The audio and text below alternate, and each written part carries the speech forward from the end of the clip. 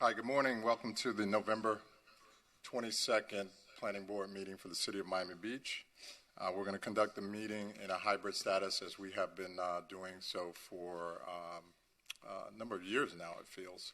So I'm going to turn it over to our board attorney to give instruction for those who are participating in the meeting from home, as well as in the auditorium. Thank you, Mr. Chairman, and good morning, members of the board.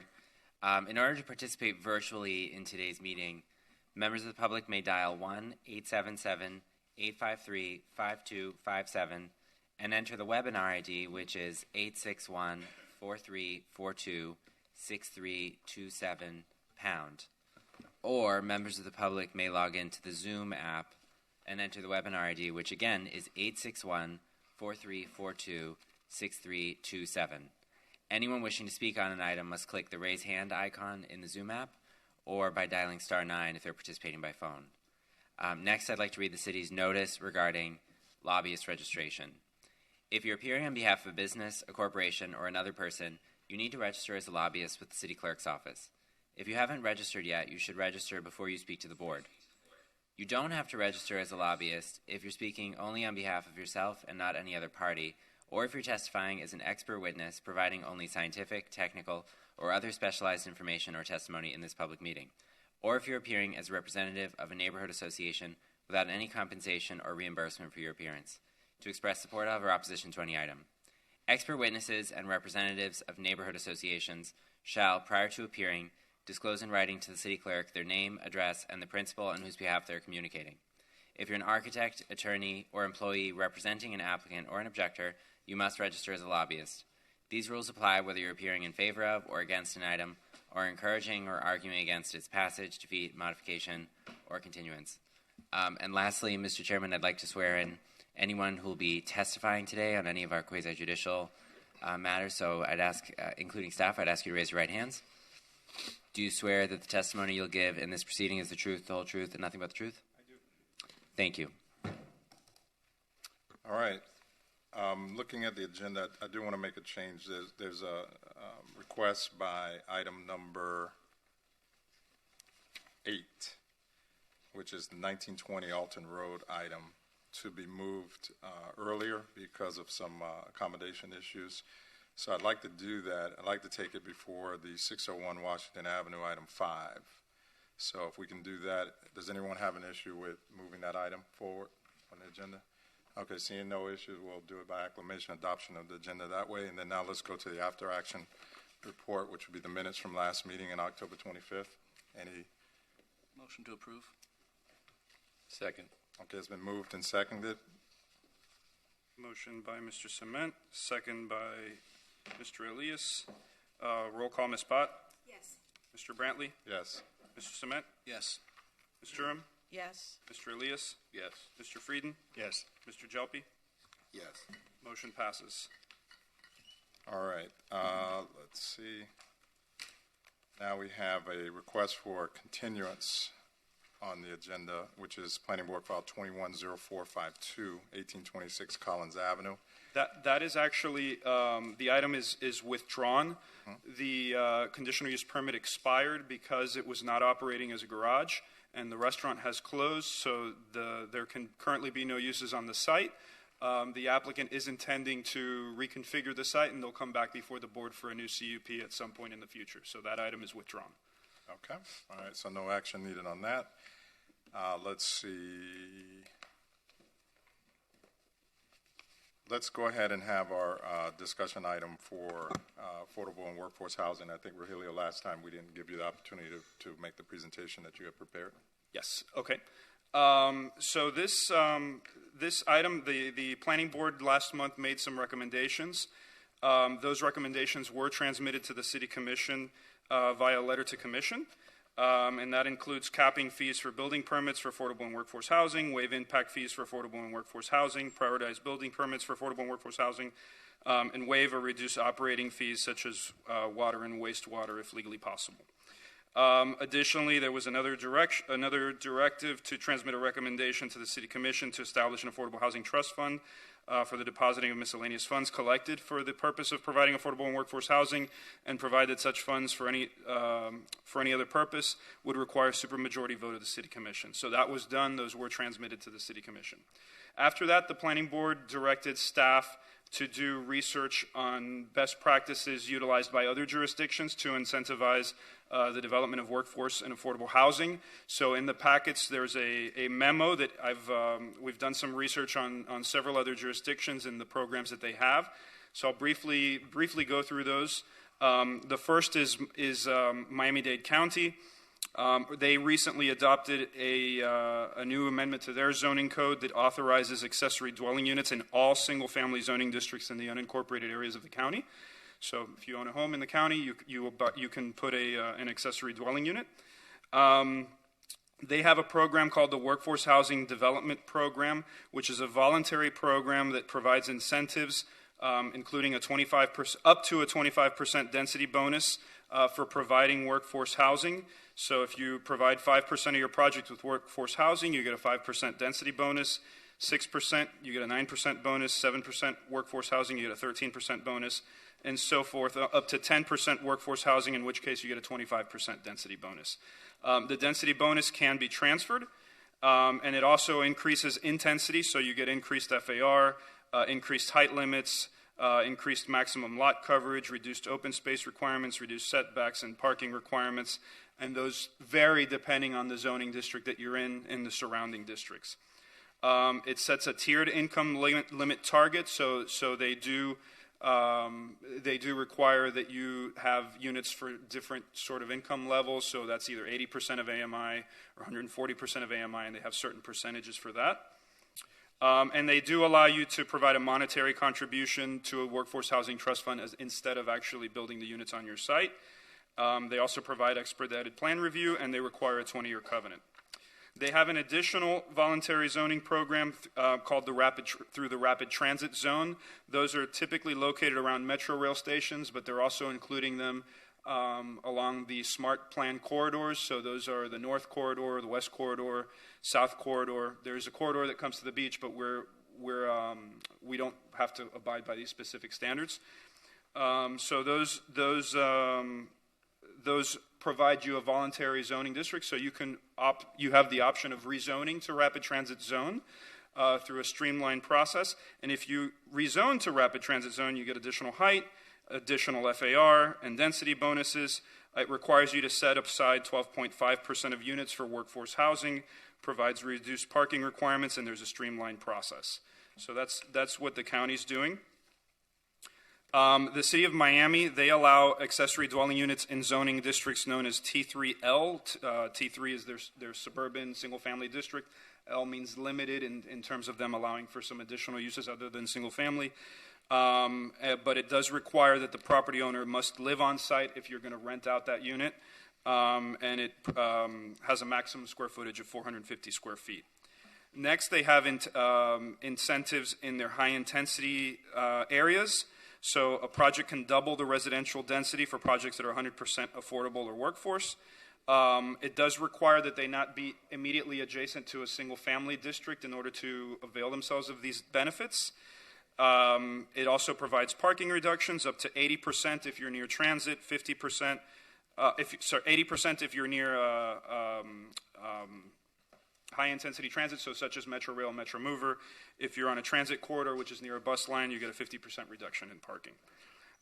You get additional stories, so it only sets maximum heights in certain zoning districts. If you're not in those zoning districts, if you're in a higher intensity zoning district, there's no height limit. It provides staff-level design review instead of going to their design review board, increases their floor lot ratio, and that varies depending on the zoning district that you're in.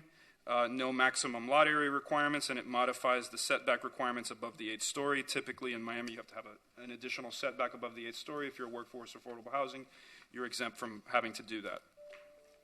It does allow you to transfer unused density from historic sites, so you can use transfer of development rights from historic sites to get additional intensity for affordable and workforce housing, and it requires a 30-year covenant with 2 automatic 10-year extensions. Next, we've looked at California. California has a statewide requirement that all local governments utilize what's called the density bonus law. Jurisdictions are allowed to exceed that, but it mandates that all jurisdictions provide density bonuses and other incentives to provide low and moderate income housing. The density bonus varies on the affordable housing percentage provided and the income level served. So it applies to projects with 13% to 20% affordable housing. Requires local governments to provide other zoning concessions that result in cost reductions, such as zoning code modifications, architectural design requirements, allowing for mixed use, and other incentives. It prohibits local governments from enforcing standards which preclude the development and provides for a waiver process. So the local government would be allowed to provide setback, lot coverage, open space, and height limit waivers, regardless of what they have in their own code. Sets maximum and minimum parking requirements, requires a 55-year term for income restrictions, and also allows local governments to apply FAR bonuses instead of density bonuses for those governments that regulate with FAR. Next, we looked at San Francisco. So San Francisco exceeds that statewide density bonus law, and they provide that when a development has 30% of units that are affordable for low income, they allow for 2 extra stories above the height limit. When 100% of the project is affordable, they allow 3 extra stories above the height limit, and they modify building bulk controls to facilitate development and modify design principles, so that's FAR, setbacks, and other design requirements that they may have. Bulk controls typically like FAR, height limits, setbacks, those are regulations that we have that control the bulk and mass of a building, so they can modify those depending on the specific needs of the site. New York City, next. So they have an inclusionary housing program that has 3 inclusionary housing areas. The first one is mandatory. So if you're in one of these mandatory areas, affordable units are required for all new developments. Bonuses, they have an optional area, which I'll get to now, but those bonuses that are in the optional area also apply to the mandatory area. And I didn't go through the standards of each because they have so many different districts that we'd just be here all day, but if you want more specifics, we can go into those. Then they have an optional area where bonuses are provided for providing affordable units. However, they do have some penalties if you opt out. They're not very significant, but they do sort of encourage you to provide those affordable units. And then they have what's known as the R10 optional areas. This was their first go at inclusionary housing, and it provides a floor area bonus of up to 20%, increasing the maximum FAR of 10 to 12 for the provision of affordable housing in applicable residential and commercial districts with that R10 density. So they provide an FAR bonus. The inclusionary housing program provides 2 optional floor area incentives in exchange for the creation and preservation of affordable housing. Or also for providing it off-site for predominantly low-income households. In the inclusionary housing designated areas, mapped medium and high-intensity residential neighborhoods and commercial districts with equivalent density, a bonus of 33% of the floor area can be obtained for providing 20% of the units as affordable housing. And so the bonuses vary by zoning district as well. Another thing that they've done is they've rezoned manufacturing areas to allow for housing. This is something they've done particularly in the Soho neighborhood, which used to be a warehouse and manufacturing district and is now primarily serving residential uses. Closer to home, Orlando, Florida, they provide reduced or waived impact fees. They also provide density and intensity bonuses. The bonuses are intended to encourage developers to provide a greater number of dwelling units per acre or commercial floor area per acre than would otherwise be permitted. The density bonus program provides an opportunity for the city's zoning district to receive additional density or intensity by providing on-site affordable units in conjunction with another approved use. So if for example, providing some commercial uses on-site can help you offset the cost of that residential use, they would allow you to do that mixed use zoning as well. They have alternative development standards for affordable and workforce housing, so that can vary setbacks and other design requirements they have. They have a different built pattern, so they're not necessarily applicable to us. And then they provide expedited permitting. Minneapolis, Minnesota, they have eliminated all single-family zoning districts, so all former single-family districts now allow up to triplex units.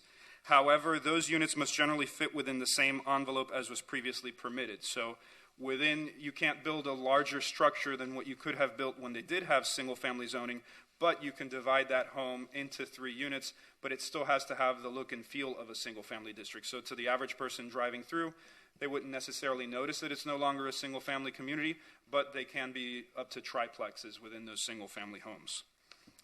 They also provide tax incentives and rebates for 20% or more of units being affordable. I don't know that that would be applicable because our tax structure is regulated by the state, so I don't know that we could do that.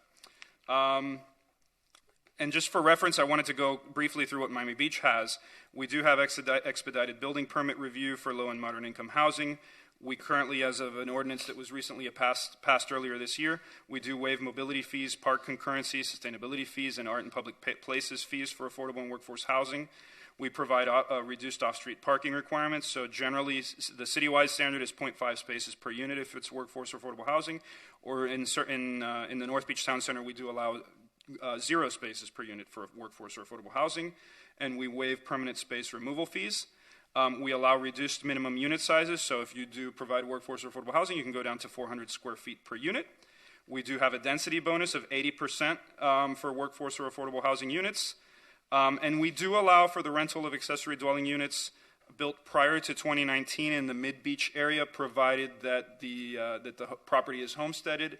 And so that's, if you had that structure in place, you are allowed to rent it out, provided your home is homesteaded. But you can't build any new ones that were not constructed prior to 2019. So that's my presentation. If you have any questions. Okay. If you can, I think the city of Miami just adopted something with regards to a way for affordable housing projects to raise money in exchange in TLD areas with market rate or commercial real estate projects. If you just look into that one for me, I think it was recently passed in the last few months. And then the other one, the state has had, I think, House Bill 337 and 1339. 337 dealing with infrastructure. It's not necessarily an affordable deal, but maybe it might provide some funding mechanisms or exchange with regards to infrastructure that's being placed in the ground or around the project, sidewalks, roads, water, sewer. And then House Bill 1339, which I think you alluded to, which is similar to your New York City example for the Soho area, where a municipality can basically modify its own in-place code without having to go through any kind of lengthy process or code amendment or anything like that. I think your example was the industrial area in Soho or something like that. All right, that's all I had. And that can be just an email. Okay. Any other questions, comments? Question, Rogelio. You mentioned Miami-Dade has a lot of excellent incentives. So since it's Miami-Dade, does that automatically apply to Miami Beach? They do have the ability to impose zoning standards on the municipality. These do not apply to Miami Beach. Oh, okay. They are looking at applying some minimum FAR requirements along the rapid transit zones. So there is a rapid transit zone that comes into Miami Beach. But I think we currently comply with the minimum standards that they're setting. We are an urban area, walkable area where they're proposing to provide the rapid transit. So I think we would comply with that. But they do have the ability to, but these do not apply to the city of Miami Beach. So this county is looking at doing this Bay-Link situation.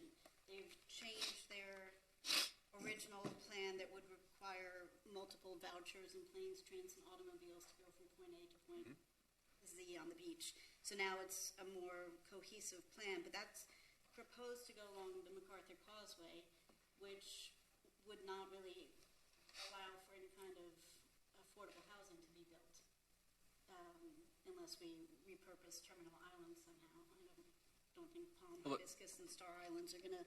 To Tanya's point, though, wouldn't that include any of the areas into the beach that it goes into? I think it's not just the MacArthur Causeway. I think it's also stretching into the beach. Right. But So there is already a lot of density down there and affordable housing and, naturally occurring affordable housing down in that neck of the woods. But so along that corridor, however, there's no real opportunity to do anything. So, I mean, potentially we could incentivize along the Fifth Street corridor mixed-use development. Currently, we're seeing some office development along the Fifth Street corridor, which is great for our economy, but that could be modified to incentivize workforce and affordable housing as well. We do have opportunities for development along the Fifth Street corridor. And then this notion of various municipalities and counties and whatever allowing developers to pay into a fund as opposed to incorporating mixed income housing in their developments. That goes back to one of our biggest issues in the city of Miami Beach, which is that we don't have a designated fund and that there is no mechanism currently to protect any monies that have been earmarked for affordable housing from being poached to do something else.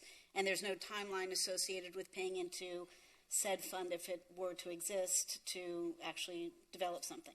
So has there been any discussion between when our memo was transmitted to the commission to today among staff and elected officials and anybody else who might have a voice in this about changing that situation?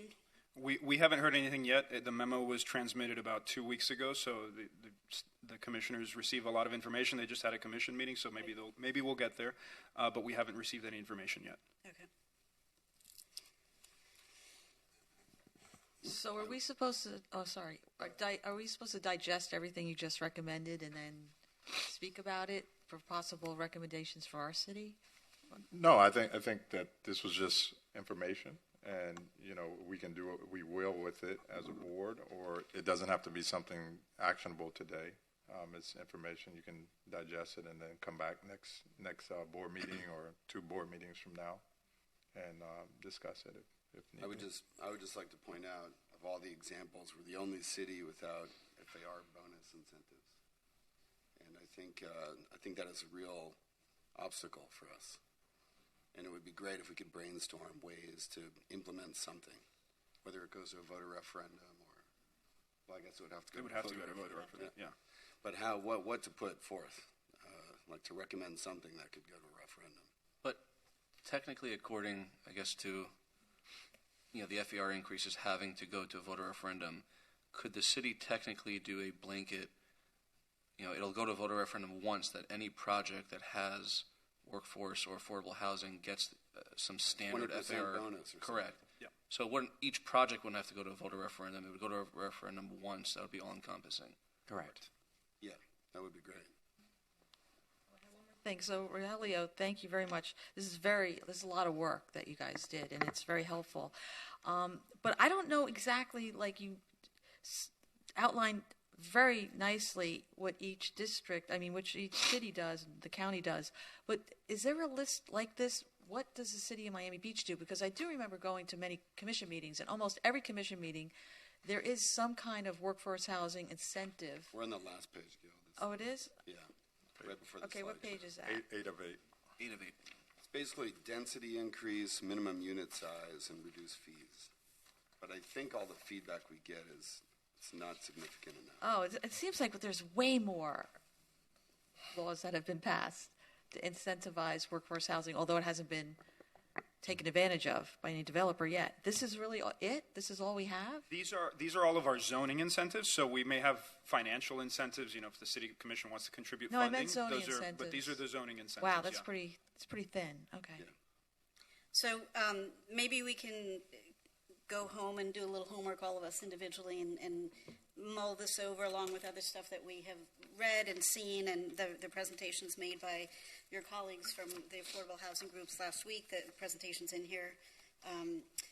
And, maybe carve out some time for next month to have a chat and see if we can have a little brainstorm session, a sunshiny brainstorm session about what we come up with and how to proceed from there.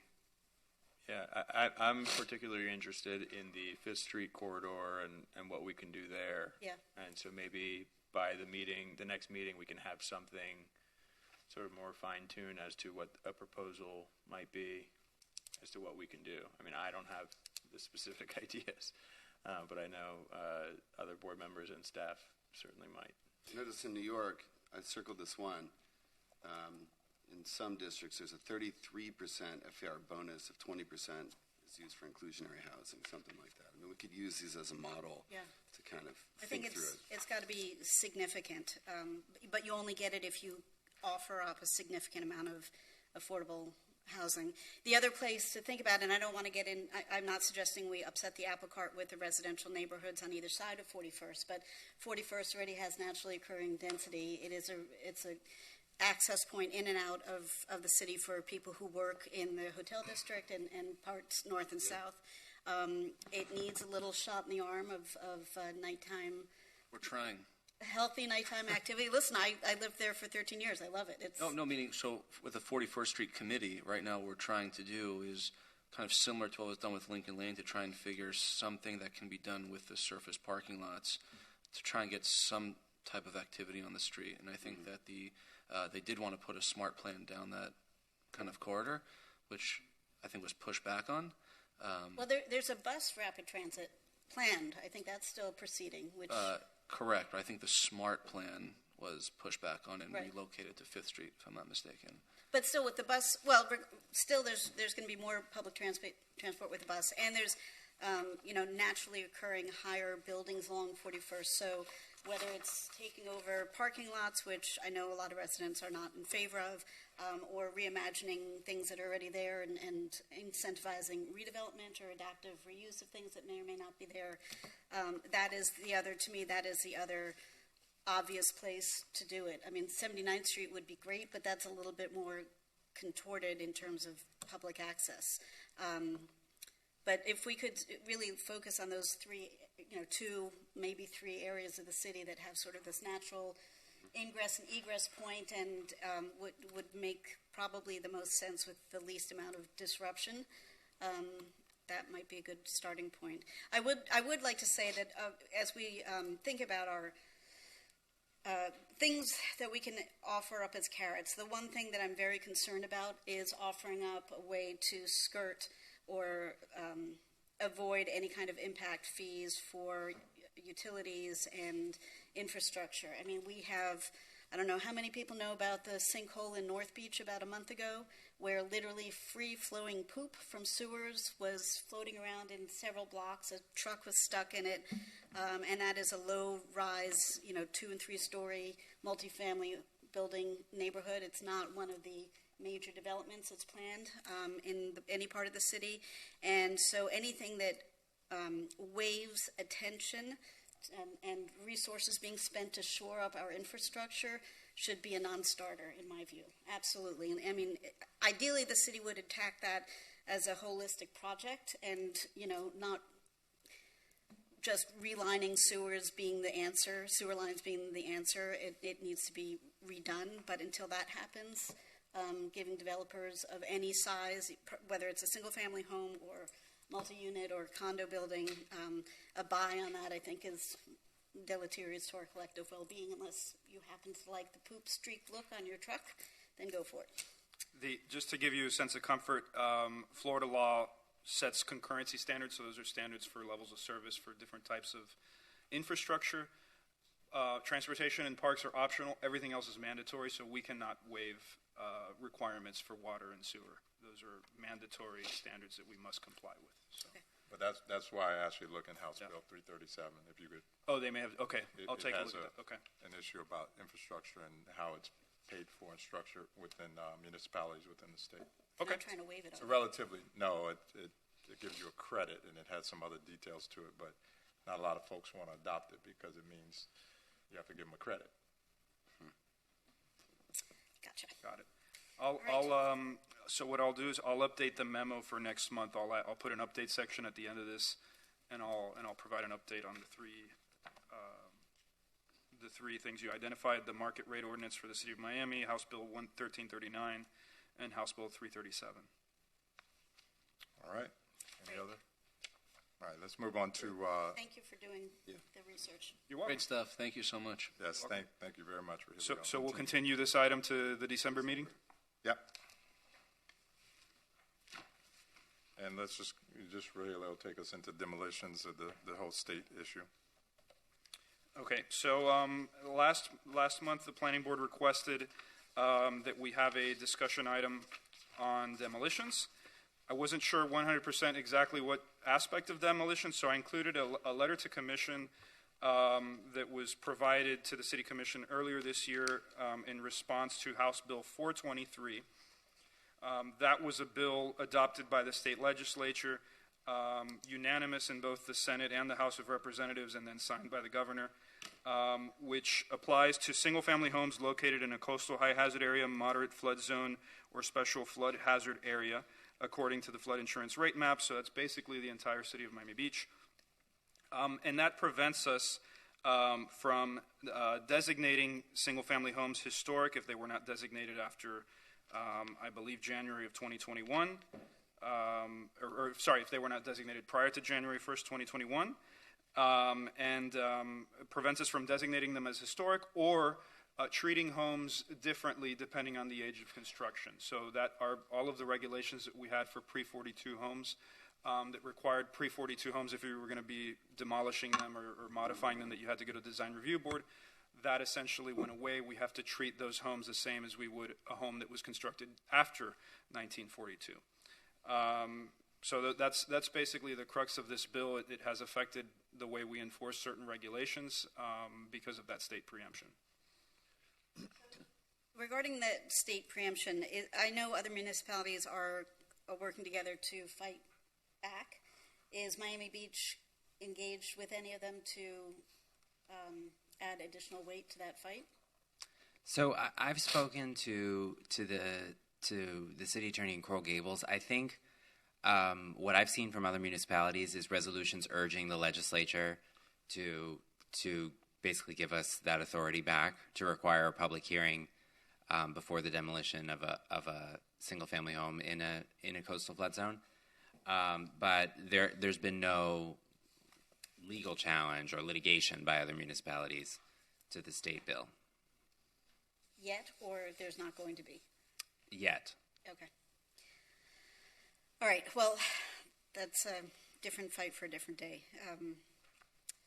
My question, if I can jump in on this, beyond this aspect of the issue, my question was more about the way demolitions happen in the city of Miami Beach. My understanding is that there is a single standard of how demolitions happen, and it doesn't matter if the building is a 12-story condo on the ocean or a single-family home on the intracoastal or a multifamily home that's landlocked that is not, subject to ocean breezes. And, I can't imagine it's fun to live next to or have a business near any building that gets demolished. I think it's, whether or not it's emotional is not part of the conversation, but it affects your quality of life. It affects your air conditioning, the air you breathe, the mold, the whatever toxic stuff may or may not be in a building that's been abandoned or uncared for. And it seems to me that a city that, even though we're so small, that has such a breadth of building stock, should not have a single type of demolition parameters, one single set of parameters for all buildings that are being demolished. It seems like the laws that govern it are used as this is what we have to do, not the minimum standard of care of what we should do. And in this case, I am looking specifically at the Deauville, and I'm not talking about whether it should or should not have been demolished. That's not the conversation. The conversation is, how did it affect people? How were people noticed? My understanding is that the city did go a few extra feet beyond the minimum requirement of what should have been noticed to people who live and work in the neighborhood, but that it was up to the contractor, the demolition contractor, to notice the buildings. Residents themselves weren't noticed. Businesses weren't noticed. It was the owners of the property who were noticed, which may or may not trickle down to the residents. People who lived quite a number of buildings away had to shut down their AC systems in their buildings for a day, 2 days to completely clean them. Cars, outdoor furniture a block away were completely covered in dust. In this case, this is a building that was deemed so hazardous to health that the city and the owners of the building refused to let people go in for more than an hour in hazmat suits, and yet they were completely fine with having that building that's been open to air and mold and water and decaying dead bodies in certain parts of the building, which I'm not sure everybody knows, but that is also part of the lovely mix, to get demolished without anybody going significantly above and beyond the concern of what is the actual letter of the law. And if we view the city as sort of looking out for all of its residents, I think that what we have in place now is wholly insufficient, and to leave it up to the demolition contractor, who is guided only by the letter of the law, is an insufficient way to proceed, especially something of this order of magnitude, especially when it's on the ocean and breezier than it would be 4 blocks inland. Like I said, it can't be fun to live next to any building that gets demolished under any circumstances, but this seems an egregiously terrible confluence of circumstances, and I don't know what the right process is, but I would like to recommend that we as a body reevaluate what is the minimum standard of care, for lack of a better term, as to how these things get noticed. And, we have a law in the books in Miami Beach called Residents' Right to Know, which is something that was initiated and brought to the commission by Miami Beach United, which was passed by the commission at the time in 2017. And basically it says that anything that's happening in your neighborhood, you're supposed to know about within a certain distance. And to me, a multi-story historic building full of mold and water damage and dead body particles would be something that qualifies for that. So I just don't know how to make those two things jive. The minimum standard set forth by the laws with residents' right to know. So I'm looking to you, staff, and to colleagues who might have dealt with this as to how to best proceed, but this cannot be the standard under which we operate. Rahelia, where is that found? Where in the code is the text of the procedures for demolition? Not whether you can demolish, but the procedures. So I would assume that's in the Florida Building Code. We don't have standards for it in the land development regulations. I'd have to reach out to the building official. What is she talking about as far as minimum standards that we have? Where are those? I'm not certain. Tanya, where are you? There's that's to vacant sites. Demolition permits have certain minimum requirements under Florida Building Code, such as utilities. So it's a Florida code, not a Miami Beach code. That's Florida code, and then there's another section, Miami. All right, if you Beach. could research that, if there is anything in the Miami Beach code that deals with procedures for demolition. Yeah, City Code, and I can forward this to you. City Code has a distance for notice on projects, and there's a link to it. But it's the distance required by the building department is 750 feet from the tower or 375 feet from the property edge, whichever is greater. And my understanding is that this actually, in this case for the Deauville, the notice requirement was slightly greater than what's required, but still not sufficient, and certainly not sufficient because residents and business owners I get and that. operators All I'm didn't. saying is if we want to do a discussion, it'd be nice to see the text of Yeah. what's currently the law or the regulations Yep. for Miami Beach. So Tanya, I'll reach out to the building official so I can get some clarification on Yep. that, because that's not a regulation I'm familiar with. so I mean, this is your concern is that This is quite a few blocks away.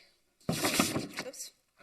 I live 15 blocks away, and the dust cloud drifted over. We Yeah. cut the air conditioning. Yeah. Same What here. else would be nice to know is if that's a Florida law, is what discretion the city has. Usually they allow you to be more stringent, not less, but I'd like to know the law on that as well. Okay. Thanks.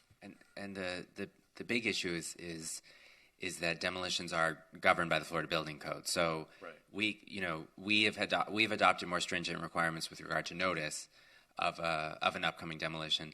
But as far as the means and methods of demolition, that's strictly governed by the Building Code, and we can't really regulate in that area. Why can't we make it more stringent? I don't think we can regulate a matter that is within the exclusive purview of the building code. And I think the means and methods of demolition are governed by the building code. Right, so beyond the means and methods of demolition, though, is there anything additional like, having a fund set up to pay for air conditioning repair for the residents nearby, or having a car wash that's open for 2 weeks for residents who are affected by it, for a car that we saw like Tanya just showed us? Those seem like small things. I can't imagine there would be a legal challenge to those if those were implemented. But so it's not really like messing with the method of demolition. It's just a matter of, maybe there's something tied to it whenever you get the Miami Beach permit for whatever it may be. That's something addition that's tacked on, but something to explore. Well, I can't imagine that noticing, especially where it falls within the resident's right to know Right. umbrella, would be anything anybody could push back on. And if we get super diligent in that, that would go a long way, I think, to... Noticing is not Florida Building Code, right? No, and that's something where we are currently stricter. We can explore whether we can go further. So Tanya, let me make sure I understand. So in this case, the city went further than what their obligation was to do in noticing, but you're saying it even needed to go further because of the cloud or the Because soot or whatever. Well, right, and because the noticing goes to the property owner, not necessarily the building owner, but not necessarily the tenants or Got it. the individual owners of units or the operator of a business. And the other thing that seems so crazy to me is we are a small city, but a 12-story building on the ocean is very different from a single-family home on a dry lot in terms of impact of demolition, debris, and follow-up. And so I cannot fathom how those two things have the same criteria under which they need to be demolished. That does not make any sense. Got it. So I think it makes sense. Yeah. it makes sense to have No, the same. what you're saying Okay. makes sense. I was about to fight you, man. Right, so at the end of the day, you'll look into it and provide us with what the guidelines are and what power, if any, we have to recommend the commission. Correct. Thanks. And Nick, you said to Jonathan's point that the city cannot require money put in escrow from a property that's doing a demolition. You don't think that's possible? I think we can look into that. We've looked at in the past whether we can impose a fee additional to the fee for the Yeah, building that's not permit the for same. demolition, and the answer to that was no. But we can look at setting aside funds for the types of things that Cleanups Jonathan and stuff. suggested. And one more thing, I mean, we could solve all of this if a conditional use permit was required of demolition. Is that possible? And the reason why I ask is because the Waverly Hotel, negotiated with Monad Terrace. They're building a 17-story building, and man, they made a really great negotiation.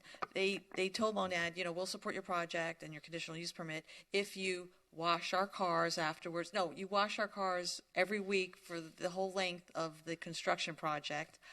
You wash our building. You put money in escrow in case the piling vibrations damage our building. It was like a whole list. They had an attorney do it. So is it possible that we require conditional use permits for demolition?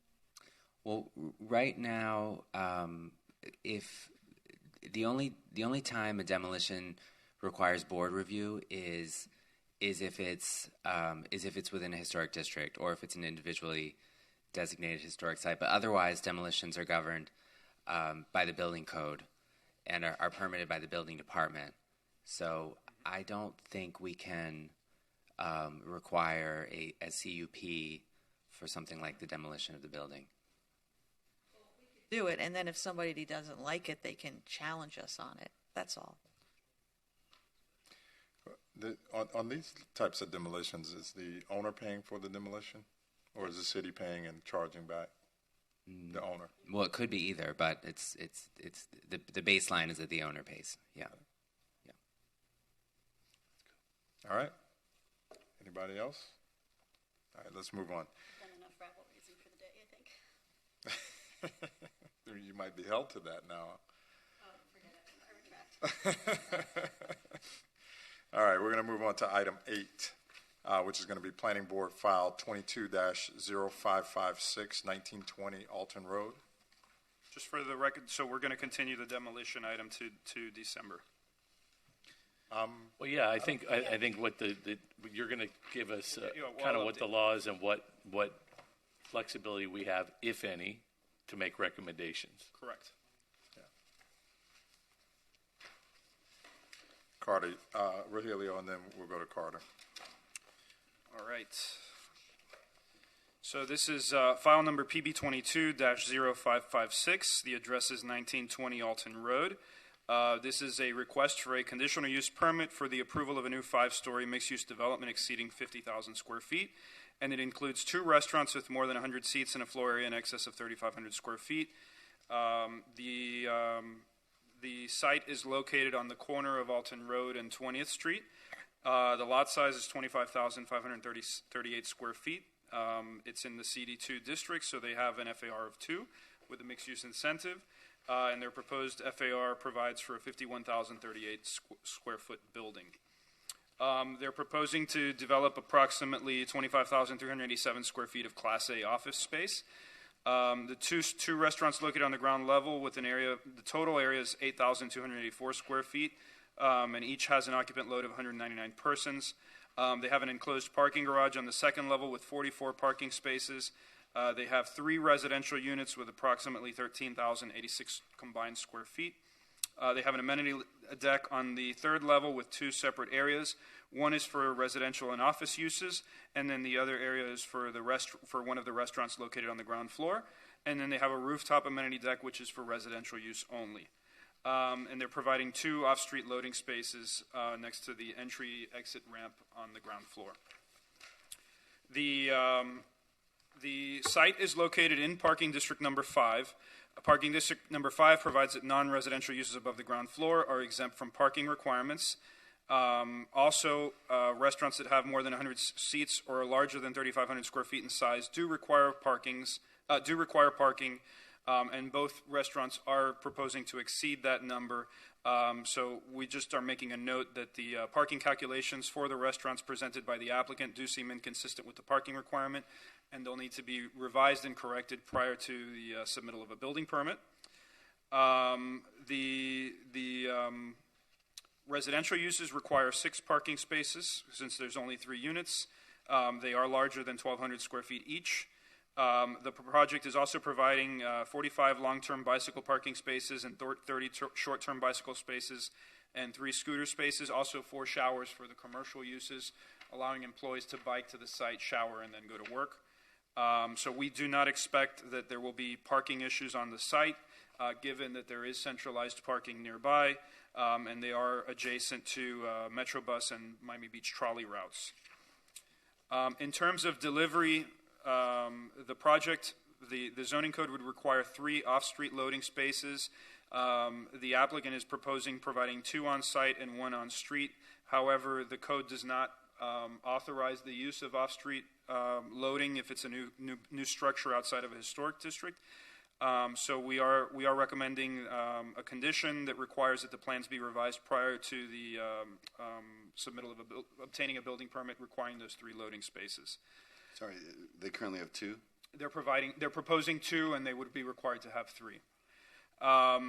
We are also recommending conditions to ensure that the parking and the loading can function simultaneously. So while loading is taking place, staff recommends that the loading be limited to off-peak business hours, so 10 a.m. to 4 p.m. since they are sharing a driveway, and that require that there be staff managing the parking and loading operations while the loading is in use.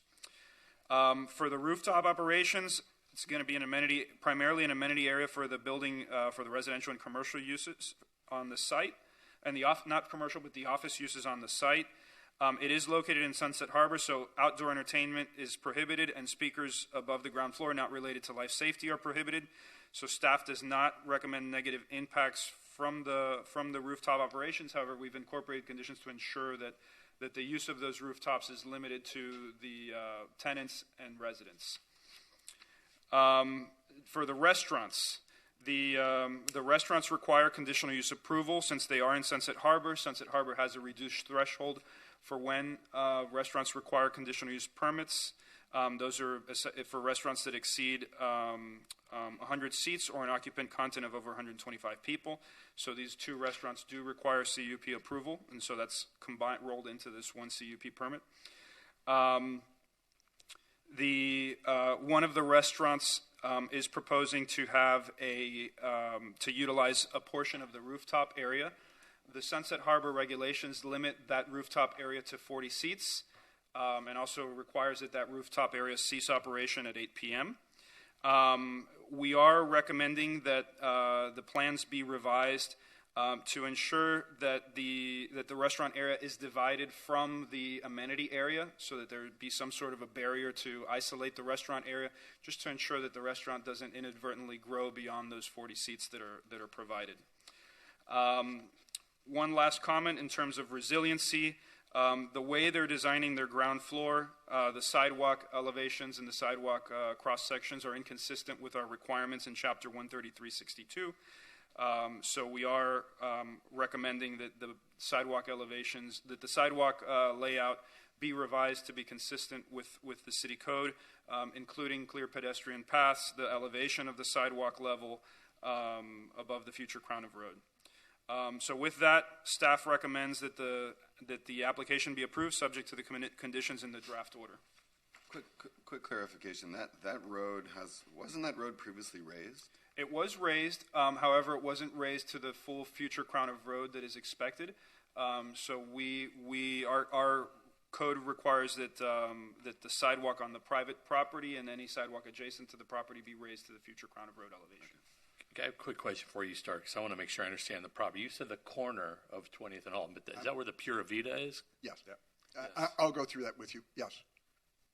I thought that came before us last meeting, and we. That's what I thought. Well, what came before us was the gas station. This would replace the Pura Vida Gas station corner. is on Alton, south of this Yeah. property. This would replace the building that Pura Vida and I'm going to go through all of this, anatomy and. That's so bizarre. They just spent a fortune doing that Pura Vida. It's, all right, whatever. I'm just surprised. Yeah, we've had, in this little stretch, we've had 3 projects. We've had Mr. Finvarb's project that came last month, and then we had another office building that was a smaller office building on the same block, but that's where the gas station is, just a little bit south of this. And before that, you had 1910, which is virtually complete. Yeah, is this the last one year. corner owned by Wayne Boych? Yes. Okay. All right. Go ahead, Carter. Good afternoon. Good morning. First of all, thank you very much for taking it out of order. As the song goes, my bags are packed and I'm ready to go, so to speak. I'm trying to catch up to my family for Thanksgiving, and I very much appreciate you taking this out of order to allow me to catch my flight. So again, Carter McDowell, Bills and Sunberg, 1450. Representing the applicant, I'm here with our architects from Gensler and our traffic engineer, Adrian Dabrowski from Kimley Horn. And I want to start by kind of giving you existing context, because I think you'll find that it's pretty remarkably similar at overall. And maybe I'll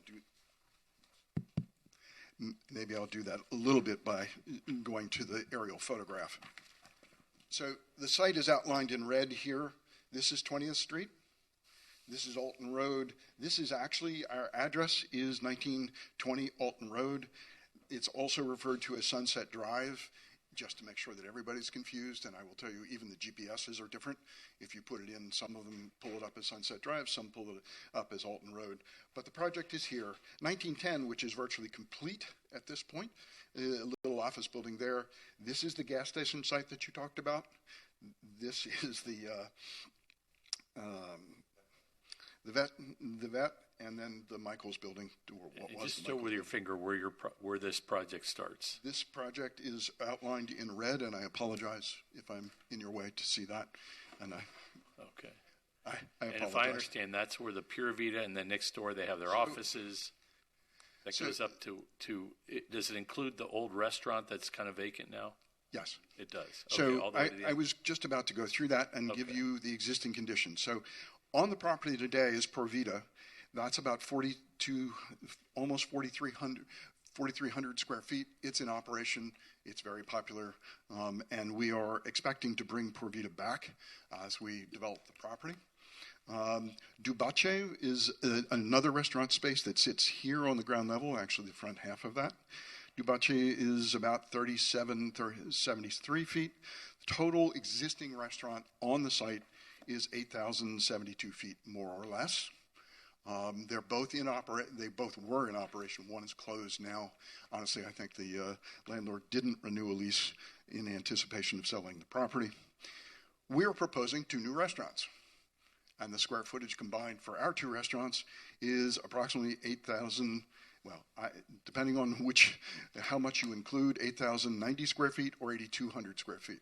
So we are putting back exactly what's there today, literally exactly what's there today in terms of the 2 restaurants, except new construction with an elevated pedestal, and we're going to talk to you about the resiliency issue, and some open space, covered open space for outdoor dining for those 2 venues in this location. Can I ask you an unrelated question? I'm just curious how this all works because they're so new.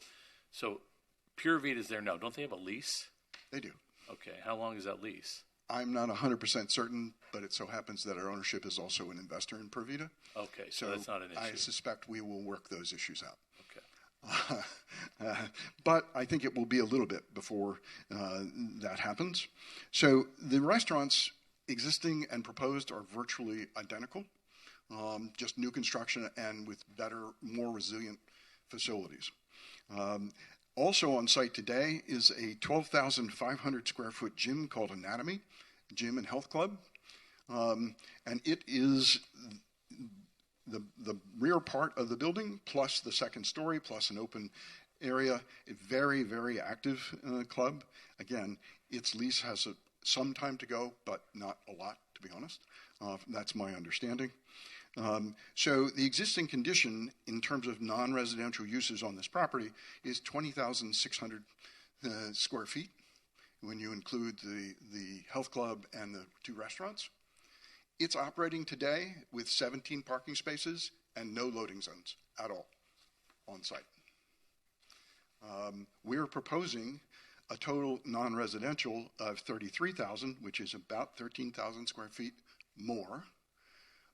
But we're replacing the 12,500 square foot health club and gym, which generates an enormous amount of traffic if you've ever been around those kinds of facilities, with 25,300 square feet of Class A office space. So in terms of neighborhood impact, I suspect we will actually have less impact on the roadways, although our traffic engineer will tell you that it's a slight increase overall. We are adding up to 6 residential units. It's 3 floors of residential. We've provided that it could be 3 units or 2 units on a floor. We don't think they will. We think it'll be 3 units. In fact, there's a chance that one person might buy all 3 and have a larger unit. Is that on the Alton Road face or where the Anatomy It is facing 20th Street. Our architects will walk you through it. But the residential is here facing, and the office faces to the north. Palau. It does face Palau. So the office turns the corner for sure. So part of the property will face Palau. But that's kind of the existing condition. And it's a little unusual, so I wanted to give you the context of what's there today and how it operates. I also want to let you know that we have met with the Sunset Harbor Neighborhood Association, and I see that Sarah is here. I'm sure she will tell you about that discussion. Shall we say we're not in full agreement? I think that's fair to say. They raised 3 large-scale issues, if you will, and a lot of little stuff. The large-scale issues, they don't particularly like the aesthetics, but we're going to present that to you. That obviously goes to the Design Review Board because we go both here and to Design Review Board. They don't like the height of the building, although we meet the current code requirements. The codes have changed since Palau was built and some of the other buildings, and they have an issue with that. But again, it's a technical zoning issue. We are asking for a 3-foot height variance, but again, that goes to the Design Review Board because the Design Review Board is delegated authority to address those issues. The third major issue that they addressed with us is they have asked us to relocate our driveway off of 20th Street and onto Alton Road, Sunset Drive. I'm going to ask our traffic engineer to go through that with you. and show you that from a technical standpoint, it is just not legally possible to do that with a couple caveats, and we're going to walk you through why that doesn't make sense, because candidly, it would completely change. The project would be a different project if that were to happen. We don't believe it's possible under the applicable Florida Department of Transportation rules and driveway spacing requirements and safety requirements, and we'll go through that with you. That's enough of an introduction. We are continuing to have a conversation with Sunset Harbor. We will continue to have that conversation. Our DRB first hearing is in December, so we have additional time to talk to them, and we are looking at those issues.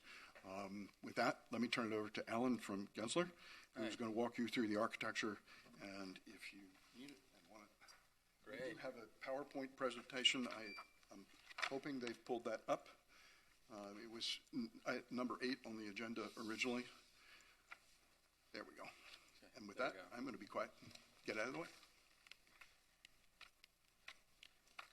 Thank you. I'm Alan from Gensler, the architects designing the building. I'll just walk you through the architecture real quick. I guess if we could find the slide for the bird's eye view, please. It's the next slide, I believe. I think it's a few down.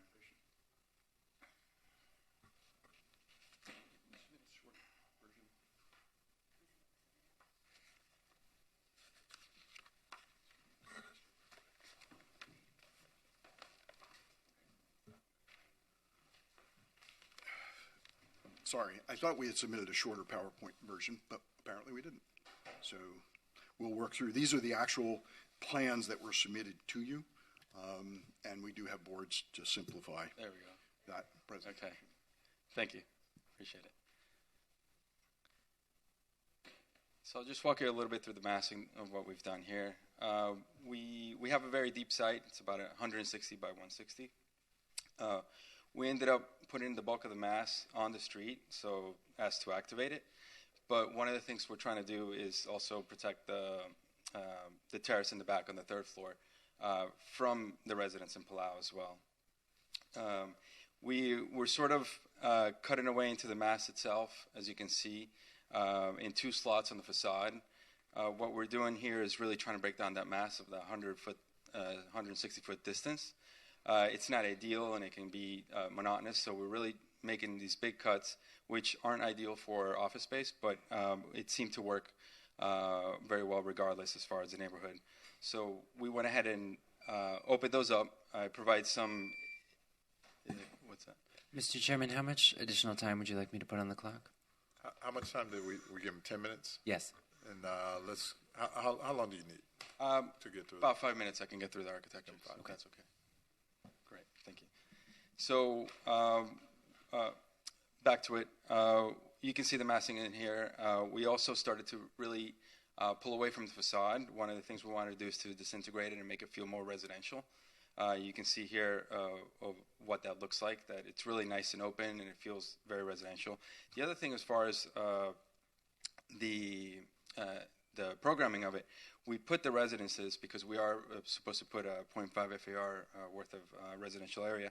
That is facing 20th Street, so facing Palau. That just seemed like the logical good thing to do as far as a neighbor, and that is the more residential. Just show me, where is the residential? The residential is over here. Okay, so the other side is, So the it's other going to side. be next Exactly. to an office? Yeah, they will be next to an office, yeah, Okay. correct. So So it's the back half the is back the half. residential. Yeah. And how this many one. floors? Well, the front half, 3 floors. And how many floors is that building? 5 total. 5? And is it the Plus same the height as terrace. Palau? No, it's a little bit taller. Higher? Okay. So what's happening on the south side? So on the south side over here, these are this is the bulk of the office space, so that it's oriented towards Alton Road, and you'll be able to see it as you're driving in. It'll be a nice prominent corner. But the program in itself, or the programmatic areas, we're putting them on top of the parking podium, and then below that, we're actually trying to create. If you look at the other slide, if we could I'm sorry, find- where's the, I'm sorry, Yes. where's the parking? the parking? You can see it here. Okay. It's hidden. So the retail's at the bottom. Yeah, then the retail's at parking. the bottom.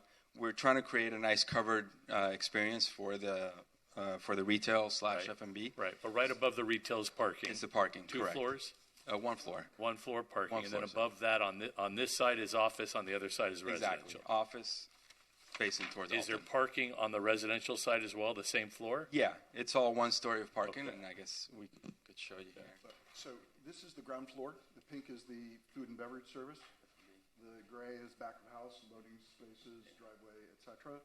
The yellow is a common lobby that serves both. Now, that residential, I'm sorry, the restaurant, is that combining both the Pure Vita space and the old restaurant space? It will be Correct. divided. We don't know exactly what the use is going to occur as yet, but this is the Pure Vita generally occupies. Oh, I'm sorry, I was looking the wrong way. So, so 20th Street is up on the top? If you will, sorry. That's now north. So Pure Vita is here. Right. There you go. That's north. I keep turning it. So Alton Road's over here. 20th Street, This- Alton Road's on. Okay, Where got it. Alton Okay. Sunset is here. This is 20th is 20th there. Street. Right. Corral sits here. Okay. So, yep, thank you. So that's the organization on the ground floor. And I'm sorry, what was on the back side, the different colored on the back? This is just all service, driveway, Service. and common area. The two loading docks are here, Okay. internal, and the lobby is for the residential and office. That's the parking level, which is right above the commercial level. One full parking level. 44 parking spaces plus, as you heard, How many, right now there's a ground parking lot in front of Anatomy. How many 17 there are spaces? 17 spaces there 17, today. okay. This will be 44 spaces. So what happens to level 3? Level 3 and 4 and 5 is right here. That's But the three- organization. 3, 4, and 5. 3 is different, at least from what we're looking at. 3 has an F&B tenant to optional additional Okay. 40 seats. It has an option to put a F&B tenant over here, so we could provide an elevator to them, and that would be maxed at 40 seats, and we would eventually And then you have an that. amenity deck, but then on floors 4 and up, what happens to the space where you had So F&B tenant to optionality? if I may, for just a second, to give you context, and I should have done it originally. So this is the site. That's the FP&L substation. So this outside deck on the third level above the parking faces away from the neighborhood and actually looks across and over the FP&L substation. And it's wrapped by the rest of the building on the building is an L shape. As you see here, the building is here. This is at the third level, just on top of the parking, and it faces back toward the substation. So on And then that's floors, an, on floors 4, 5, I guess 4 and 5, what's going above that amenity deck? if you look at that, Here is 4 and 5. Yeah, so what's going in that empty space? Over here, it's open to outdoor. the sky. This is an open roof It's deck. all, got it. Yeah, okay. it's open to the sky, yeah. This is a open roof This is deck. just looking over the amenity deck. No, there's no pool currently. It's just highlighting space for amenity deck. And what is on the roof? Just, On the roof, we're proposing a Which- small Are you terrace. talking about the top roof or this lower deck? well, both. Okay, on Both. the lower amenity deck, we've given the option for one of the restaurants to have outdoor seating there, up to 40 seats, because that's the max they're allowed to have. It's only an option. Under your current code, it would have to close at 8 p.m. We think we're maintaining the option for the restaurant to use that. I think, honestly, it's unlikely that they will use it, because they will lose 40 seats inside their restaurant, because that will count against their 199. So we don't think it's likely to happen, but we've maintained the option in case the restaurant operator wants to do that. It would subtract from their otherwise seats allowed inside downstairs. And the staff condition is, it's also an amenity deck for the office space. So the offices would have an outdoor area also on that deck. And the staff condition is to make sure they remain separate so that the restaurant can't take over the office area. But it's an outdoor amenity space for the offices. Then if you get to the roof deck, the top, you've got a residential roof deck there, limited solely to the residential uses, no commercial uses, no speakers at all. How many square feet is the mezzanine? The outdoor open air mezzanine. How many square feet It's is it? not a mezzanine. It's truly a roof. It's on just top the of the roof deck. building. And how many square feet is it? This one in particular? The one where the restaurant could possibly be located. So the rule is we can't exceed 199 seats, and the occupancy, I guess, is 25 seats or 25 higher than that. So it would be 225 occupancy. The fire department will apply, and if it's more than just right necessary for the seating, the 44 seats, the fire department will apply an occupancy to the exterior area. So I don't think we can tell you what the exact square footage of that deck will be, except that the maximum it can be is 44 seats plus 25 minutes, or 25 seats, 25 occupancy. The area that is outside there is substantially larger than that. So it will be a small portion of that roof deck if a restaurant chooses to use it. I would like a couple minutes for our traffic engineer to address you. I just gave you 3. Let's bring him up. Thank you. Or her. Him, right? Him, Adrian. Let's put his boards. You want the safety one first. Right behind there. That's the primer. Out. You have a mic? Yep.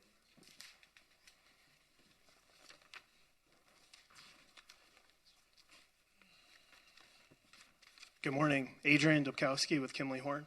Offices at 2 Alhambra Plaza in Coral Gables. I'm the traffic engineer on the project and wanted to walk you through some of the site circulation, site access issues that have come up through the project as we've met with the community and gotten their input back. So first I'll start off with some access discussions. So our driveway is located on 20th Street where under the existing conditions and the proposed conditions. One of the items that came up at our neighborhood meeting last week was to relocate that access to Sunset Drive. So I wanted to talk through the life safety concerns with doing that, and then also the circulation impacts that would have on the neighborhood and also for the project specifically. So Alton Road is an FDOT maintained facility. They have what's called clear corner distance, which is the location of where a driveway would have to be located away from an intersection. And in this particular case, with the access classification of Alton Road being 7, that spacing is 125 feet. Now, when we went through and did the 1910 Alton Road project, their access was limited to a right-in, right-out driveway, and they did have to get a variance for that from DOT to get that access real quick, connection. what is 19? I see it being built. What is it? It's an office building. It's also it's office? It's a mixed-use office building. It has an art gallery on the second floor, but it's otherwise office. Actually, it does have a residential unit on the top. I apologize. It does have one at the very top. It's got the top floor is a single residential unit, then two layers of office, and then Being sold or owned by the owner? owned by the owner. So to get the 125 feet, if we looked at providing a full access connection so you could make a left out of the site, we would have to look at where the that right hard U-turn is to head north in that location. So essentially our driveway would be located up here toward the northern end to give us that 125 feet, which would put us right on the corner of 20th Street. So it wouldn't really be a safe location because typically we want to be at least 60 feet off of that corner. So if we looked at providing a space where we could have just right in, right out access, we could locate that further down where this driveway is shown, and then that would give us the clearance here. However, the issue with locating it here, we'll get into the circulation, is that all the traffic that enters the site has to go through the intersection of Sunset and 20th, and then when it's leaving, has to exit out and head to the south. All 100% of the traffic. While when we're looking at 20th Street, our access, we enhance mobility because when traffic exits or enters the site, they can come, if you're coming from the south, you can come up West Avenue rather than having to come up Alton and then make a left turn in and circulate that way. So you have multiple mobility options to get into the site. And I'll bring up the exiting slides in a second here. Just wanted to go back to site distance too. That's another issue. In addition to the clear corner distance, we'd have to look at site distance, and site distance would be 175 feet, so that's even more than the 125 feet. So we really couldn't get any type of left out driveway here. It would just have to be that right in, right out connection. So the issue with circulation, when we get to exiting the site, all of our traffic, as I mentioned before, would have to head south on Alton Road and potentially go through the intersection of Alton and Dade, which is one of the most congested intersections in the city. So really what we're trying to do with our access connection being on 20th is, if you want to go through that intersection, you could, but you can go over to West Avenue because you just exit out, head down west, go over to Bay, go over to Purdy. You have all those mobility options. Additionally, if you're headed to the north, you would have to come down, either U-turn at Dade or make a right turn, circulate through the neighborhood, go through this intersection again. So now in addition to the 100% of traffic, we're adding in all the traffic that's headed to the north through the intersection of Sunset and 20th to then go back to Alton and head up that way. I'm sorry, I'm going to interrupt you again because I want about traffic. So how many parking spaces are going to be in the project? There will be 44 in the new project. There's 17 there today serving. Right, it's going to be 44. Now, the city, in your report, you said there's plenty of parking at Sunset Harbor. It's not a problem. Where are you talking about? The garage on Purdy? As we understand it, the Sunset Harbor garage on Purdy Avenue is underutilized, so that So you would think be people are going available. to park there and walk a few blocks to They the could. restaurants? Correct, but we do feel that there is a good amount of parking on the site that can handle. But 44 for how many restaurant seats? Over 200 to combine? That are operating today with 17 parking spaces. Same size. Right, but there's only one restaurant there, Pura Vida now, right? There are two that are permitted. only one and that's more- operating. There's one that's operating, but there were two that were operating No, I with know that. 17 spaces. All right. Okay. Go ahead. And, Sorry. and by the way, the Sunset Harbor regulations do not require parking for restaurants below 100 seats or 3,500 square feet. We have done the parking calculations. We meet, subject to addressing the seat modification, which we talked about, possibly. We meet the parking requirements No, I understand that. for but this district. That's not what I'm asking. But for purpose of traffic study, you're going to make the assumption that a significant number of the patrons of the restaurants are going to park in the garage that's already existing on Purdy, right? Actually, I don't. Because they can't fit in your building. If there's, if they take Ubers, fine. But if they drive, there is not sufficient space in your project. That's all I'm asking. I mean, just be candid with me. I understand how it We works. believe that we will not send many people off-site because you also have the office space. You have mixed use here, and their peak times are different.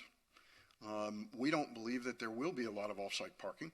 And it will, if there is a need for it, it would be valet, and they would certainly take it to the Sunset You're going to have Garage. valet there. Yes. Okay.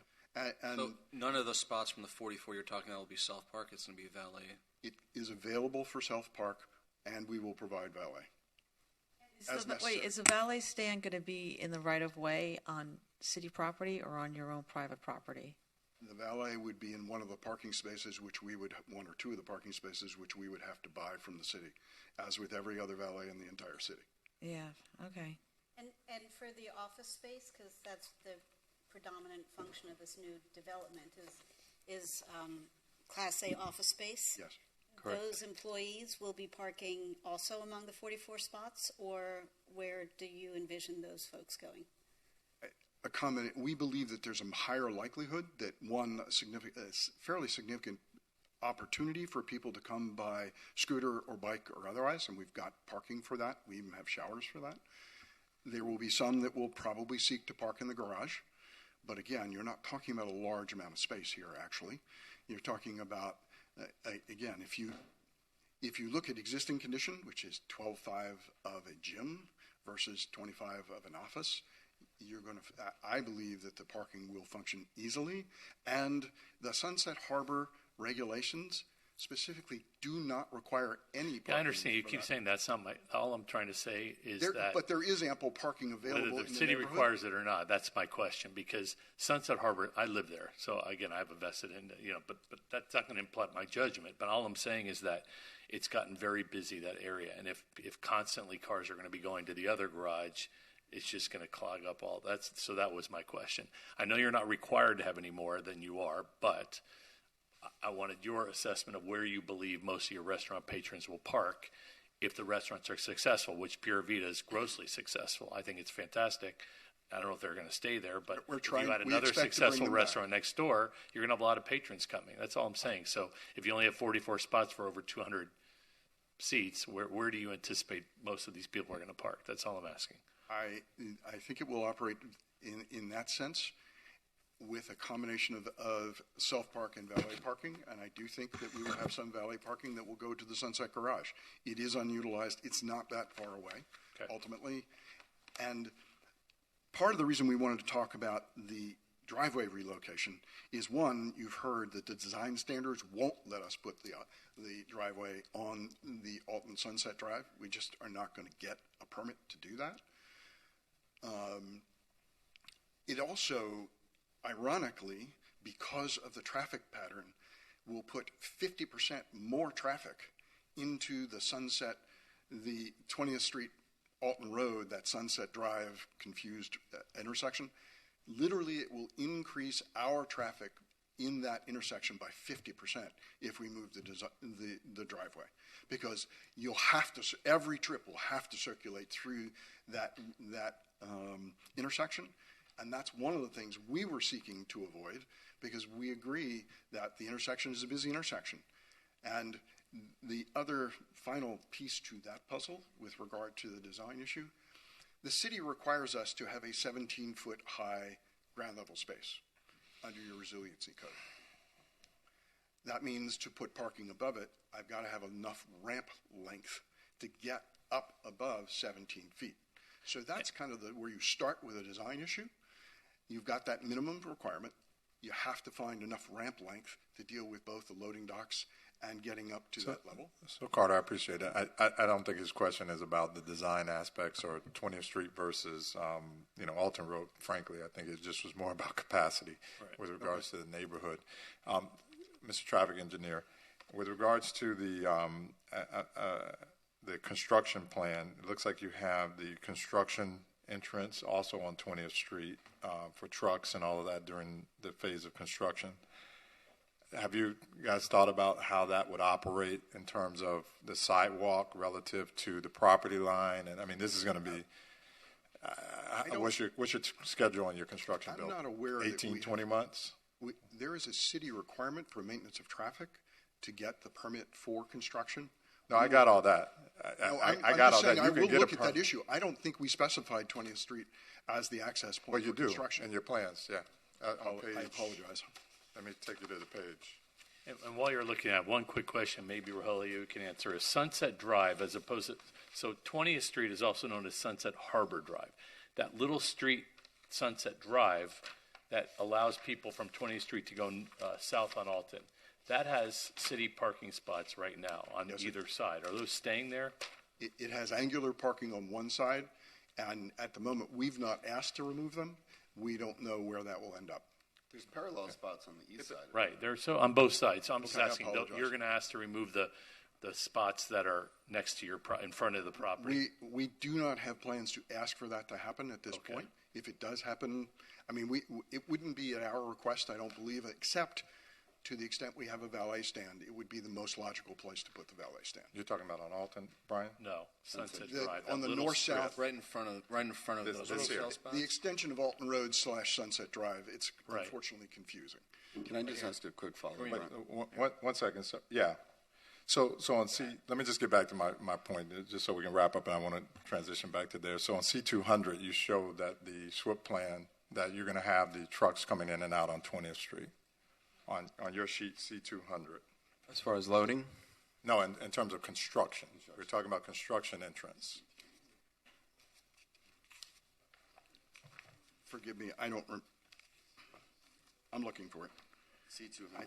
C200? Erosion control plan? Yeah, on the SWIP plan. So on there, you show your entry for your trucks, maintenance of any dirt and debris coming onto the street from the site. So that comes from our civil plan.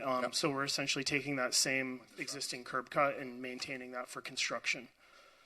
Yeah, my concern is just, this is what's your schedule on construction? 18 months, 20 months, 24 months? What do you got? I would guess it's between 18 and 24. I don't think we know the exact Okay, answer. I don't think it'd be shorter than 18 months. So that fair. I don't That's think a we would long. have any problem relooking at that issue and working with the city to find a construction interest that has the least impact on the neighborhood. I wasn't aware that that was in the plans. I think we will be able to work with the city to identify a location on the Sunset Drive, yeah. Alton Road side for construction. Yeah, I just have a lot of concern with that, Carter. I mean, and listen, I've been in the business. I know MOT setups. They're standardized, just like wall systems, UL systems, and sound ratings and all of that. Doesn't mean that it actually works all the time. So I know that you can get a permit authorized by an MOT setup. Got that. Doesn't mean it's going to be the one that's best for the neighborhood. So, I don't think we have a problem with exploring with the city how to move that to the other side. So I do want to look at that. I don't live in the neighborhood in Sunset Harbor directly, but I live in Belle Isle, and this is something of importance to me. Reem, if I could ask a quick follow-up. And we would agree to a condition that we work with the city to not put the construction drive on 20th Street. Yeah, go, I think that makes sense. And currently, a majority of Sunset Drive is routinely closed during the day for the other construction project. And Right. it kind of works at the moment. But my concern, just following up on these two points, one from Brian, one from staff, I do think that this proposed traffic makes sense in terms of ingress and egress and traffic impact. But my concern about utilizing the other Sunset Harbor garage is that you're going to be walking along 20th Street to access the restaurant if you park there. And that's actually a decent walk. It's fairly activated. But with the garage entrance on 20th Street, you're going to have an additional curb cut and have people loading and coming. Remember, there's already a curb cut there. The existing parking is right where that driveway Yeah, is. that little surface parking lot is there. Yeah, but that's a valet. There's, the cars basically don't go in and out too much. I mean, they're coming in, going to the gym, and there's no real loading there. I guess at that point, my concern is loading happens on the you're street. saying is pedestrian safety right there with the cars coming in and out. Like that ramp leaving Publix supermarket is treacherous for pedestrians. I mean, you're going straight down. There's speed bumps. You're trying to get enough speed to go over the speed bump, but not, and then there's puddles there. I mean, it's a disaster. Truthfully, it's poorly built. Sorry if anybody in the room built that, but I have a problem. Like, what Nick said is that you're going to have these pedestrians coming from this other garage, and already there's pedestrians there. Yeah, So what are you doing to? And we talked about this with the project on Washington in that one, it was a little bit. That's what I was going to A suggest. little bit different. I mean, you have bollards or Washington something. Avenue traffic, but here, how much space is there before the ramp that's coming down, that's exiting on 20th, and what can be done to protect the pedestrians, especially when there's, I don't know if the vans are going up to a second level. Like the loading is Loading on the first level. is on the first. Well, it's Right. up a little bit because it has to be, because we have to get up to base flood because that's where the FP&O vault is. But that's right in. It's not going to back up onto the street, but it is not up on the second level. And there is. We've got it in the traffic in the study. There is maneuvering area for them to pull in and pull out without having to turn around. But is there any way to put some sort of barrier, like a retractable gate? I mean, it's the same thing. Like Retractable bollards. The short answer is yes. We will work on. It's a good point.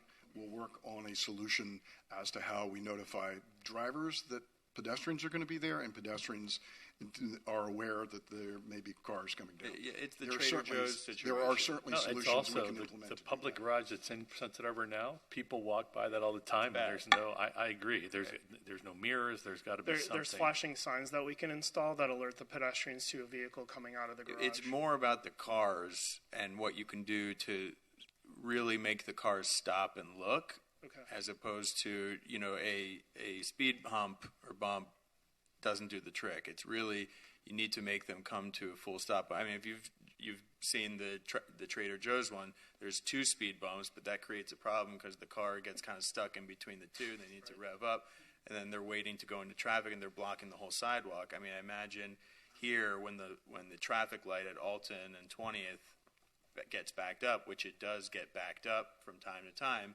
you've got cars sitting just waiting to get out of the garage. That's my only point, is that so there's a stopping point before the sidewalk, so that cars aren't just idling on the sidewalk, blocking the sidewalk, because it creates sort of a treacherous situation, especially if it's raining or whatever. I'm glad we're bringing this up, because I brought this up every time there's a project in my neighborhood, especially Trader Joe's, and it is treacherous. And I always ask them, can you flare out the driveway so that people have a better sight line? I drew pictures for Trader Joe's, but, I was over there a couple of years ago and they blew me off the bat. But now I'm on the planning board and I can demand it. That's a good feeling. So what is the problem with taking away a little bit of square footage from a kitchen or something in order to flare it out so it's the sight line for the pedestrian and for the car would be greatly improved? Wow. We're already back at the side of the entry where you're going to be able to see. But people still walk next to the building. Sure, but we're back a good Even 20, if you're 25 feet people from, still from the sidewalk. have their dogs, their skateboards are all up But against. it's for that precise reason. We're holding that facade back, and the cars are going to be able to see, and the pedestrians are going to be able to see. Not if someone's walking up along the building. Well, I was just, no one likes my idea about the flaring of the driveway. If you look Okay, if you maybe look we at can that board- legislate it someday, but, so that was one of my concerns. So If you look at the board, there are visibility triangles that are required on either side of the driveway. So we can't put a wall that blocks that. We may have a column there, but we're going to have to open up that side so that there is visibility. Through those visibility triangles, we will commit that we will work on also installing motion-activated warning lights for both the car and for the pedestrian from either direction. It's in our best interest to do that. We don't have any problem with that at all. Right, because the more successful your restaurants are, the more people are going to be walking. Because it's in our best interest to make sure that that operates safely, and we're absolutely 100% committed to doing that. So Carter, I think obviously you're hearing from the board there's some concern about control operations at this particular point. So you'll do something like Brickell City Center or some of the other areas and figure out how to do that. Let me do this. Can I ask you to just take down your boards for a second so that we can see the audience, and then we're gonna ask at this time for those who want to comment on this item who are virtual to go ahead and raise your hand inside of the. I won't forget you. I promise I won't forget you.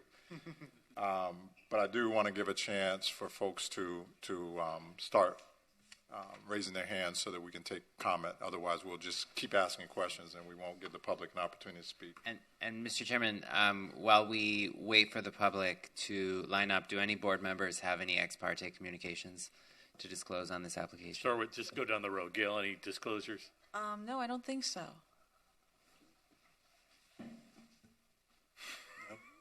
Nope. No. None. Nope. No. Okay, thank you. All right. Any yet, Rogelio? We have Bruce Bachman. All right. Go ahead, Mr. Bachman. Let's bring him up. Good morning, Bruce. Do you swear that the testimony you'll give in this proceeding is the truth, the whole truth, and nothing but the truth? Yes, I actually have not been active in this. I just had a question. So I believe you said the height of the building was 83 feet. That's to the roof line. What were your proposed heights of the superstructures, elevator, housing, and other structures? How tall will those be above your proposed 83 feet height? Was it another 25 feet or what? I think you have total 88. Is that what you're? So the 82 is to the top of the screening elements, I believe, unless my architect corrects me, and that's NGVD, which means that it's really more like 78 feet to the top of the screening enclosure around the equipment on the top of the building. The building height itself, if it's from NGVD, is Well, the building height from the sidewalk is 67 feet. From a zoning standpoint, it's 55 feet plus freeboard. In this case, the sidewalk is below base flood, which is where the additional height comes from. We have requested a 3-foot height variance to allow us the higher floor-to-ceiling heights for the Class A office space. I know that 82 has scared a lot of people, and it's really a combination of NGVD and the zoning code where height is measured from, which has changed over time. So from the sidewalk to the flat roof deck is 67 and a half feet. 67 and a half feet. Now, I would also note, if I may, this one property has, from a zoning standpoint, a 55-foot height limitation. Every other property going to the south along Alton Road is now allowed to do 65 feet with Class A office space. This is the one property that was excluded from that additional height. Right, because it's more in the neighborhood, actually. Yeah. Not arguing. I'm saying it so happens that it's unique. Yeah.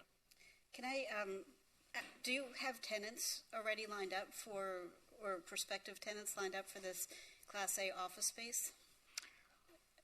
What's the motivation for building more Class A office space of this small scale rather than residential, which is arguably more Partially necessary? because of the experience in 1910 next door. There is a significant demand for what are referred to as family offices, which are individuals who have their own family office that controls their investments and other things. And there is significant demand for that type of space. We believe that this space will get occupied very quickly. And if it doesn't, what happens? Does it get converted? It can't. It has to be office space under the code. The way it's being approved, it'll stay as office space. If we can't lease it as office space, it'll be vacant until we can lease it. Okay. And the intended, I guess, tenants in the residential side, is it going to be condo, multifamily for rent? I guess what's the expected I'm not sure. use of those It's expected that there'll be condos. condos? And at max, So there are the 3 3 floors. So 3 condo units. That's the expectation. And there have been some inquiries that somebody might buy all 3. Was he finished on the call? We Mr. have no Bachman? other hands raised. I'm not sure if Bruce had anything else to say. Is he still up? His hand is no longer raised, but he's still connected. Okay, I think they answered his question. But. Bruce, anything else? All right, Sarah, you want to? Really, no one else online? Wow. Nobody else Shot. online. I thought Palau would show up, Sunset Harbor would show up. Maybe I wore the wrong colors today or something. I don't know. Well, I am because Marcella and Mike, who lives in the Palau, are traveling right now. They just got back from Korea and they haven't been. We just had a meeting about this last Thursday. We discussed this whole building. It is a massive building in front of Palau. It's when we saw the 82.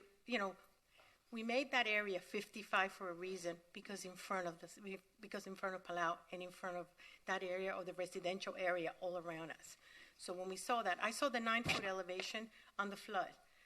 Okay, but then I see this 5-foot freeboard that was never, I've worked with the developer on the other areas. I never saw this before. Supposed to be in the code, chapter 54. I didn't know anything about this. So the building, okay, if I give him 9 plus 5, still the building is 69 feet high. It's supposed to be 55. They didn't like the static of the building. We're not going to discuss that here because we probably would talk about it in the DRB. It's very bulky. They wanted more simple concrete like the Palau it is, much simple, maybe more glass. I have no idea. They didn't like the way the garage was covered. The traffic, we had very long discussion about the traffic because we really wanted to move it to Sunset Drive because I believe what's going to happen to the garbage truck? Is the garbage truck going to go into the driveway and put the garbage? And they're not going to do that because they love to stay in the outside of the street. And guess what's going to happen to that street? Remember, there's parking across from the Palau. There is no parking in front of Pura Vida or this area. So what parking space they're going to give up when there's no parking space in front of this whole structure? There's none. So I don't understand. The garbage truck is going to sit right in front of it. It's going to block traffic, and we have parking on the other side. Will be one lane going back and forth. And you know what happens in Sunset and Purdy Avenue when the truck is there? Everything has to wait because we can't pass it. That's one thing.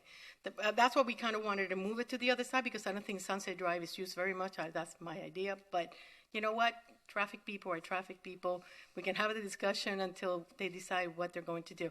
They make this an office, Class A's office. Yes. The other areas we changed to allow 65 feet, but they're away from the whole building. They're on Alton Road, facing Alton Road in the other areas. They're not facing any of the residential. They wanted to make office building, fine. They should have made condos, would be a lot better. Your idea is better. They could be used a lot of condos there. They have all these high-end people that are coming from Class A. They're all going to need to live in Sunset Harbor. Let me interrupt you one second. Are we being asked to grant additional height in this? Yes, 3 feet. He wants additional. No, but I'm asking if the planning board is. The planning board, that's under the purview of the design review board generally, is height. Variances are issued by the design. Okay, so I could bring that up in the design. Yeah, no, I did not know. I thought it would be here. I wanted to know what our purview here, but I appreciate bringing it up. Yeah, I'll talk to the design review because it is quite high building. And those were the biggest issue. Also, the palm trees, which has nothing to do with you, all those beautiful palm trees, they wanted to put regular trees, and we love the palm trees on the side of Sunset Drive. They're like $10,000 a piece. That's 7 of them. That's $70,000. They want to remove those. We were like, oh no, we don't want those to be removed. But anyway, I just want to make sure that I don't think this, I told them that it should be tiered back so it won't be such much in the face of Palau. That was my first recommendation after that meeting, and they were going to discuss it, and then we can discuss the parking. That was one of the things. It is too high, and it's right in our face. No, but Sarah, the problem with Sunset Drive is people that's the only way to go Alton Road south from 20th Street. So it's you know what? If it's the way you guys say it, but think about garbage truck, think about people coming in. I hear you. Because you know what? We know what happens in that street. Even when Uber. Right, but the same on Sunset Drive, right. Because that's where everybody goes south on Alton Road from 20th Street. So it's I hear you. We figured that would be less usable instead of the 20th Street. They make a left right at the stop sign, and they don't even have to go through our neighborhood. That's what we thought. I'm not a traffic person. I just logically we think about what's going to happen, and so did Marcella. Sarah, where does the Palau pick up their garbage? Their garbage, they have a big, gigantic entrance in Palau before you go into the garage. We're talking... To the garage, yeah. Very massive, so they go in there, yes. That's really massive before you go into the garage of Palau. And you don't think theirs is big enough for the garbage truck? Well, there's only one way to... You look at it, look at it in the drawing. It was like this. The area we're loading, I'm glad they're loading inside because there's going to be a lot of delivery of, Let's hope they do that. Food. Whatever, but I don't think the garbage truck is going to go inside there. I doubt it very much. Can they turn around in there? I have no idea. You can ask the engineers. We'll ask them. And I don't know if you want them to stage back the building across from the Palau, because then we just don't want the building to be 55. Because if they stage it back, then they're going to put that big open air patio right in front of the Palau. I don't think you want that. It's too high. Tier or not, the building is way too high from in front of the Palau residential. I don't think we have any say over the height. That's for another board. That's really a shame because I wanted you guys, since it's planning, I figured you guys plan high, but no. Okay. Sarah, are you concerned about the 67.5 feet or the additional I'm concerned about 20 feet beyond that for the screen? We're concerned. Listen, when we talk, like he said, we did not like the building. We did not like the entrance. We did not like the traffic. We did not like the design. I mean, I'm just going exactly what happened in the meeting. And they say, can we start all over again? I say, I think you should. But anyway, we didn't like anything. But the biggest beef on me is the height of the building and the massive 82. I thought that was like, oh, my God. That's bigger than anything on Alton. The Palau is 60 to the top of the bulkhead, something like that. What? Right? The Palau is 60. No, the Palau is 55 feet. But to the roof deck, and then there's the bulkhead beyond that. No. Yeah, so this one right now. They have a context elevation. What, 67.5? That's to the roof deck, and then it goes another 16 more feet to the top of the bulkhead. Goes up to 88 to right, 16 more, right? Roughly. Yeah, almost 20 so, more. Sarah, I mean, we can't do much about the traffic Yeah, I know. issues. 16 feet above the But roof deck. your concern is, we can't change the zoning that is currently allowed, but your concern is that it feels like there's this monolithic building, bulky, large building at the entrance to the Sunset Harbor neighborhood, and that is causing a great deal of concern. So is it more of a design question where if they can reconfigure how the space is used and maybe the way it looks, and with all due respect to the existing design, I'm trying to just find is it more about the way it feels, like if it felt lighter and didn't feel like it was such a monolithic presence? And I know that's not what you were hoping for as your primary adjective, so please forgive me. But if it were addressed from a design perspective and it still fell within the laws that are currently governing this development project, would that alleviate some of the concerns? I mean, we can only do what we can do about the traffic and the garbage pickup and all that stuff. But in terms of you're effectively blocking off this neighborhood and this residence across the street because of the way it looks and feels. Is that a discussion? Well, the point that problem we have is, I remember I have 10 board members. it's a big board, and we do have an architect and Palau people that were on the meeting, which is, to be honest with you, I have to hear them more than anybody else because they're the ones that are going to live right across from the building, not us. I mean, I live on the other side, but we have to fight for them. One of the things I wanted to ask Rogelio about this chapter 54, the 5 additional free board I was thing. about to get into that, so let me Because to me, that's important because we already have the height. The height was raised to some extent, and now you're adding 9 and 5 on top. One second, because I don't want to cut you off, but I was going there because I need to get clarification on this. Yeah. So the 55 feet that would be by right is measured from freeboard. Is that correct? So That's base flood elevation, which is 9. 8 NGVD, and then the applicant can choose between 1 and 5 feet. It's at their discretion where they want to choose. So it could be 9, So- 10, 11, 12, 13. And then they need to have 12 feet clear above that for their ground floor. So this building right now has, from, I guess, I don't know if I can say floor to floor, but let me just say floor to floor. I can't see what these lines actually measure. It's top of slab or bottom of slab. But let's say 13 feet in the residential office floors. So it's asking for a 3-foot variance on top of right, 55 to go to 58. But if they were to reduce their floor-to-floor height from 13 to 11, right, or 12, I'm sorry, each floor, then they wouldn't need the 3-foot variance. And then the bulkhead space is just what it is. That's not, they would be given that for the elevator and all the stuff on the top. That's above the 55 on top of BFE, right? So, and the Sunset Harbor neighborhood does have separate regulations for height exceptions, allowable height exceptions, which are the things allowed above the 55 feet, which is for your roof deck, elevator, mechanical equipment, and other things like that. This is we're looking at we didn't check that they comply with those regulations for the purposes of this board. That's something that will happen with the design review board application. So there's a possibility that they may be exceeding that, but we would need to verify that. Can I help you for a second, Carter? Yeah. Because I just want to point out, well, there's one discrepancy in the elevation I'm curious about. But, Sarah, they could start their design flood elevation at 13, which is going to lift the entire building more. They're starting it at 9. So it is keeping it 4 feet less than it could be. Which, you know what? Okay, the city is imposing that. Okay, fine. I will give him that. But then if you go from there to the top. Yeah, I see that. You see I'm just that? saying in terms of that code section, you can start your finished floor elevation at either 9, 10, 11, 12. They're starting it at 9. So it's the minimum required in terms of the height. We didn't know that when we actually changed the laws in Sunset Harbor, we would change it into 50. And but nobody ever said that was going to raise even more than what we decided to do. But that's okay. We give them that. I say, fine. We will give you 9 and 5. That's fine.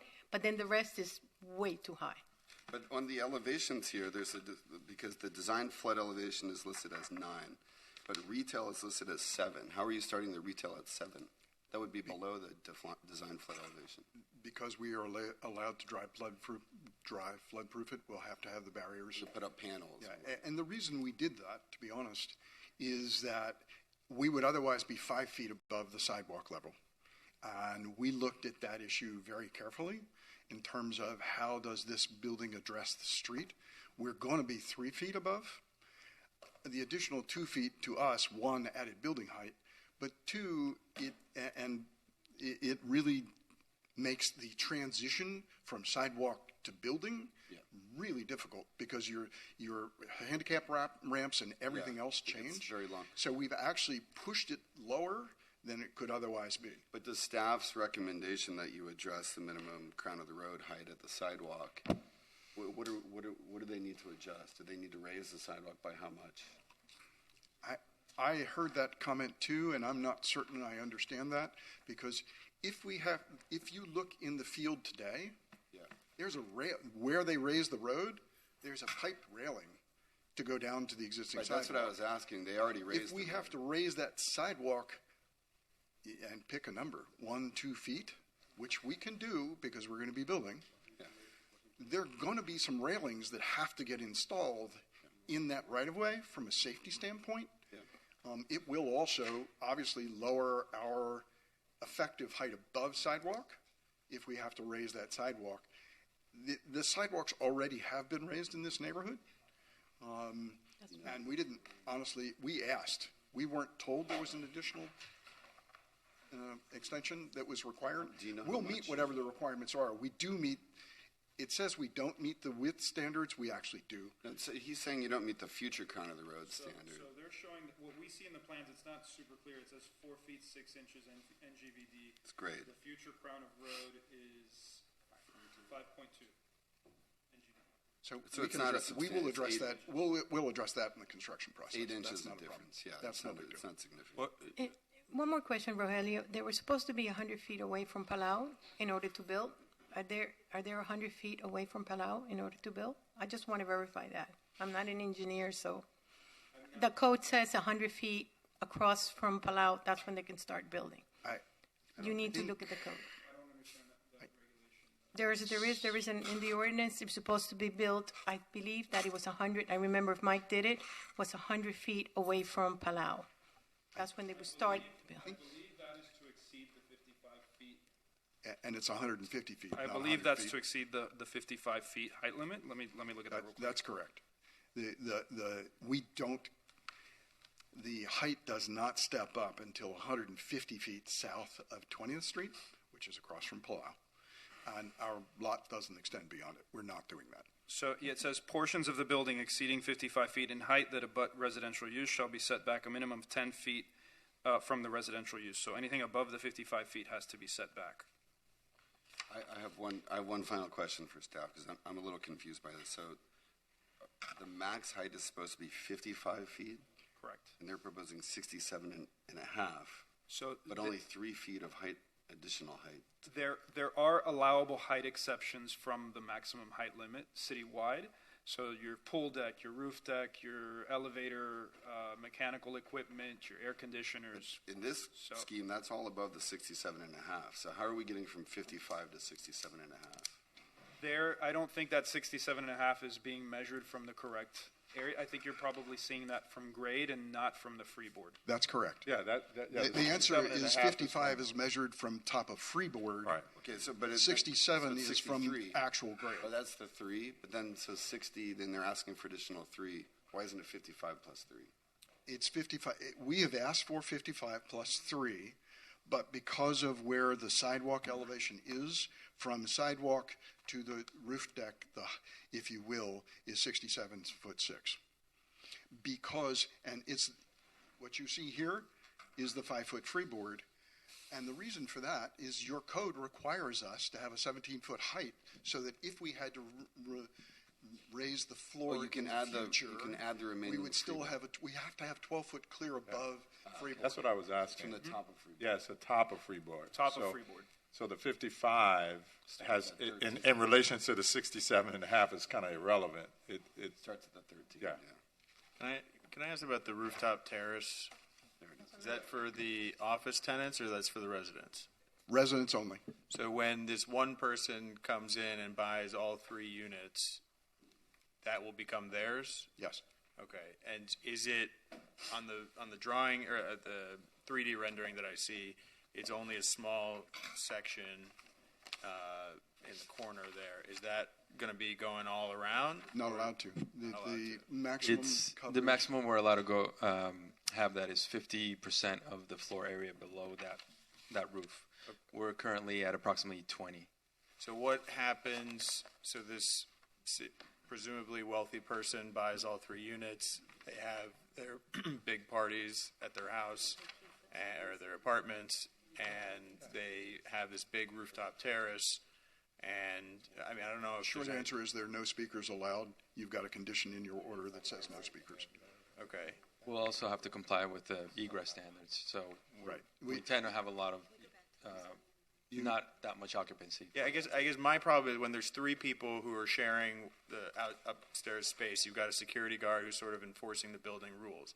If one person owns this unit, there's really no building rules other than whatever this one person who lives there wants. Not really, because remember, it's a mixed-use project. The office space is still going to be there, the retail space. They will own their unit, but they're still going to be subject to the building regulations, and we're not able. We will be enforcing standards to maintain the Class A office space in the overall building. So, and the biggest protection, honestly, is the Sunset Harbor Code, which says no outdoor speakers other than required by the building code. Did you guys explore at all putting some more affordable housing, not necessarily affordable housing, but putting, we've been talking about the issue of having affordable housing, a severe lack of livable spaces or livable units or affordable units in Miami Beach, and you put 3 here and one person's going to eat them all up. And so I guess, maybe not. Well, we didn't but still 3 units, and it's what, 1,200 total space, or what was it? Right. Actually, it's bigger than that. Each floor is 3,000. 12,000. I'm sorry, I meant 13,000 total. 13,000. Okay, so for 3 units, possibly even 1 unit, to me, from a planning board perspective, it seems like that's not necessarily the direction that the city needs to be going in if we want to fix this housing crisis that we have. I don't know. Just a thought. One second, Brian. I just have a question while Sarah's here because she brought up the trash. On condition 9H in the city, you require that all commercial deliveries and trash be between 10 a.m. and 4 p.m. I'm assuming that's because you want to avoid traffic to go to work. Is there any way to make it like very early in the morning or late? Because I'm just going to tell you, Sunset Harbor is busy all day long. Mm-hmm. And also, is there a way to condition that the garbage truck cannot park on 20th Street? Because that is a disaster. Every time someone stops in front of the gym, traffic backs up. Including FedEx trucks. Yeah. So her point is well taken about that. No, absolutely. We were looking at their operations plan. It says that all trash pickup and loading is going to happen on site, but that certainly we can add a condition or clarify that condition to make it a little stronger. So that way, if they do violate that and load on the street, it's a violation of the CUP, and we could issue a cure letter to make sure that doesn't happen. And I want you to understand, I know Wayne. He's a great guy, and he's a responsible guy. He lives down the street on North Bay. I get all that, and so just understand that our questions are to make sure this neighborhood is I not have no so problem. disruptive. By the way, we have not objected to any of the conditions that staff suggested. We understood that condition was to try to avoid peak hours. We don't have a problem with conditions saying the garbage truck's not going to park on the street. Yeah, that's really important because that street gets so congested, and if one person stops, it's a disaster. Yeah. And we're not arguing. Which was my concern about the construction entrance. So, Sarah, it sounds to me, and I could be completely missing the point, that there were some elements of the plan that were submitted by the Sunset Harbor Neighborhood Association that maybe weren't intended and now is causing an issue in terms of the height. Right. We didn't, at the time we did left it at 55. We raised it from 50 to 55 just to be fair, as we were raising the whole neighborhood, that the other areas went 65 when it was Class A office. And in that one, we always wanted to keep that area in front of the residential, just in front of the residential to below versus like a big high building behind it. I understand they're 1910, fine. It was through code and everything was fine with that one, but that's far away from right in front of the Palau and our entrance to Sunset Harbor. That's why. And I understand your And concern. we were surprised when you saw 82. We were like, oh my God, this is a humongous building. Which is really a misnomer, but I understand why it caused consternation. And one second, Carter. And because I understand your concern, that's why I led with opening that it is, unfortunately, even if, from what I understand, if they were to take the 3 feet off, which I'm going to come back to Carter now, they would be in line with what the Sunset Harbor We would have no neighborhood choice. design I agree. relative to the city's overlays and all of that stuff. So When there's no choice, we have to accept. What else we're going to do? I understand that as long as the building is, like we said, 55 feet. When it comes to enforcement, let me tell you about outdoor speakers. I've had pura vida. wait, 1 second. Don't, just hold off there. Don't take me onto another driveway yet, Carter. So you got the 3 foot thing. I know we're not here to regulate the 3 feet, and perhaps you can, work with it. I mean, you got 13 from floor to floor. Can you do 12, make it 55, and make everybody happy today, or is it something that you're going to hold tight on this 1 foot extra per floor? I guess I would say we would prefer to be able to. I know what you prefer. We would prefer to be able to have that discussion with the design review board. We did commit to Sunset Harbor. They did ask us to, as Tanya has suggested, lighten the facade and lighten the materials of the facade, which we are looking at doing. We'd like to have that conversation as part of the overall design approval. 13 feet is important to Class A office space. It just is. It's what the marketplace is. So we would like to keep that. It certainly is not prejudging that the design review board is going to say, yes, we understand that it's a variance request and that it takes 5 votes to approve that. We would prefer not to give it up at this point. We'd like to work on a design issue with the neighborhood and see if we can come up with something that works. Okay. Yeah, and they may have to do it anyway, so we'll leave it up to our DRB board if you're not willing to do it Be today. there in the DRB, not a problem. Okay. So Yes, but Tanya. just 12 feet is Class A office space, right? I understand your preference to keep 13, understood. But technically 12 feet is Class A office space. Like that was the whole reason why all of a sudden there is this whole burgeoning of new office space because the existing offices didn't hit that 12 feet criteria, right? In the current marketplace, it's actually 13 feet. And I know, and the reason that the rest of the frontage was raised from 55 to 65 was to allow that to happen. And that has happened all up and down Alton Road. The Starwood office building that Gensler designed, by the way, did get that additional 3 feet. In the marketplace today, because these offices are very highly amenitized, 13 feet is kind of what the standard is. Are very highly Amenitized with outdoor spaces and the balconies on the front. It's a very competitive market.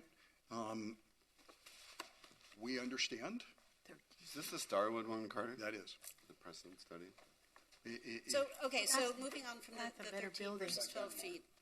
I know. That's okay. So going That's back to the exactly right. discussion of how the residential space will be used, it's 13,000 square feet of residential space that could be divided up between one person or 10 people. Actually, we've said no more than 6. Okay, so far be it from us to tell you how to develop your private developments, but would it not, in the interest of what we're trying to accomplish here as a city, not make sense to say, the top floor could be all one person, the second from the top floor could be 2 units, and the third floor down could be, or 3 units, and the third floor down could be divided up into 4 or 5 units, not micro units. Nobody here, or I'm not advocating for micro units, but somehow use the space a little bit differently to have more of a mix of people who could afford to live there. And, we are definitely looking towards workforce and affordable housing. I'm not suggesting that you do that necessarily, but make something that is not, yet another tower in the sky, albeit only a 6-story or 5-story tower in the sky. But for somebody of incredible means, why wouldn't it be for somebody who maybe even works in one of the offices? Well, I'm going to answer it. I'm sorry. The economics are what they're dealing with, and that's their challenge to try to figure it out. I mean, far be it from us, and I'm sorry, Tanya, to interrupt, but we can't govern the economics of people's projects in the sense of whether they can put affordable or workforce, especially given that we've sat here and listened that to be able to make things more affordable for any class of a person's pocket requires, some kind of subsidy. If I was anticipating to get $10,000 a unit, I'm just hear me out. If I was anticipating to get $10,000 a unit, and that was market for me, and that was the economics of my project that drove me to be able to complete the construction, the financing, and all of that, my economics, is if I need that to check that box, then to rent it at $5,000 that will not make the economics make sense. Right, but it's not a purely residential building, so I would imagine as a business person there's some room to maneuver the economics between the business rentals and the Maybe. What is his hurdle rate of what he needs to earn on his money? I don't know, but I'm just putting it out there to just, have that rattling around in the collective brain again as you look at this all. And then the other question I have, and I understand that we cannot mandate people to do any one thing or another, but I did want to follow up on your point, Jonathan, that this is an ongoing conversation. If there's an opportunity to increase, again, not inexpensive housing, but make it more accessible to a larger number of people, which is a different conversation. The other question is, and I don't know, is this area, where do we stand on short-term rentals on this particular? Not allowed in Sunset Harbor. Okay, so that's not an issue. Perfect. So one second, It is Mrs. allowed. One second. They are allowed in Sunset. They're allowed. Oh, I apologize. One second, Mrs. Cement. Yeah, so, We don't want them. sorry, one of my comments actually touches on the STR. So ideally, I would like to see in the CUP some language expressly prohibiting short-term rentals, which hopefully you would be okay with. Another big concern that ideally I would like addressed in some way, Anatomy definitely has a burden on 20th Street, and you see that with the in and out of the gym patrons. I think this building will hopefully help alleviate that in terms of the office use, but the restaurant use probably, once you have 2 fully activated retail bays, will probably counter that a little bit. So one thing I'd like to talk about is hopefully maybe relocating the valet to 20th Street, so that's some type of compromise where the in-and-out parkers would have to go in 20th Street, but the valet operation would have to be located on Sunset Drive, which hopefully would help alleviate a lot of the congestion that's there right now, and will only get worse with the additional uses. So that's. I need a nod, but I think it's probably okay. Yeah. We're okay with working to put any valet stand on 20th Street. And actually, from an operational standpoint, if you think about it, if they're going to the garage, the Sunset Harbor garage, it actually works well for them to go south. Yes, but I understand also that because, the entry to the garage is on 20th Street, your preference might be to include it there. So I would like, kind of a commitment. But wouldn't you then have the same issue if there's cars waiting to get into the valet, the same issue that you have with the garbage truck on 20th Street? Possibly, but stopping traffic on Sunset Drive, I think, is probably better for the residential aspect of Sunset Harbor than having a huge backlog on 20th Street. Right. So I guess what I'm trying to clarify, you're saying put the valet on Sunset Drive. or you're Drive. Okay. Sorry. So I actually have a solution to the problem. There's no parking on the south side of 20th Street adjoining our property. So I can't put a valet stand there because there's no parking space to put it in. Exactly. It would have to be on the north side, which is in front of Palau, which is clearly not going to happen. So the valet station will be on 20th Street because there's no place else to put it. Wait, on 20th or Sunset? It'll be on Sunset Drive. Can I? Sunset Drive. Sunset Drive, Alton, I apologize. That plane is leaving. Well, then I'm watching that, Can I ask actually. real quick about what you were saying about the speakers with Pura Vida? wait, before you get to speakers, I want that on that last point. Quick question for the city. If that's the case, then, like, for instance, I know Casa Tua rents a space from the city in front of their normal parking spot so that people can pull their car there to valet. I hope the city will do that for them with one of those city spaces, because if they stop in the middle of Sunset Drive, that's another problem. I think they have to rent the spaces. Okay, from the so city. I just hope the Spaces city's to rent cognizant that if There's and I spaces to agree with Jonathan that the valet should be on Sunset Drive, but hopefully cars can pull into one of those spaces and not park in the middle. Or the valet picks the car up in the middle of the street. So that's regulated by the parking department. They have very specific standards for how valet ramps can be located, and they will have to rent those spaces from the city in order to, Right. to But have can a we? valet ramp. But can we bind the city to that? Because otherwise, I don't know how the valet would work if they don't have the ability Right, 'cause to rent one of those spaces. spaces Because are otherwise, it's going to diagonal. stop in the middle of the street again. Those are diagonal. Without spaces. renting the spaces, they won't be able to have the valet. No, I understand that, but can we bind the city to rent them? Rent to them? I'm not certain how we can regulate the parking department's operations. Well, I think the parking code would permit parking to rent 2 spaces for valet. It happens pretty routinely around the city. Every valet stand you see on the curb, that valet operator is paying for those parking I spaces. get that, and I want to make sure that I happens understand. here. That's all I'm I saying. think if the it most doesn't you can do happen- is prohibit valet from 20th Street. If you want to include a condition that any valet be on 20th Street, we're fine. No. I with want it on Sunset I- Drive, I- but I don't know how to I- make it. I The reversed it mechanism I again. want is to somehow include in the CUP that the valet will be on Sunset Drive, and we strongly encourage, if we cannot Yes. bind the city, to lease them a space so that the valet picks up the car in a parking space and not in the middle of the Sunset Drive. I think you can include a condition that any valet occur from Sunset Drive. And Rogelio, I think we can also say in city parking spaces, subject to the approval of the parking director. Right. I think so. So that the parking director understands that the planning board would like that to Right. happen. So that it's right. Well, that's the only. We're 100% fine with that. Yeah, if you can tell, my big concern is traffic I know. around Sunset And by the way, Harbor. ours I too. think the project it's looks in our lovely. best and- interest for this Yeah. area to operate properly. Ms. Bott? Can we go back to the issue of short-term rentals, which apparently are allowed in this area? I'm sorry. Sorry, you were next.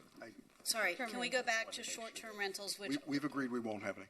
that is part of the, You can They agreed to impose a put that as a condition of condition. short-term rental. okay. Ms. So Jonathan, let's- I'd interrupted One- Jonathan. Mr. Frieden? Have to So give it I up. do want to Can't post it, see you if, have to give can it we add a condition about the pedestrian safety for the ingress and egress? The operational control at the entry exit? Yeah. Yeah, well, I have that on my list, absolutely, Okay. we should. And then you were saying about the speakers. If Yeah, there- one second. Tanya, we will ask, we will make sure that we get a covenant from them about no short-term rental. I mean, and We voluntarily proffered that Right. you can condition this approval on no short-term rentals. Yep. We're fine with that. Well, the covenant is different than a conditional use we'll do the permit. covenant. Okay, that'd thank be you. great. Whatever Carter, you want. thank you. I would like to encourage more of your colleagues to do that going forward. I think it will only improve the city and quality of life for residents Yes. going forward. So That would thank be- you for putting that right out there on the table. Mr. Frieden? In regards to the speaker, because you know what, I don't police the area, but when I go to the restaurants, I listen to what's happening, and I've sat in Pura Vida outside with the speakers. I have asked the city code so many times to actually make them stop to playing the music outside and take off the speaker. The other day I called code. The code said they weren't playing the music, but the speakers were still there. That means they weren't playing the music at the moment he went to give him the thing, but they were playing the music when I was sitting there that I couldn't talk to somebody. So I don't know what the city's going to do because, to be honest with you, I keep calling, and the speakers are still outside in Pura Vida. So that means it's unenforceable, meaning that what you said, Jonathan, in regards to the rooftop, who's going to hear that unless Palau starts calling in saying that there's rooftop speakers? So what the staff is recommending here is that outdoor speakers not associated with life safety are prohibited. So no music can be played in outdoor areas of the building. So there should be no actual speakers, and that would be a code or a violation of the CUP. Which if there- the- So which the city code existing has not building given- is not given them a grandfathered in. ticket. The existing building is grandfathered in, so if they have speakers, they were grandfathered in, but the code today for the Sunset Harbor regulations prohibits outdoor speakers. They were not grandfathered. But the building was there. The The building's been building there was for a there, long But time. so they so may either way- predate this regulation. Either way, there should be no outdoor speakers at this new establishment, so it won't be a problem. No, but Pura Vida should have no speakers. You can ask Tom. No, that's probably true. I'm not saying that, but with the new construction, there will be no No, speakers. I got it. Yeah. We're pushing for that. We're pushing for that, and then the above restaurants, whatever.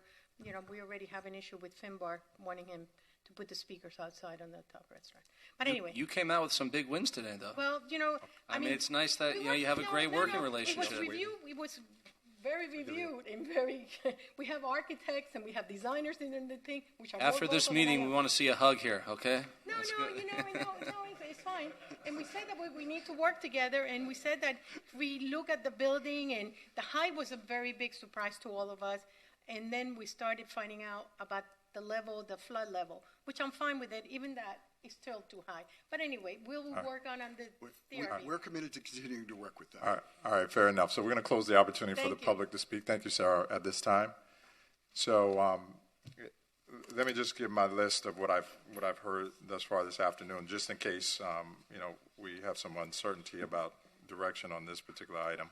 So I have one, valet operations at Sunset Drive with no pickup at the street, subject to the parking authority approval.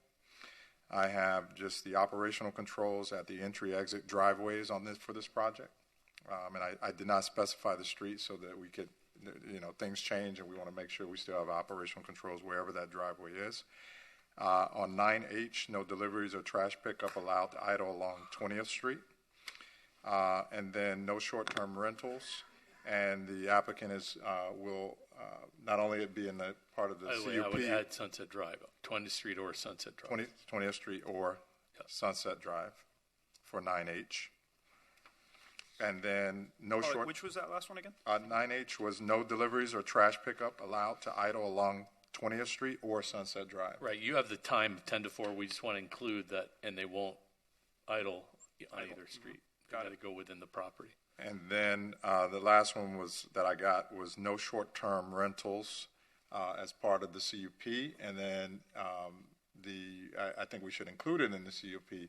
Applicant shall provide covenant. Can we? Since he proffered it. Has agreed to voluntarily proffer Right. a covenant in favor of the city. Perfect. Prohibiting short-term Remember, rentals. your order gets recorded anyway, so Right. the covenant on top of it doesn't make any difference. Well, it'll make, I'm it'll, happy it'll to make do your, it. your, I'm happy your, to do it. your I'm neighbors just saying, happy. from a practical standpoint, it's going to be of record on the property title. Well, matter. the difference is our CUP can be revoked, and then the That is covenant true. won't be revoked. So we will have it.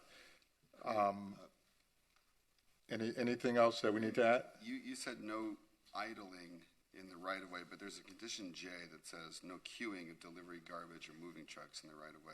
Can we condition no trash pickup in the right-of-way or on the street? It almost be. Yeah, that's what I want. Okay, so you want a separate item, Yeah, I a think separate so, note there? because they're No all, trash. Staff pointed out they're required 3 off-street loading spaces. They're proposing 2 internally, 1 on-street. So I think we want to reject that. Okay, so instead of adding to, wait a second. Instead of to H, we would do it to J. Yes. No queuing. Why wouldn't we have it in the same, if you're saying you want to make it for the trash trucks? No trash pickup in the right-of-way. But let's put it in H, so it's in the same Yeah, fine. reference, okay? So 9H will just have no trash pickup in the right-of-way. Or delivery. Shouldn't it be? Yeah, it should Nope. be all delivery trucks. Right. Yeah, all deliveries. Well- And so what that section says, but include it. I got it. I see the error in my thinking. Okay. You got that, Rogelio? Yes, Just sir. no? Okay. All right. There was a condition on the driveway traffic calming. Can we clarify that one? Which one? The operational? The operation of the driveway in and out of the site. It's to have traffic calming to To protect have for pedestrian lights safety. or perhaps a mirror, It something like gets that? tricky. I think there how needs about to be if some sort of something- proposal provided to the planning department. Lights get tricky because then you pull out that's upset with the lights, and then the bollards are extraordinarily expensive. That other project. Can we leave it to you? Yeah, in a matter So- to be reviewed and approved by staff. We'll work with staff. to come up with Operational a controls to be operational- approved by staff. Operational controls in the driveway for I pedestrian mean, safety. truthfully, what it should Well, be that's is, traffic calming. in my thinking, is one of those like arm gates that just stops closes after every car to make sure that everybody stops and just opens. I'm not talking about going in. I'm talking about just going out. Exiting that could potentially work. Let us work with staff and come up with the best solution. We can't do it on the internal because you don't want to back us up on the street. Just a condition to resolve with staff a traffic calming Right. solution. And it will not be like Publix or Trader Joe's. All right. Unless there's any comments, I'm going to make a motion that we approve with those additional conditions. I'll second that. All right, it's been moved and seconded. Tanya, anyone else have any comment? I just want to get it on the record. Great. Okay. Okay, we have a motion by Mr. Elias, second by Mr. Cement. Roll call, Ms. Bott, Yep. Mr. Brantley, Yes. Mr. Cement, Yes. Ms. Jerem, Yes. Mr. Elias, Yes. Mr. Frieden, Yes. Mr. Jalpi. Yes. Motion passes. And let me just say, Carter, I am not in love with this one, but let's move it. Thank you all for your time, and my apologies to those that we moved in front of. I had no idea we were going to take this long. Thank you. Thank you so Safe much. travels. Thank you, guys. Enjoy. Happy Thanksgiving. Okay.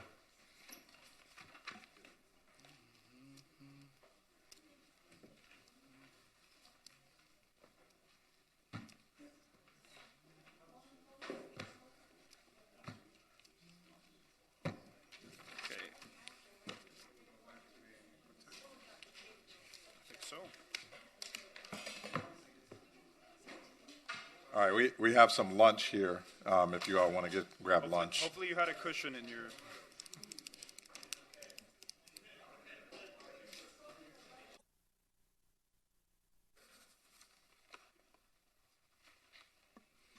All right, Miami Beach, we're going to welcome ourselves back to the November 22nd Planning Board meeting for the City of Miami Beach.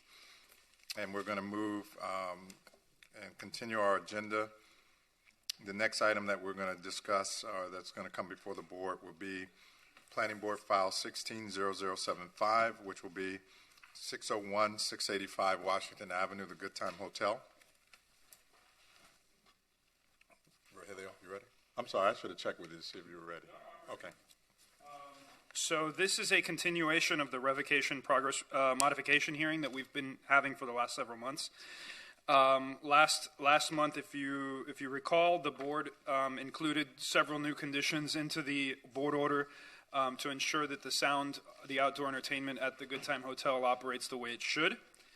As part of that, the planning board included a new condition that audio from the subject property, including any vibrations of low frequency or greater, shall not be plainly audible or felt within the interior of any residential unit or home at any time, and then added that any violation of this condition shall be subject to a warning of the Code Compliance Department. So the only recommendation that we have is that if the planning board is satisfied with these updates that we're about to provide, that portion of the condition limiting that condition to a warning, that be removed. Since the last meeting, we have undertaken a sound testing process. We performed the sound testing last week. We went with our audio consultant to the site. We looked at their sound system, and then we went around the site. We went across the street from the site, and then we went into the condominium unit of a resident at the Penn Terrace Towers.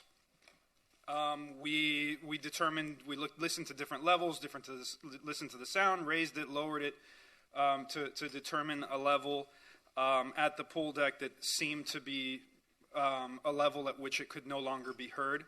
And so we have our sound consultant is here. If we have any questions of our sound consultant regarding what those levels are, and how that can be, how that works. And so with that, we recommend that you modify Condition 10, IAXI, to remove that limitation for violations, and I turn it over to the applicant to present their findings with the sound study. 1 second. And then any disclosures on the item? If you have them, just say yes. Yes. I was present at the balcony of 730 Pennsylvania Ave during the sound test. Anybody else? All right. Yes, I had a phone call with Mickey Marrera. All right. Good afternoon, Mr. Chair, members of the board, staff. Mickey Marrera here once again on Good Time Hotel. Again, thank you all for going through this voyage with us. Hopefully, I think we're in a much better place today and have a lot of good news to report. With me today, my partners Matt Amster and Michael Larkin, and the general manager of the Good Time Hotel, Avi Yezowich. And there are several people, I won't name them all, on Zoom, including folks from ownership and our sound team. So as Rogelio said, there's a little bit more color to it. As you recall, we had a sound study scheduled shortly after the last meeting. Unfortunately, that had to be rescheduled because of Hurricane Nicole and the weather conditions not allowing for that study. So we did move it to Tuesday of last week. I think the sound test that Gail was at was actually one that we did the day before or a couple days before for the neighbors. We did multiple sound tests, really different things throughout the week. Avi was really leading the charge, identifying some key leadership in the neighborhood, presidents of certain associations and so forth, and folks that had expressed desires to be part of those sound studies. We included them. Jeff Donnelly, who I'm sure will be on Zoom, was at one of those last Friday that Matt attended. So we really tried to be as inclusive and with the neighbors and with staff to try and make sure that everybody's comfortable with what we've done and how it's going to operate and so forth. At the study that I was at, which was the Tuesday study where we had city code, Rogelio and Alejandro were there, the city's sound consultant was there, and a bunch of folks from our team.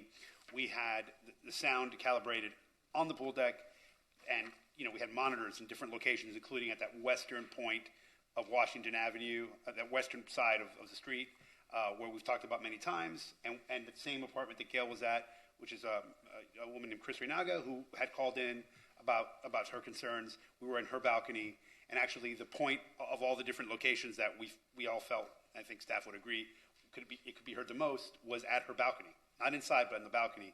And that's where we identified the 93 decibel point, which is what's in the study. The study was submitted on either Wednesday or Thursday morning, shortly after the study by our consultant, and shortly thereafter we got comments from the city's consultant.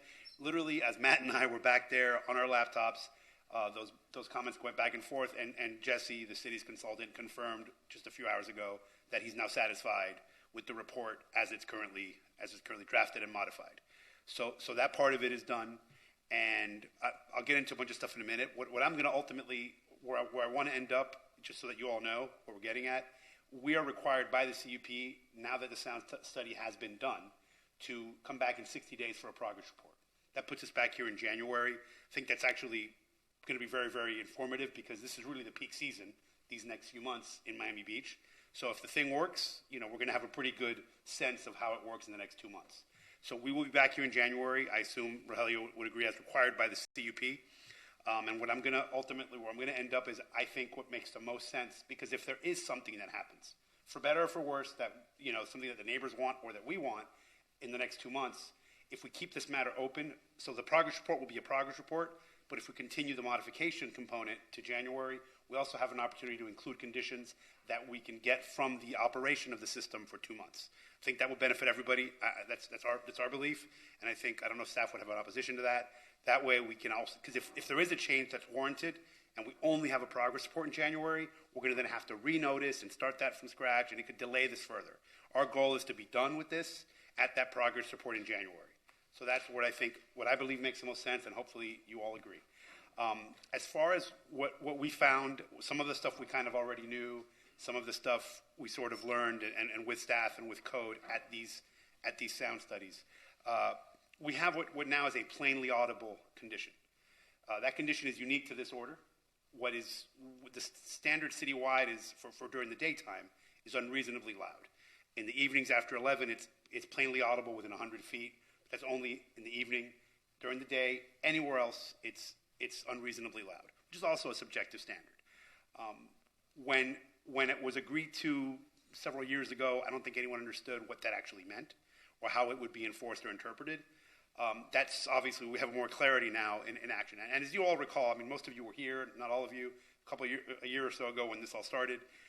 The order had a typo in it. It was unclear where it was being measured from. There's a lot of confusion, really what I characterize as growing pains of the enforcement of this and of the new hotel. But obviously, I do commend Avi and his team. As you all know, and I've said it many times, since I think it was October of last year, there have been no violations on this property. They have been able to operate not at the level that they would like, but at the level that's been appropriate as they figure this out. And figuring it out, again, as you all know, included the installation of a completely new sound system, replacing the one that was there before, which we learned just wasn't the optimal system for our intent and really for the enjoyment of the neighborhood.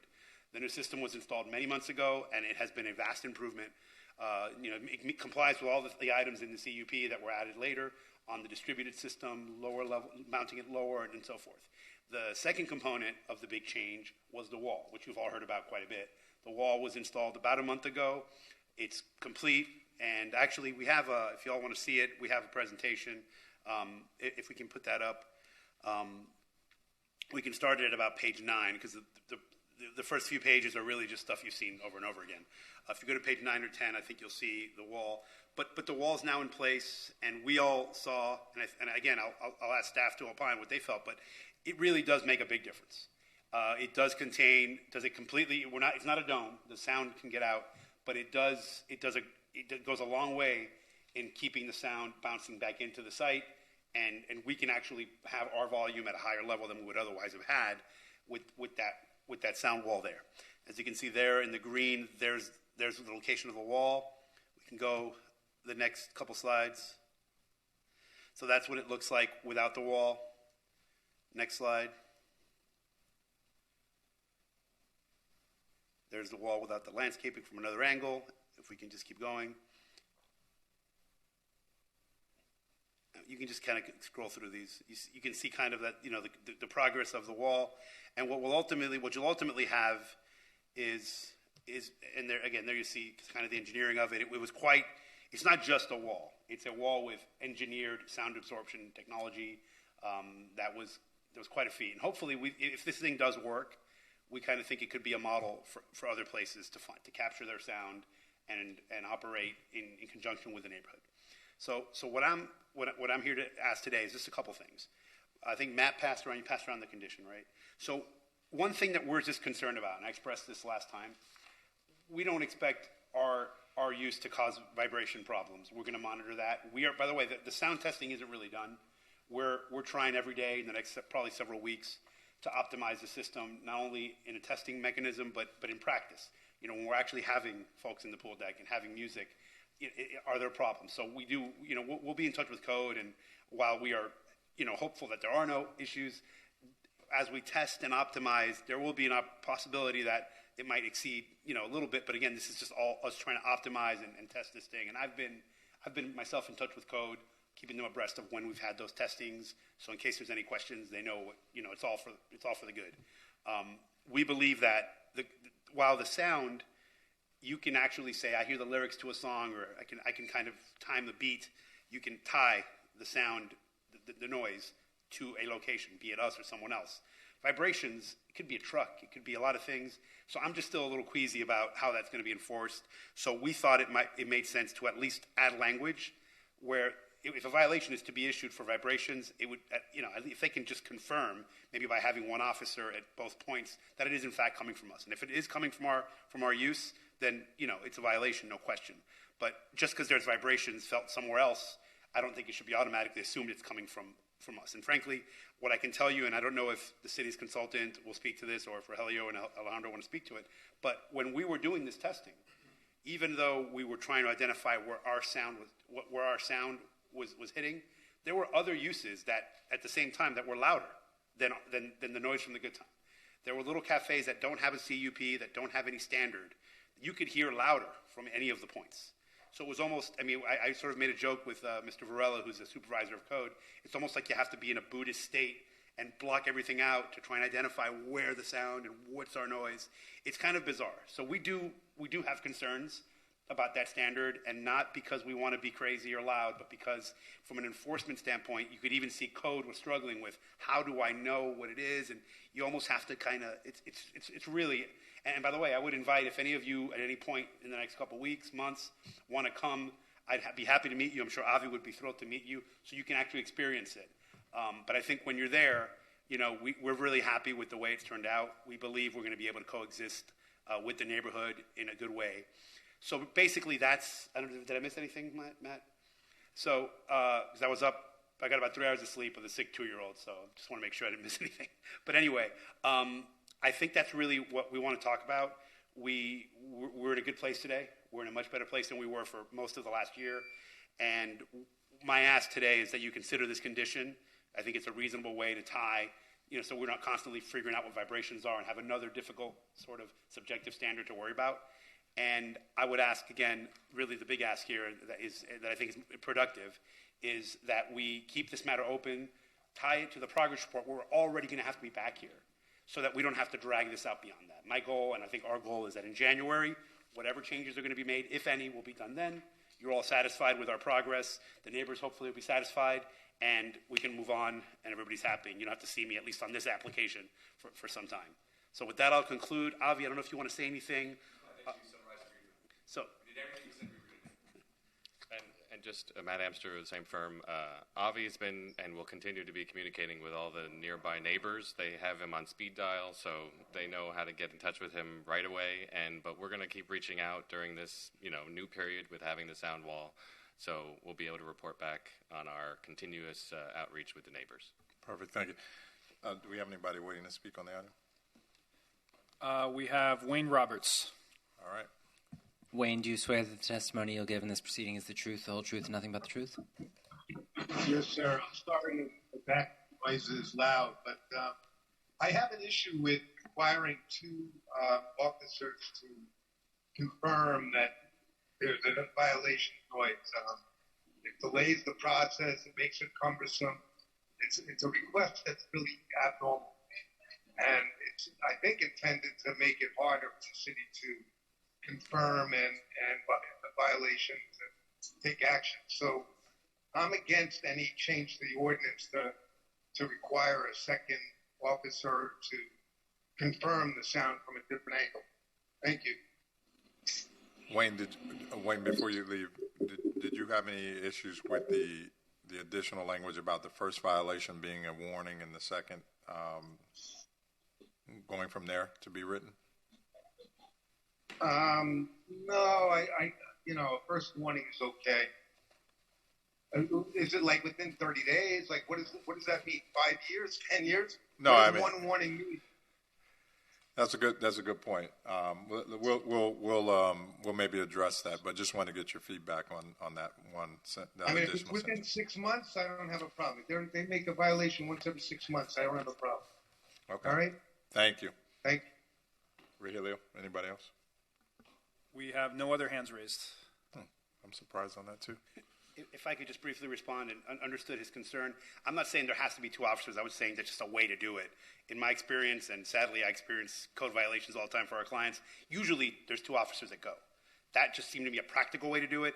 I just don't want the assumption that if there's a vibration somewhere else, it's coming from us. It may be, and if it is, we should get one. So but if it's not us, that's my concern. So I guess there's a couple things here that I want to kind of digest this section.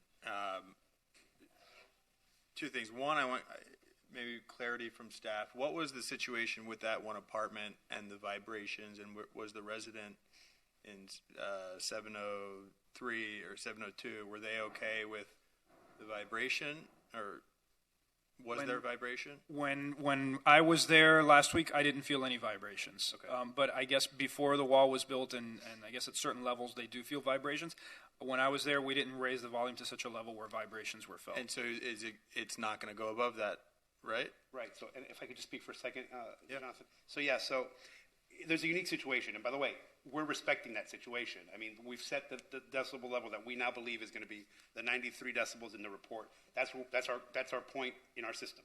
That, we believe based on all the study that we've done, that's the max we could be at to not trigger any violation of this order. The unique situation, and there were no vibrations, as Rogelio said when we were there. I think it was before everything was installed, and maybe at some point it got to a slightly higher level. So we don't anticipate us causing a vibration under the current system and the current wall. It is a unique situation with that apartment and just the ones around it. And again, that's going to be for now, our max level, because it's in that angled Pennsylvania Avenue. There's like nothing. It's kind of almost like an alley. There's no noise there. I appreciate what you're doing and all the efforts you've made. I guess what I'm trying to do is, and I understand the difficulty of the vibration standard. I mean, it sounds like you've got it figured out, but obviously, if there's a big truck parked in one spot, it could vibrate, echo off that. I get that.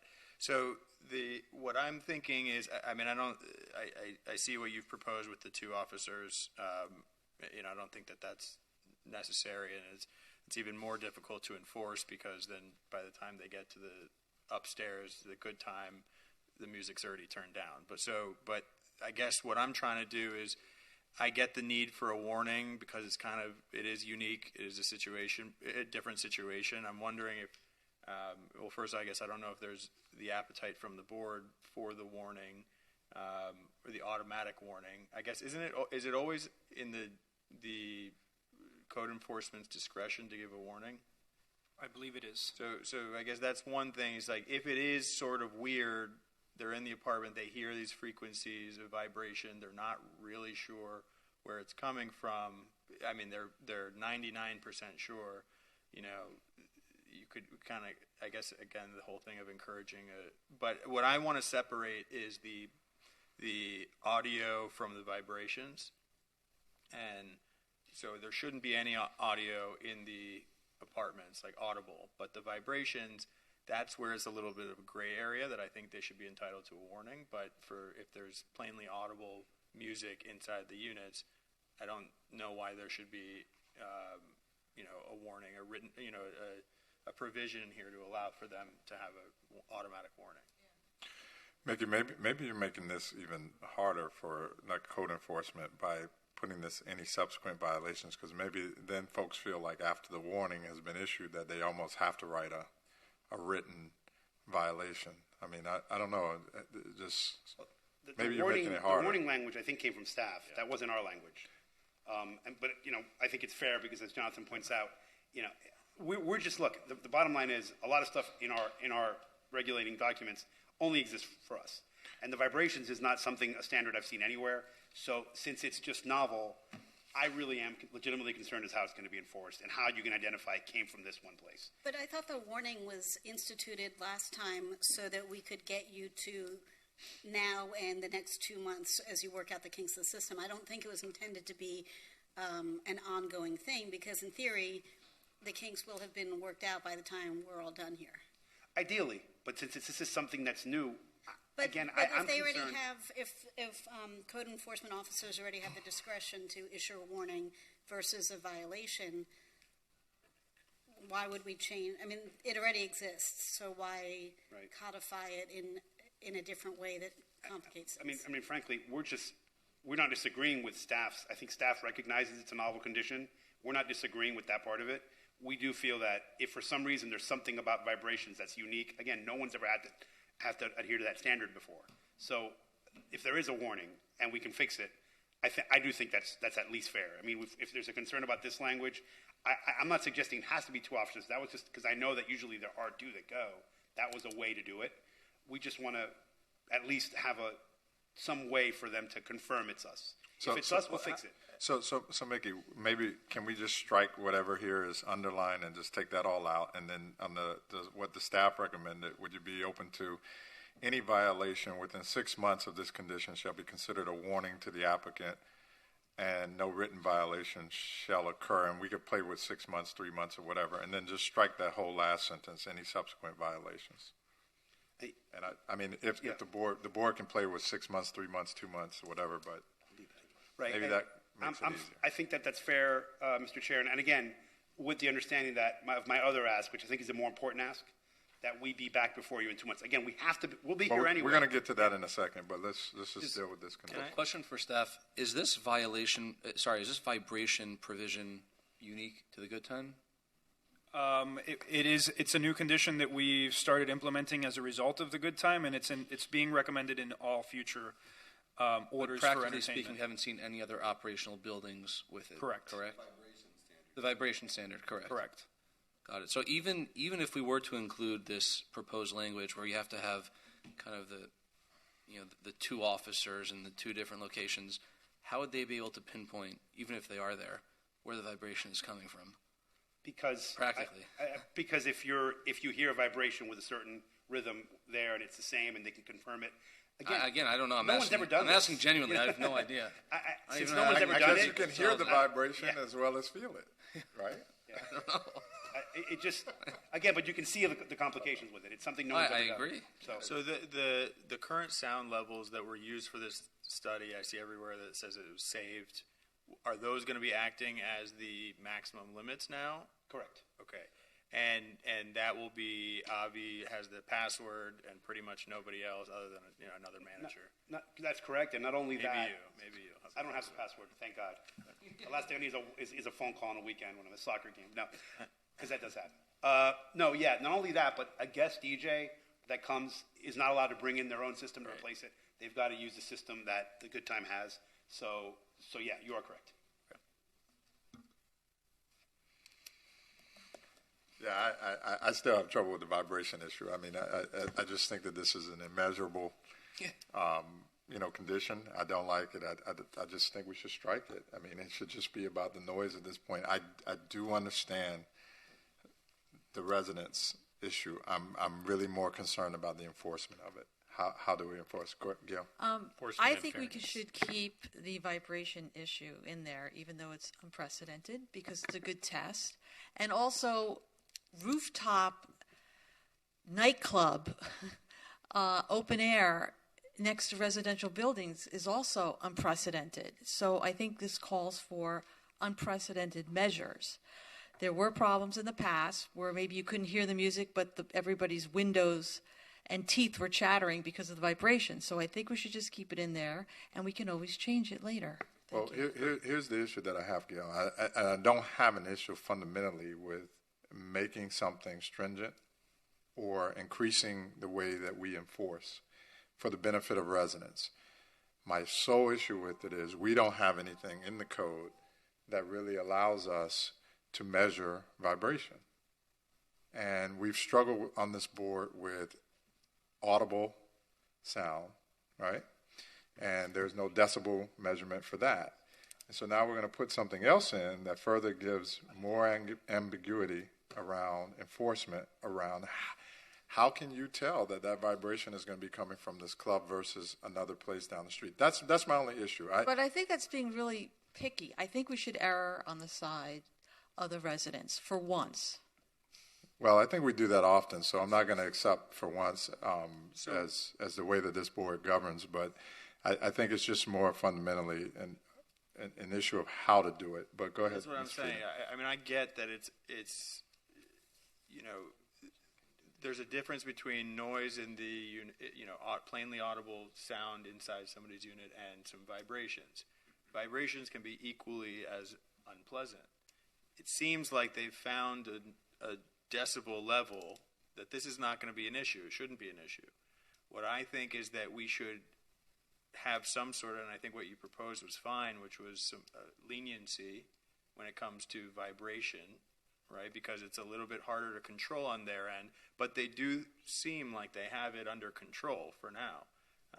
What I don't want is them to have, I want to give the residents basically the tools that they need to keep the Good Time at these levels that they've already found that work.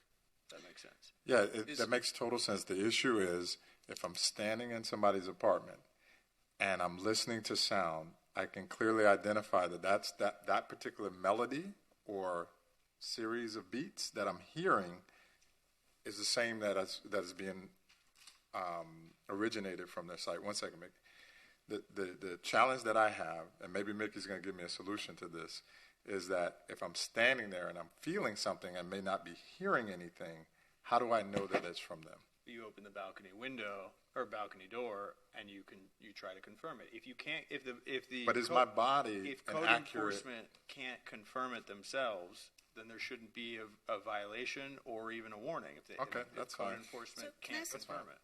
Can I ask a question about whatever sound engineers we have available to us? No. Well, actually, our sound consultant's online. He has his hand raised. He might want to. Oh yeah. Let's do that. Is that good? Well, can I just? Sure. So it would seem that when I felt vibrations from music, you feel it in the same rhythm generally as music, which is different from the sort of long, slow rumble of a truck passing. So, could the sound engineer speak to how the vibration and what you hear from music may or may not sync up? I mean, I think that would go fair distance to addressing this concern. Great point. Jesse, if you're online, Jesse, if you're online, could you? I'd like to swear. Open up and Jesse. Okay. Jesse, do you swear that the testimony you'll give in this proceeding is the truth, the whole truth, and nothing but the truth? I do. Thank you. These are all good points, but I kind of want to alleviate some of the heartburn over this vibration issue.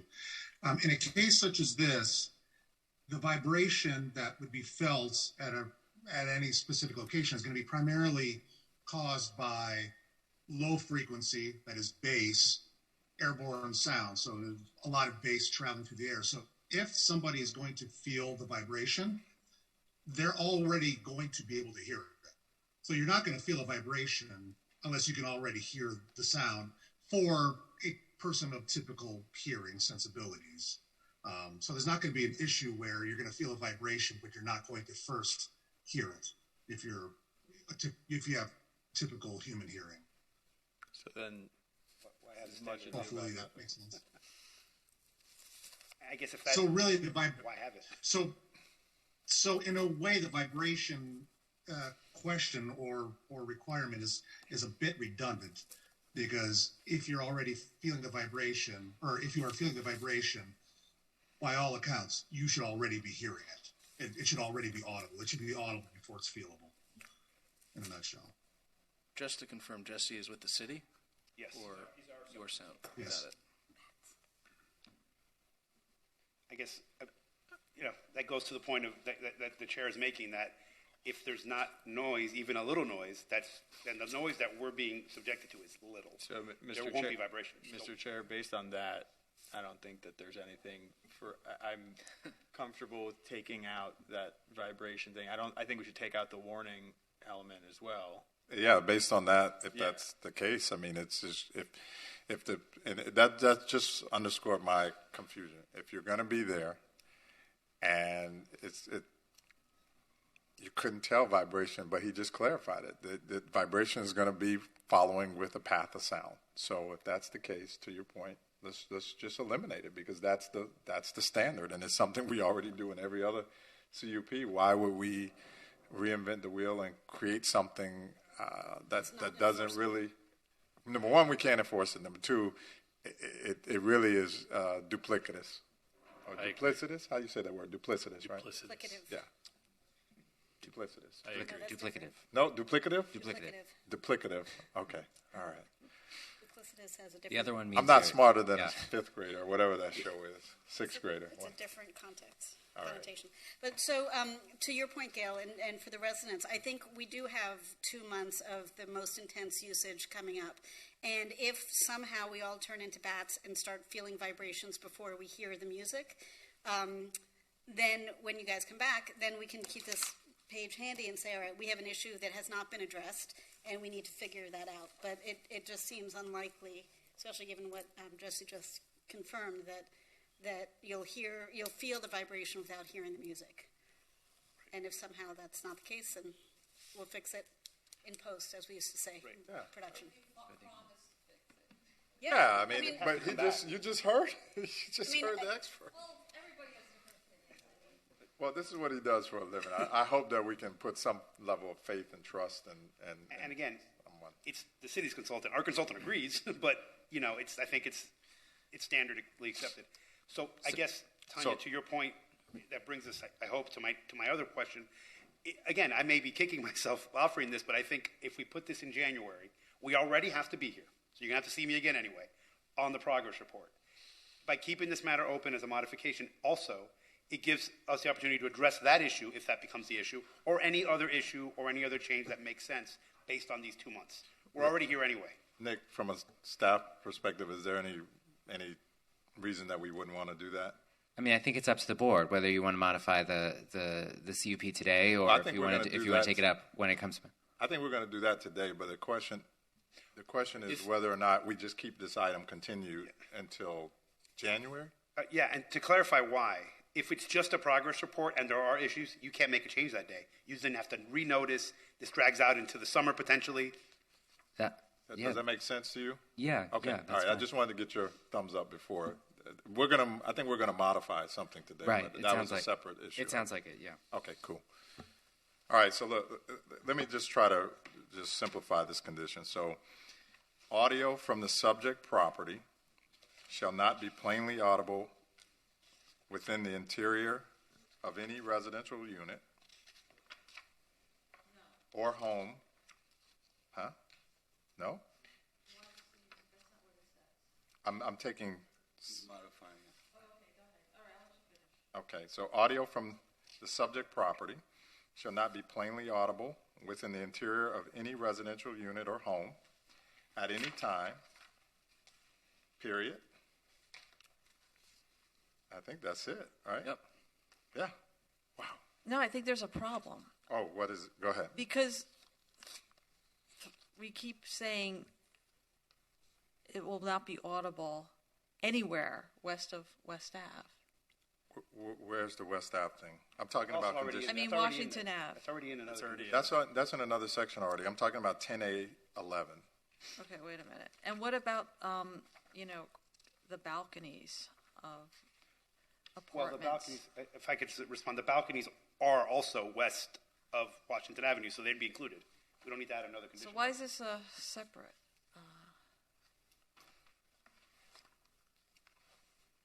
I want to make sure this is This is just correct. in with the interior of the units.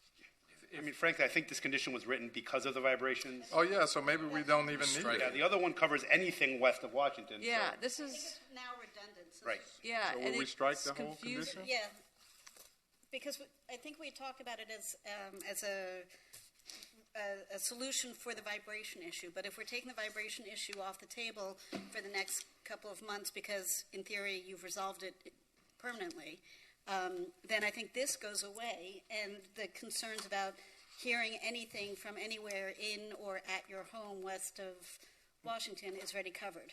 Well, why not just leave it?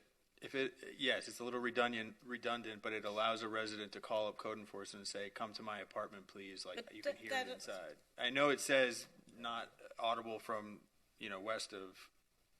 I get it. I'm just saying. Yeah, it kind of contradicts. But time out.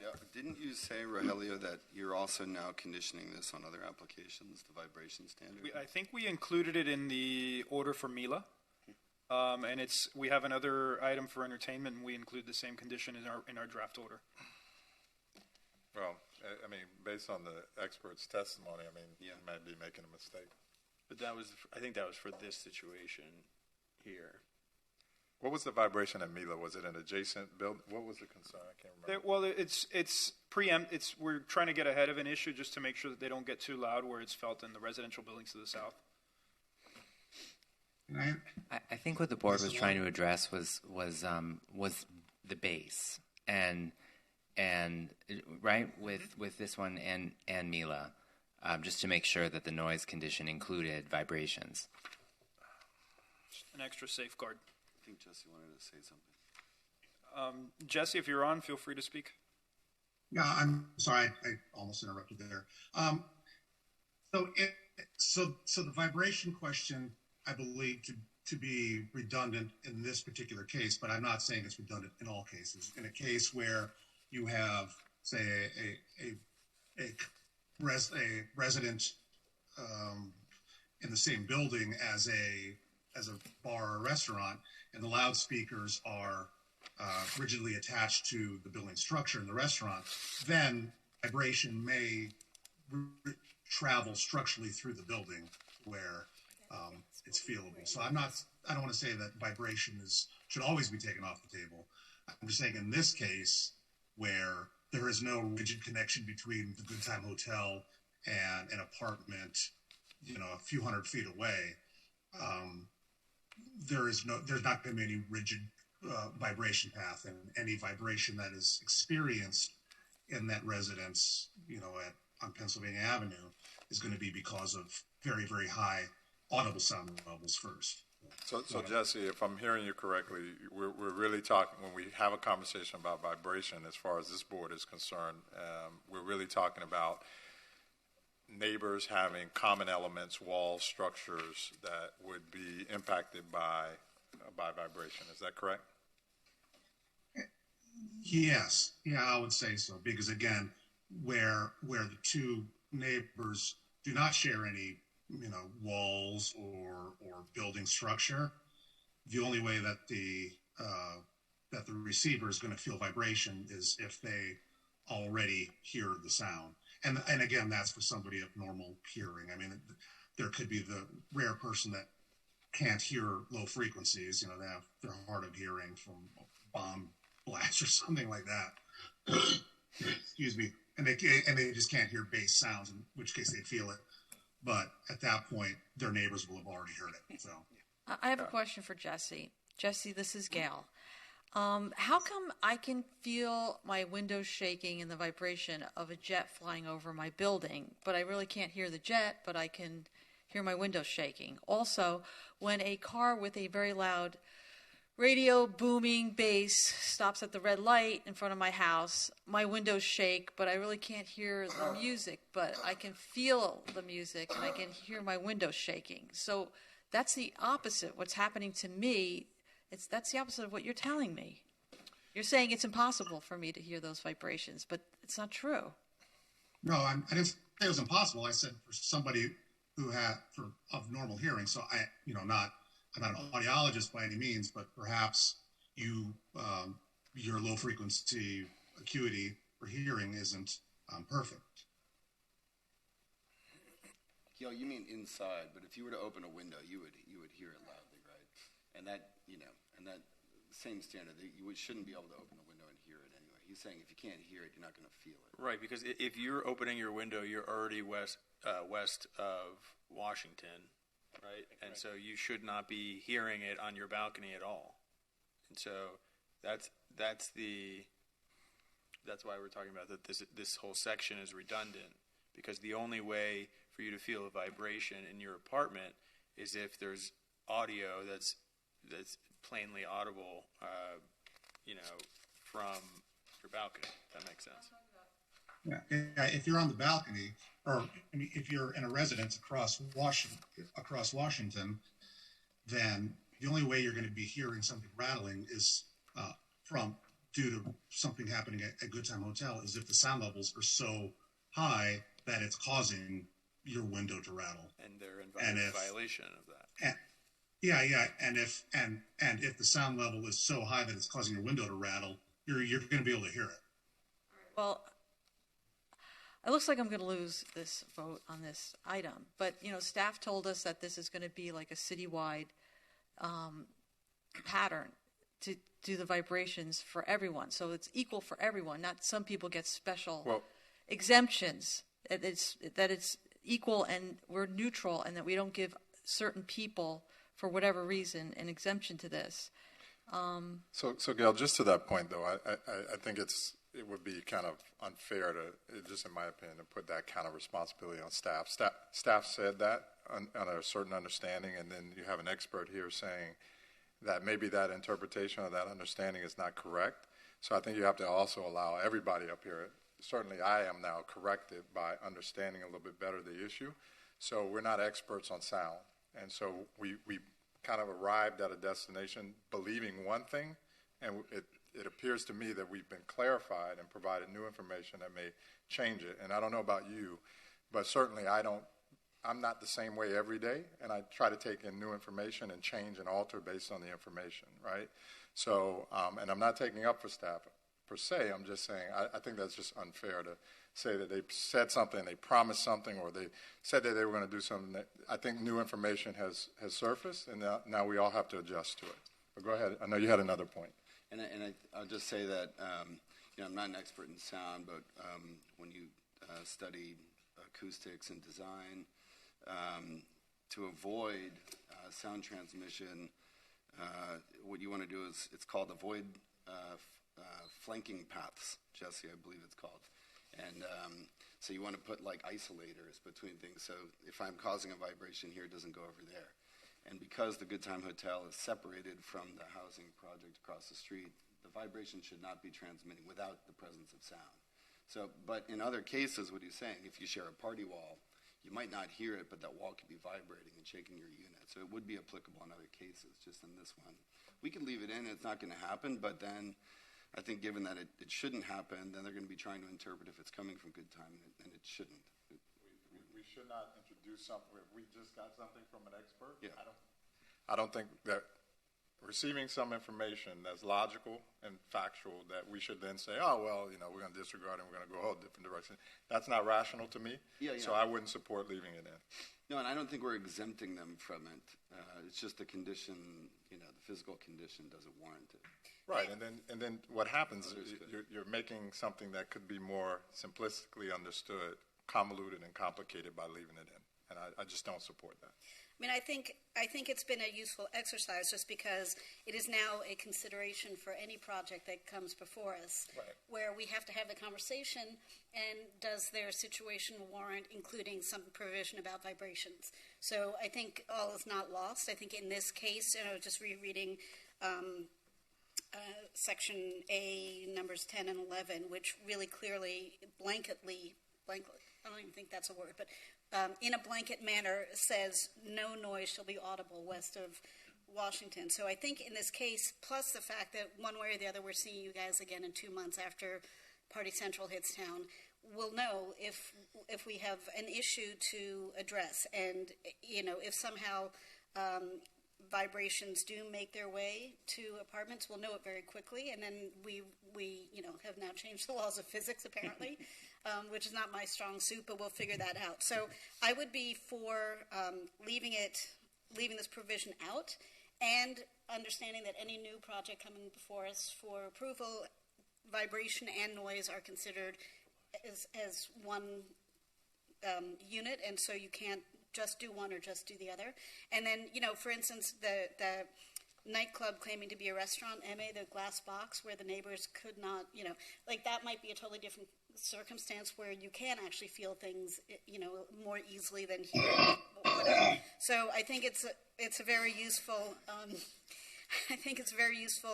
exercise and journey that we've been on. But in this particular case, for the next 2 months, I think we can let it go, and then if we need to readdress it, we will. So is that a motion to That's a strike motion. 10A11? Strike 10A. I second. All right, so it's been moved and seconded to strike item 10A11 from the CUP. Do we need two separate motions? We're to going also have yeah, them? if you can come back with it for the continued item. Restaurant on the ground floor, that was in the, Wait, one second. Let's take that's this. still- Gail, 1 second. Let's take this, because that was at last meeting, so I'm going to let him address it afterwards. So we have a motion by Ms. Bott, and we have a second by Mr. Elias. And I'll do a roll call. Ms. Bott? Yes. Mr. Brantley? Yes. Mr. Cement? Yes. Ms. Durham? no. Mr. Elias? Yes. Mr. Frieden? Yes. Mr. Jalpi? Yes. Motion passes.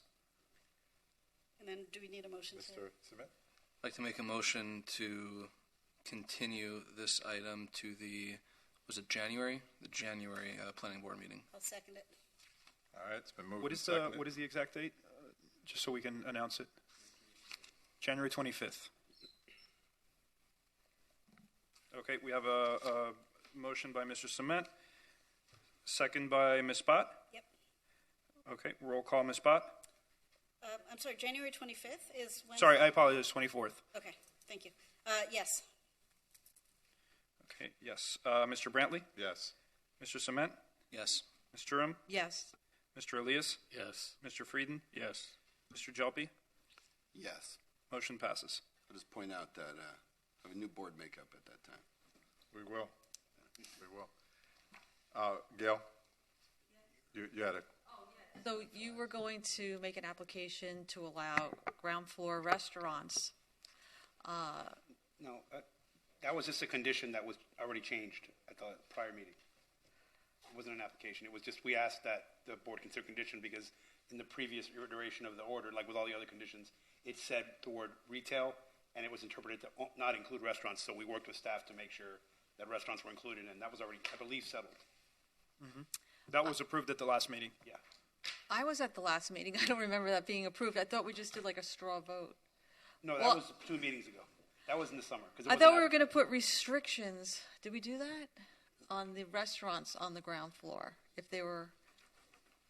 At the last meeting, the condition 1, I believe, was modified, and so now that condition says 7-story mixed-use hotel project with retail, personal service, and restaurant space on the first floor.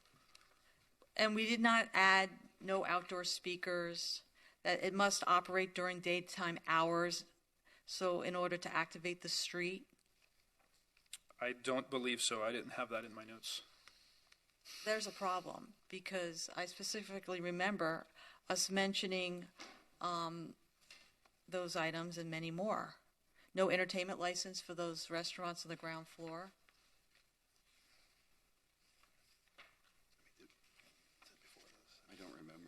And I remember being congratulated by Kareem and Yeshiel that those are great recommendations, Gail. I thought they were included. Is entertainment allowed in the restaurant? If yes. Well, let's see. Outdoor entertainment, so it says only the outdoor speaker system approved by the CUP is permitted, so I would say there's no outdoor speakers approved for the ground floor, so they could not add those without a modification to the CUP. Yeah, the outdoor entertainment, as approved under the CUP, is only for the pool deck.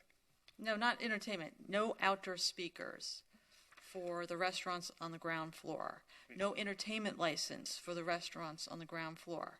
And the restaurants on the ground floor must operate during daylight hours in order to activate the street. And I remember I said, let them have breakfast, lunch, and dinner. And then you said, well, we'll be open starting at like 4 o'clock. And I didn't think.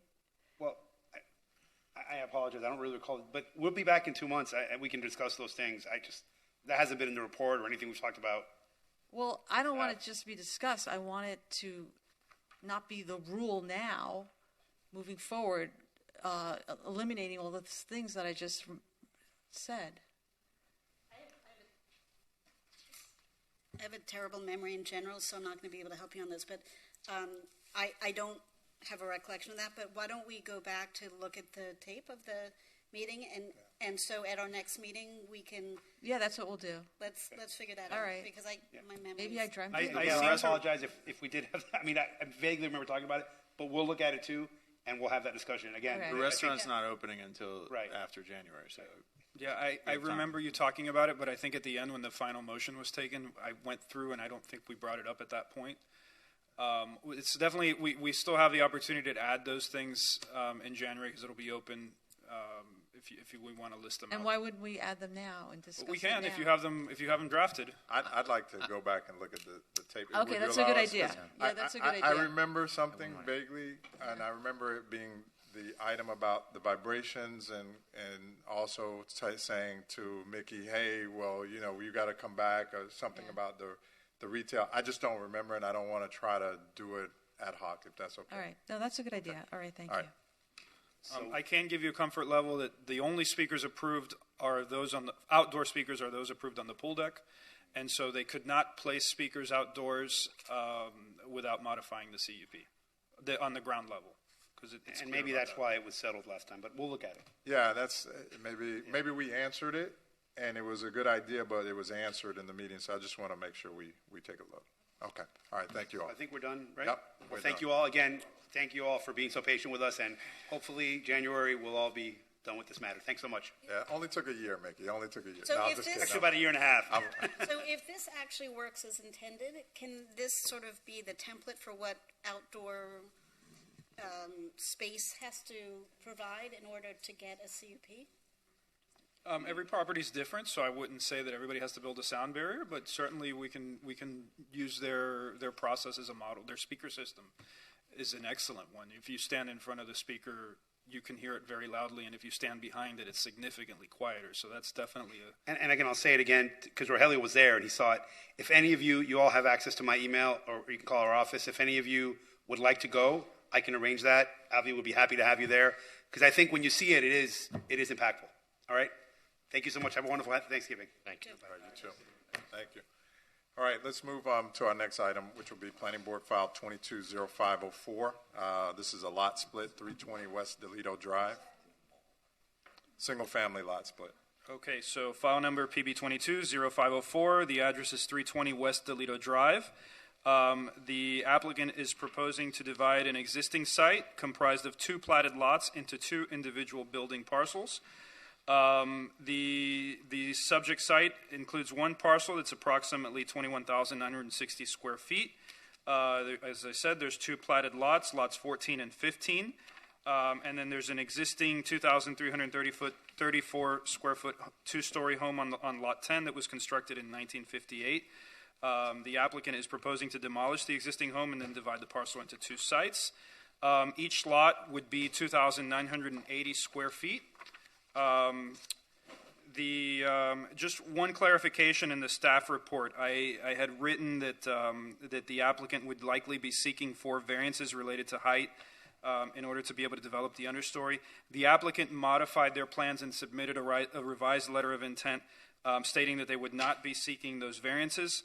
However, that really doesn't have any bearing on the recommendation, the staff recommendation. Staff has a recommended condition to ensure that variances are not sought related to the unit size, to make sure that nothing is inconsistent with the surrounding community, and we continue to support including a condition that prohibits variances on unit size. Relation to the surrounding area, we looked at parcels in the vicinity along the waterfront on the island. Parcels in the vicinity range from 10,500 square feet to 21,000 square feet. So the parcels that would be, the current parcel is the largest lot in the area. The subdivided parcels would fall within the average range of the vicinity. The average lot size is 14,000 square feet, and the median lot size is 10,500 square feet, so the new lots would be consistent with that. The average adjusted unit size for the homes is 6,338 square feet, and the median unit size is 5,304 square feet. And there are 3 homes that exceed the current maximum unit size of 50%. So we looked at the average unit sizes in the area, and then we provided a reasonable assumption for additions, and the average unit size is 45%. We would note that there are 4 vacant parcels in the area that would be allowed to develop to the maximum unit size of 50%. And if all those were developed, that would increase the average unit size to 46%.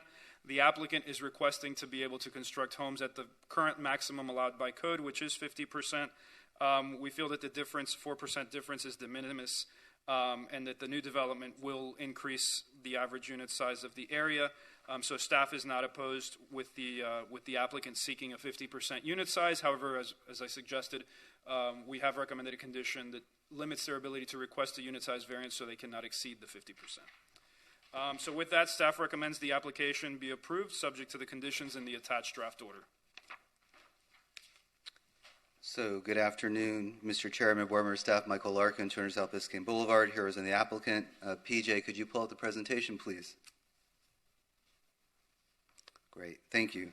So with me today is Robert Morin. He's via Zoom. He's from Domo Architecture. His colleague Francisco Lotto is here today in chambers, and my colleague Robert Alexander. As you heard from staff, they're recommending approval of the application. Just one minor change to one condition that Rogelio already described. As you can see, the original plat, Delito Island, the property is located at 320 West Delito Drive, consists of 2 separately platted lots on this original plat of Delito Island. Next slide. Okay, so as you can also see, it's on the southern half of Delito Island. The property is bordered in red. It's a building site consisting of 2 platted lots. Once this building site is divided, it'll actually be more consistent with the built environment of the island, since the most common lot here is just over 10,500 square feet in size. Next slide. This is just the overall survey of the property. Next slide. This is just a requirement. You have to do 1 survey per resulting parcel. That's for lot 14. Next slide. This is for lot 15. Next slide. Here's the location plan, just more of a blow-up that you all see, where it's located, waterfront lot, again, southern half of Delito Island. Next slide. Context photos of the surrounding neighbors, dry lots and waterfront lots. Next slide. This is where I'm going to invite Robert Moring. He's on Zoom, Rogelio. Is his hand raised? I see his hand raised, Robert Moring. Okay, Robert, do you swear the testimony you'll give is the truth, the whole truth, and nothing but the truth? I do. Thank you. Go ahead, Robert. Good afternoon, Robert Moring. I'm going to give you a brief architecture presentation. These are the 2 homes from the streetscape on Delito. The home to the right is the residence to the north. The home to the left is the residence to the south. Both homes are proposed to be understory homes, which has the first habitable floor elevated to 15.5 NGVD. And from there, we're requesting a 2-foot height variance for a total building height of 26 feet. Per RS3 in single-family regulations, you are allowed to request to the DRB for a flat-roofed home up to 4 foot of additional height. We are requesting 2. The home on the right is more of a faceted architecture, rendered in dark gray stones with a textural contrast against bronze wall cladding. The home on the left is more of an organic, nautically inspired home with curvilinear roof lines with wood and bronze elements offset against a coral stone cladding. Next slide, please. And the views from the water. The home on the right is the south, the nautical inspired, and the left is the faceted north home. Next slide, please. So let's look at the plans real quickly. Both homes are proposed to be understory. You enter the properties from the front into a covered motor court area with an enclosed garage so that we're hiding the vehicles from the public. From there, the rest of the understory is open with a centrally located elevator and staircase to bring one up to the home above. And then beyond that, towards the waterfront, is an open understory area with sandset pavers. And then the pool is at the rear of the property. The pool is elevated up to the level of the home, so there's going to be some fill in this area within the crawl space areas. Next slide, please.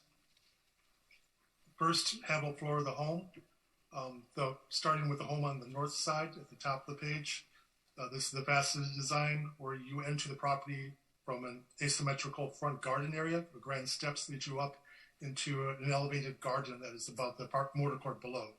There's a small one-story guest structure at the front, and then the main living spaces of the home are on this level, which includes one guest suite and then the main living, opening onto the pool to the waterfront with an asymmetrical pool to complement the architecture.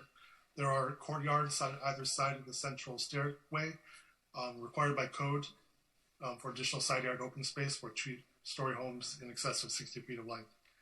The home on the south side is the nautically inspired home. Is more symmetrical in design. You enter this first elevator level from the street through an opening in the front garden, elevated garden area. You pop up through and you arrive in this beautiful space. And the home progresses through to the rear of the property where you have a more centrally located swimming pool and terraces. Next slide, please. And the second floor, both homes contain the home's private living spaces, the bedrooms for the family. The difference between the two, the north faceted design has a detached guest house at the front, and the south one is connected by beams on the side with a central opening. Both proposals have planters on the second level, so the landscape is embedded in the architecture and cascades over the edge, softening the facades. Next slide, please. And the roof terrace just has mechanical equipment. We are not requesting any rooftop activity for these homes. Next slide, please. We are compliant with lot coverage per the single-family regulations of 30%. Next slide. As well as 40 unit size. This is the understory, the entry lobby and stairs. Next slide. First floor. Next slide. And second floor. Next slide, please. In regards to the front and rear yard landscape open space, we are also compliant. Next slide. In terms of elevation, this is what was included in your packet. Please note that first elevated floor, we lowered 1 foot to 15 foot 6 inches in GVD for the DRB package. It was a little more refined at a later stage. Next slide. And from the waterfront. Next slide. This is from the DRB package showing the north elevation to the adjacent property. You see the elevated understory home open beneath, with the exception of the lobby, the garage, and the pool area in the back. The materiality is going to be a plastered lime finished paint and a cementitious kind of micro cement for the roof lines, offset against several different stones, all in gray tonality but with textural contrast. The bronze finish to the screening, as well as for the mechanical equipment rooftop screen. Next slide, please. And then in the south elevation of the south property. This home is going to be rendered more in coral stone and a lighter travertine offset against a wood look, more of a walnut finish, PTF coating on the cladding elements of the home. Next slide, please. So we're requesting the 2-foot height waiver for this property. Without this waiver, we would not be able to do an understory home because the base flood elevation plus 5-foot freeboard is at 14 feet NGBD. So with a minimum of 2 foot of structural thickness, that would only leave us 6'9" underneath, which does not meet Florida building code for habitable spaces or circulation. So we need to have additional height in order to build an understory home, which is more resilient home. 1 foot 6 inches is used to elevate the first floor up a little higher, which gives us 8'3" in the understory. That is from the underside of the ceiling to the pavers on the exterior space. Within the lobby and staircase, we would have 8-foot ceiling. What this also allows is in the garages where we're enclosing and hiding the car, we can have a standard 7-foot garage door that rolls up, gives us the height needed in the ceiling to suspend that garage door. Next slide, please. I just want to show you quickly the sections, how they then apply to each home. This is the angular home to one side. You can see a separate guest structure in the front. It's an understory with 2 homes above. The pool is elevated at the rear terrace level, which steps down to the rear yard and dock. Next slide. And for the south home, similar setup for the understory, stepping down to the rear yard from the elevated rear pool terrace. And then the 1-story guest house at the street is connected by a roof with an opening. Next slide, please. These are the updated renderings from the DRB set. They had a little more development put into them. This is the faceted home to the north from the street front. You see the 1-story guest structure offset to the right, the vehicular gate, and then the 2-story home beyond. We go up the grand steps to the left, arriving in the elevated entry garden. Next slide, please. And from the rear waterfront, you come off the rear terrace at the level of the main habitable level of the home and step down to the seawall and dock. The planters on the 2nd floor allow the landscape to cascade and integrate with the home. Next slide, please. And the southern home from the street, you can see the roof extends with a large opening connecting the 1-story guest structure to the volume of the main home to the rear, and the lighter, more organic color palette for this home. Again, planters allow the landscape to be integrated into the architecture. This one, you can see the central staircase going up through the center under the guest house structure, arriving at the entry garden. Next slide, please. And from the rear is more of the curvilinear forms of the central swimming pool up at the level of the main living space of the home. Michael, do you need additional time? Planters off the master and guest terraces. I don't. Robert, are you almost finished? I think that concludes my presentation. Great. Thank you, Robert. No, we're done, Nick. Just in conclusion, respectfully request your approval. There's that one modification to condition number B1G that Rogelio described to you. I'm here to answer any questions you all might have. Thank you.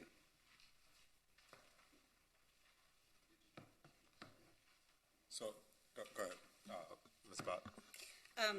Forgive me, I'm not an architect. So what happens with the understory? Is it paved? Is it landscaped? Is it resilient? How is it resilient? So is it pervious material, Francisco, for the understory? It's pervious. So it's all pervious. So the stormwater would just be dripping down from the understory into the ground. Okay.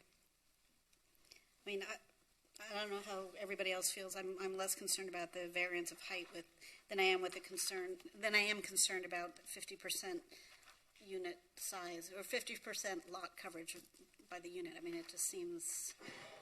I don't know how that's only 50% of the unit of the lot size. It seems enormous, but again, I'm not an architect, so I'll defer to those who are.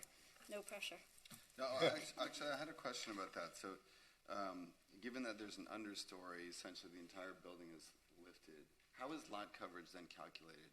On top of that lifted floor? Because it looks like significantly more than 25% of the lot is covered.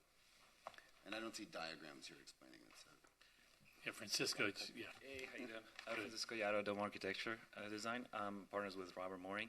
Yes, you are correct. It is being calculated everything above the understory level. Above it. Yes, above. Wait, what's the answer to that? I didn't understand. So the lot coverage would be calculated anything above what's happening on the understory level. So it's almost like an artificial ground plane the house is built. You calculate lot coverage up there. So the permeable ground that's under the building, like the parking lot, we'll call it, Right. is that calculated as being lot coverage? No. It's not. Because I asked this exact question to Thomas Mooney about 4 weeks ago about a project on or maybe Aurelio, in my neighborhood, and they said that even though it's permeable underneath, it's still considered lot coverage. And now you're saying the opposite. So I'm confused. Well, I'm also I'm curious about this issue, but one doesn't necessarily have to do with the other. So usually the permeability requirements, there's 50% required in the front yard, I think 75% in the rear yard, a certain percentage in the side yards. But I don't know how that's affected by understory projects, so I'm also curious about that. So Are there permeability requirements for the understory? Can you pull up the understory requirements? Which is, separate from lot coverage. I mean, 1 second to look up While they're looking for that, just so lot coverage is from the first elevated deck and above. Is that? Ordinarily, it's the physical footprint of the house on the lot. And for a two-story house, it can take up 25% of the lot. That's the lot coverage. For a one-story house, it used to be 50% because you can have 50%. Now it's 40%. So the definition of lot coverage means the percentage of lot covered by the ground floor of all principal and accessory buildings, plus all areas covered by the roofs of such buildings, including but not limited to covered porches, covered terraces, and roof overhangs. But understory doesn't contribute. So understory does contribute because it is the principal structure. So even though it's technically not touching the ground, it is over the ground, and it contributes to the lot coverage. Well, look, but not the ground itself, just the area above it. The area above it counts towards that percentage. So what he said was wrong. So I'm confused. Well, look, can you guys imagine a circumstance? I can't. I haven't seen a home design yet where the understory is larger than the ground floor. Usually, with the homes that I've seen with the understory, they're coextensive. They just rise together. And so your lot coverage is just based upon the footprint of the home. The footprint of the home, if you have the first story and the understory, they're like this. The understory is not like this, and the first story is not like this. That's not the way it works. You think about the understory is just like the garage. You're actually putting the garage from the side, and you're taking it underneath the home. That's really it. It's the footprint of the home. Yeah. So it still seems like you're covering with the home, whether it's, sorry. It still seems like you're covering with the home, whether it's the understory or the home itself or the deck area with the pool or, the adjacent thing in the front of the house. It just seems like that's covering.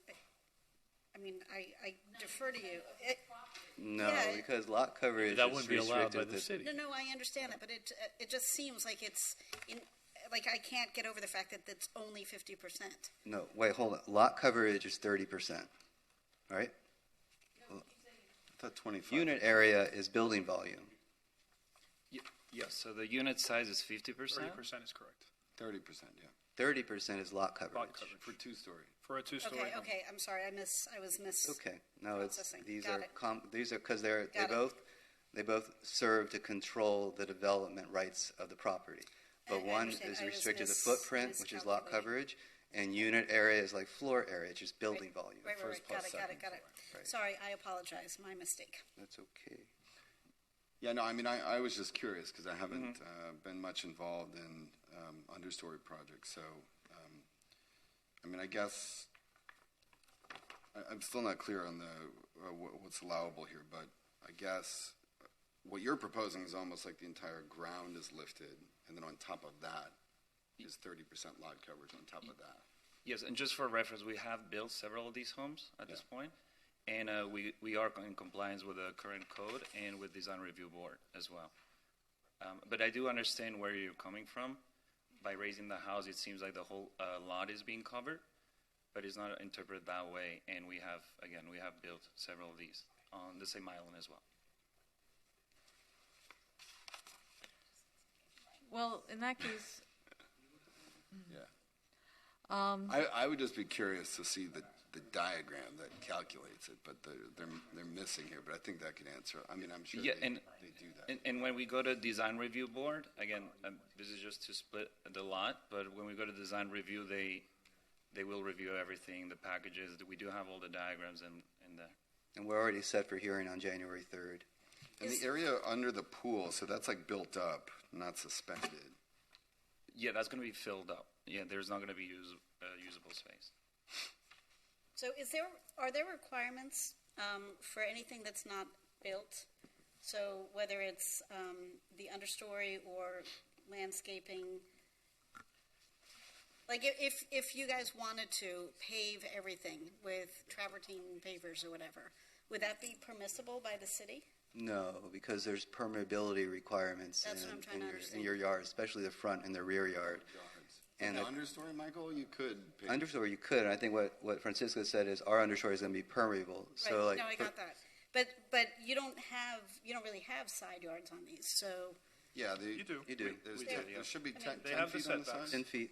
That's correct. These are 10-foot side setbacks. Okay, so they just look tiny.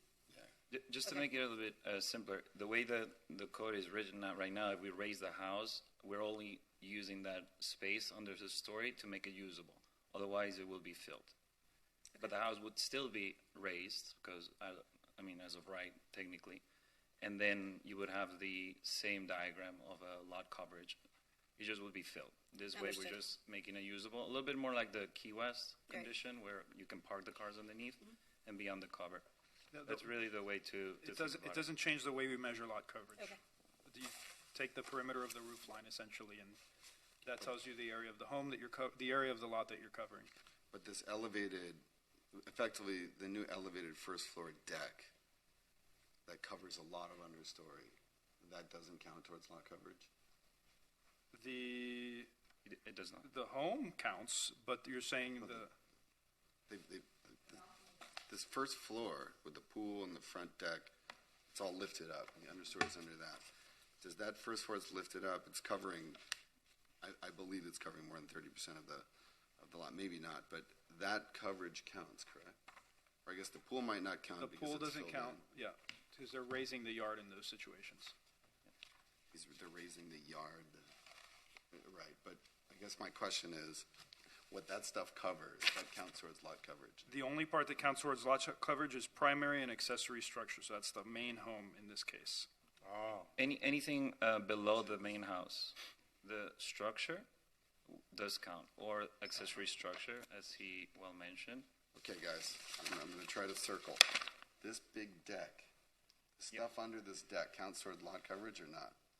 I don't believe so. Only What is where the accessory structure is, because there is a no.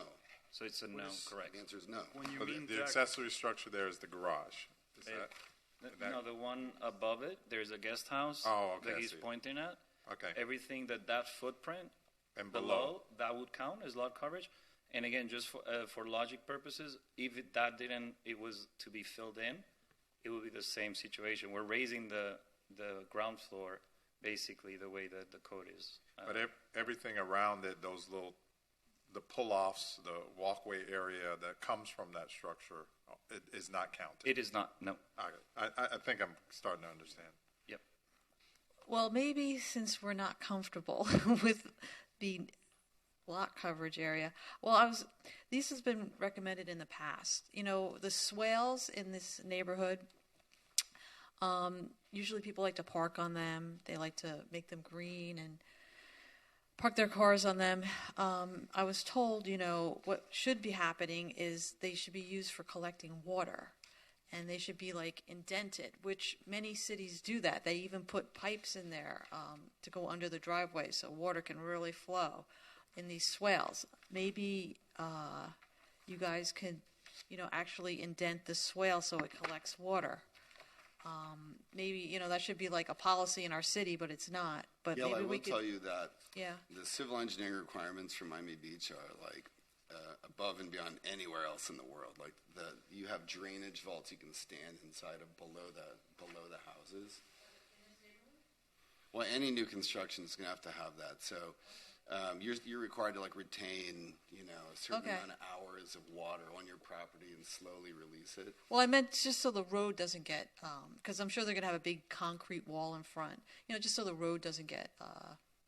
Well, I don't know. It's just it used to be very loose. if everybody did it, it would be good. But if just one does it, I don't think it's going to make a difference. All the new projects should do it. So. Yeah, but because you have to maintain all your stormwater within your property, number one, and then Public Works in the last 20 years has gotten very strict about what they permit in the swale. People used to tile over the swale, put trees in the swale, but that displaces stormwater.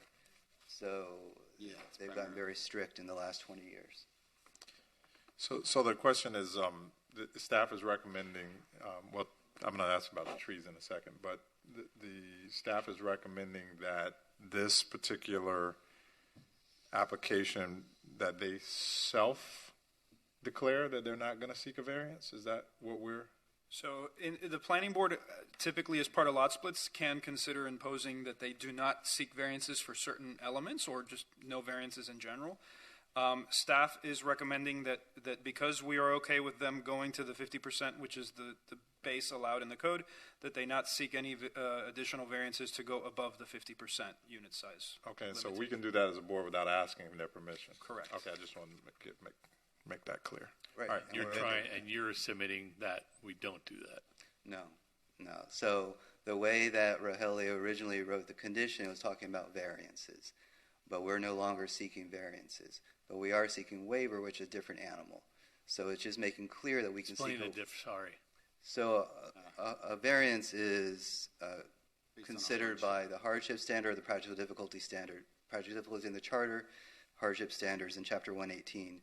A waiver, it's really up to the board to determine whether a waiver is right and just based on the facts of each case. There's really no discernible criteria of review for a waiver.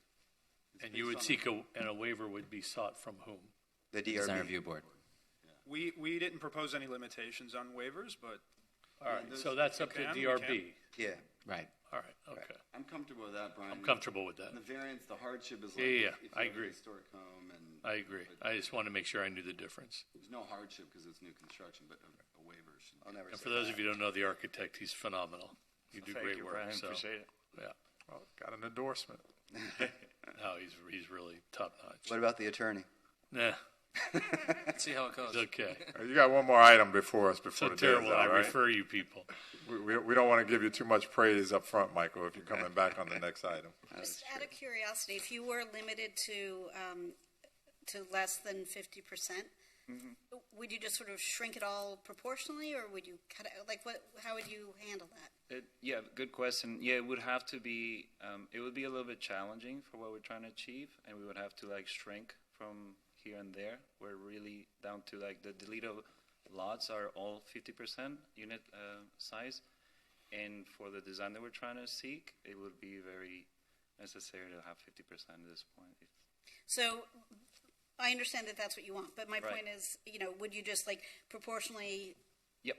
Yeah. So we probably zip it down by? Yeah, and we did a little bit of a thinking on that, if that was the case.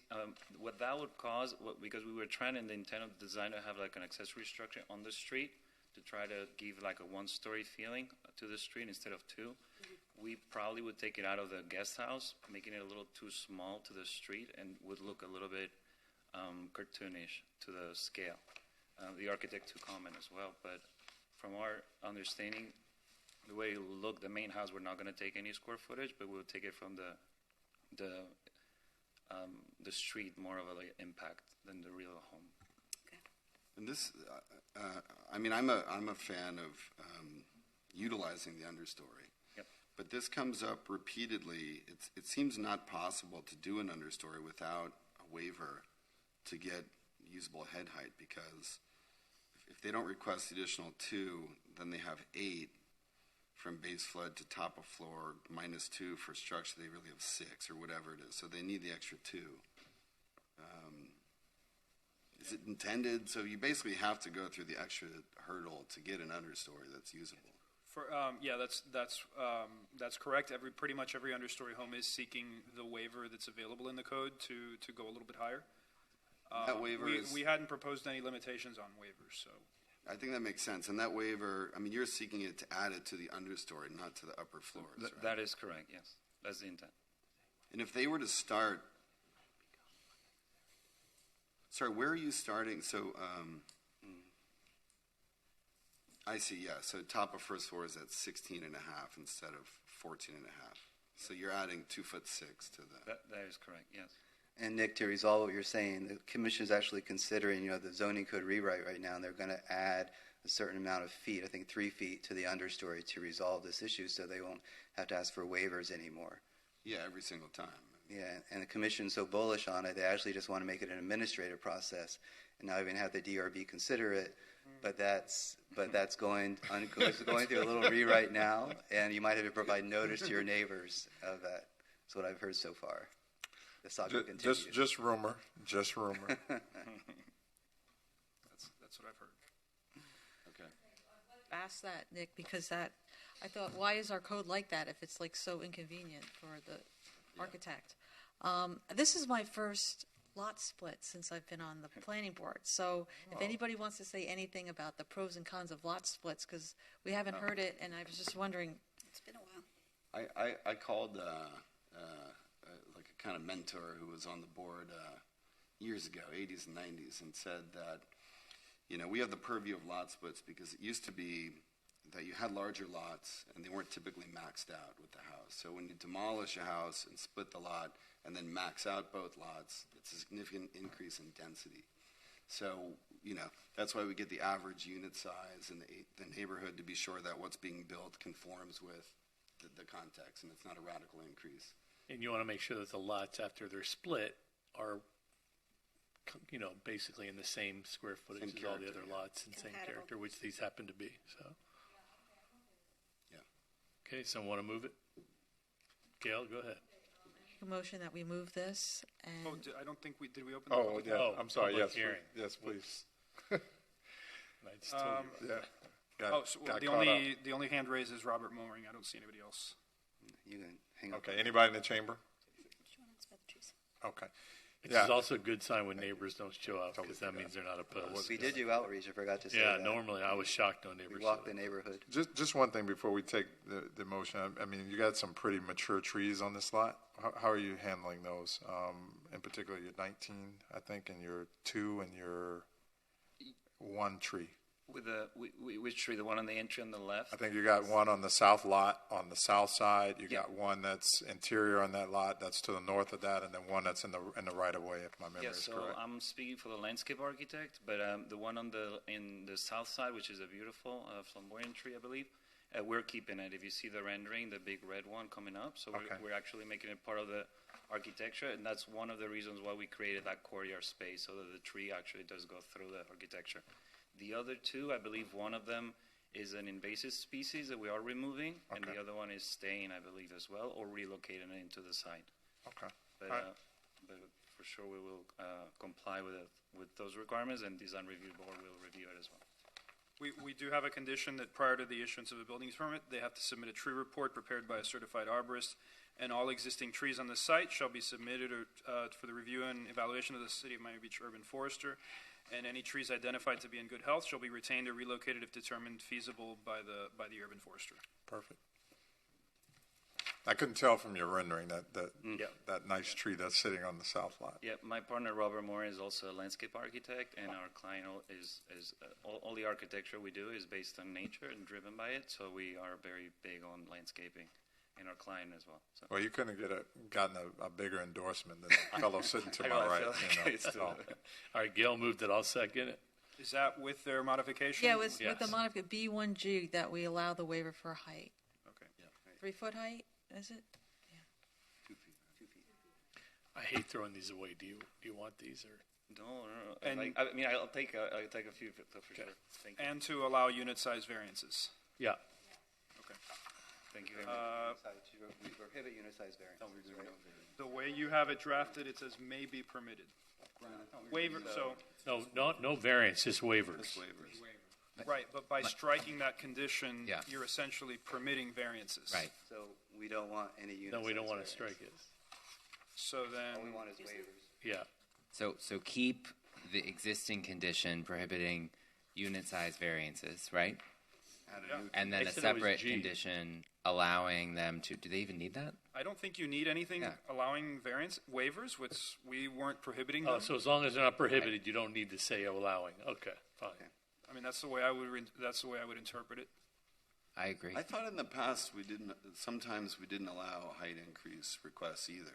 Yeah, and depending on the circumstances, in certain situations, you have two perfect lots. They're proposing a standard home, and there's no need for variances, and so we've incorporated no variance provisions. And Gail, by the way, just historically, we prohibited all variance. We didn't allow them to seek a variance in the past.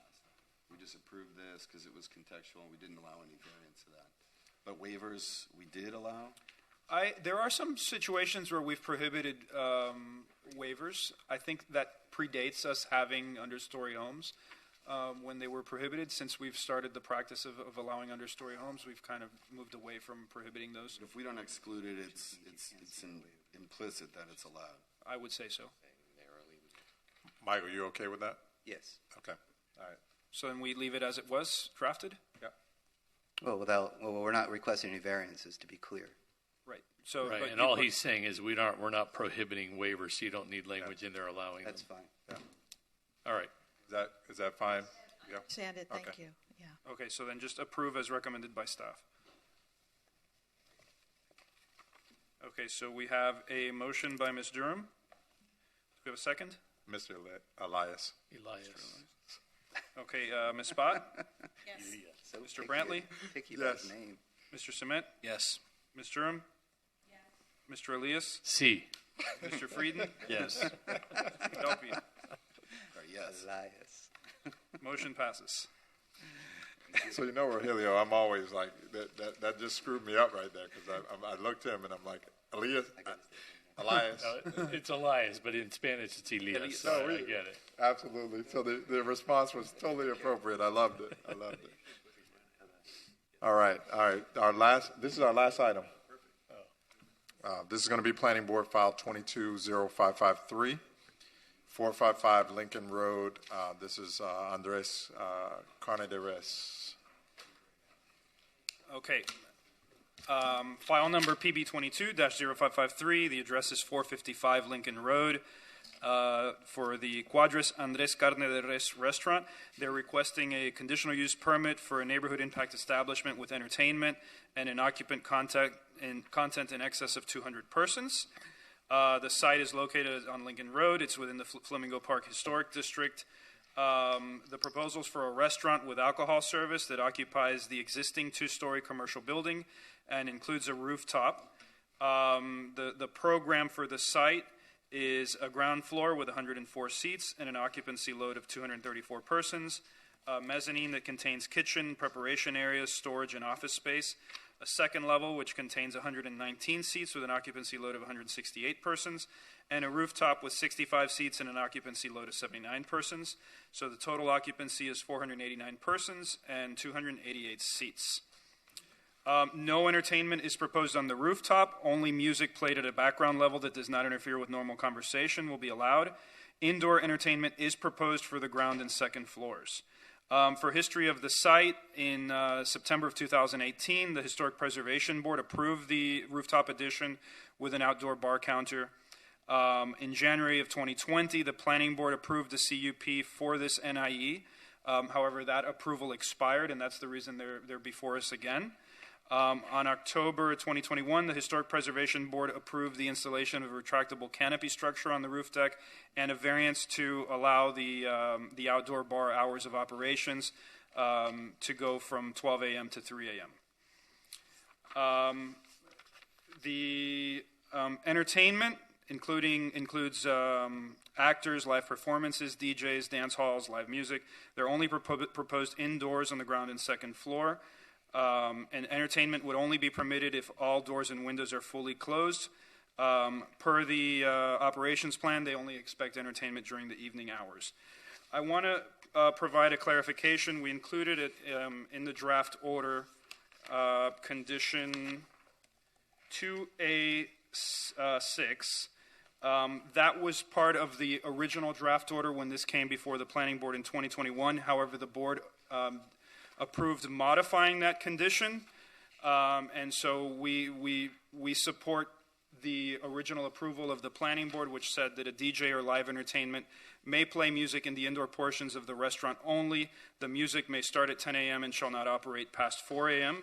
So we did want to clarify our recommendation. We do support allowing them to have indoor entertainment, however, no outdoor entertainment as they suggested. Wait, Rogelio, just slow down a second. 2A6? 2A6. I see it as concurrency. What am I looking at wrong? 2A. Roman numeral 6? Roman numeral 6. Oh, I'm sorry. Okay. Sorry. Yeah, that's okay, because there's a 2A6. It's not okay. Got it. Roman. So numeral. we had there that they would have to stop by 11 p.m. All Sunday right. through Wednesday and 2 'Cause a.m. we had Thursday. previously approved this years ago, right? 2 years ago. Yes, 2 years ago. Okay. Yeah. So we support including it as approved by the planning board. Great. So it's just a reapproval? That's it. Essentially, it's a reapproval. Yes. But you had written that I didn't respond to you, but you had written that there was some more restrictive language. Or was that it? It was what Rogelio and I were. Okay, great. Well, Okay. Rogelio adequately explained it just fine. Yeah, this was really vetted the first time around. I remember that. Correct. So we did include some additional conditions from the original approval related to the vibrations, as we just talked about, and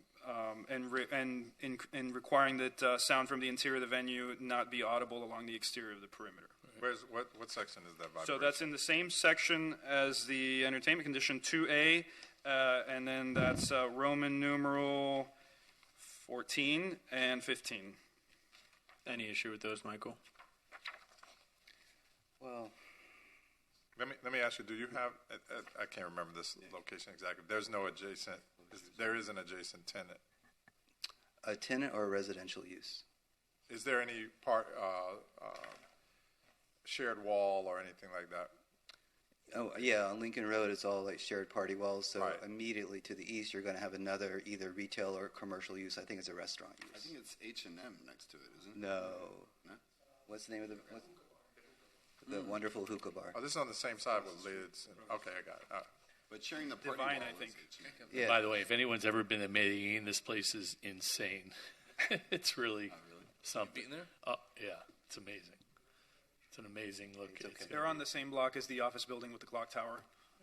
I know, on the back there. All right, so there is no residential, I guess the point is, to what you said, your response to me, there's no residential adjacency sharing a party wall here. Correct. So there's Soundscape Park is to the north, and we have Howard Herring support. You all will see that in the presentation. You have restaurant, retail uses going east, west, south, and that's really it. There's nothing else around. I mean, I would use the same logic that we used earlier today, and I would strike 15, Roman numeral 15. You mean the vibrations? Yeah, there's no residential Right. tangency here. Right. But they do share a wall. But with another commercial use, this says residential unit or home. Right. I would like to have that stricken. I don't think it's necessary here. But what if the commercial use complains? The hookah But bar? this Doesn't section apply doesn't to it. apply to that. It says residential home or unit, so I mean, now we then will have to create a condition for If its this commercial was neighbor. Hookah bar will thank you. It livens up the space. If this was a nightclub, Nick, I could see it, but this is not a nightclub. This is like salsa music. This bass is really not a close relative of what they do. I'm here. just curious, are you done with your presentation? I can answer any questions you all might No, have. I'm just curious because I have been there in Colombia, and it just goes on forever. It's just like really long with different rooms. Or Yeah. are they going to try to replicate it on a smaller scale? Yes, but this is Jose, the chief corporate chef. He's in charge of the North America expansion. Welcome, Jose. Hi, how are you? Hi. Good afternoon. Yes, we are a restaurant. We have been compared to Alice Wonderland of Colombia, the Disney of Colombia. This is the first restaurant we're going to open outside of Colombia. We have 40 restaurants of Andres in Colombia. And yes, we're going to do everything that is it's focused on the community. We do from children that go and have with their parents dinners and lunches where it's like a country club, and then after that we encourage music, and you can find everything you can find on a Alice Wonderland restaurant type of, everything. It's amazing. It's an amazing restaurant. Yeah. Are the 40 restaurants that you have in Colombia, are they all the same? No, Or are they versions of each other? We have high-end restaurants, is like the one we are going to open in Miami, and we have smaller versions of the restaurants in the airports and.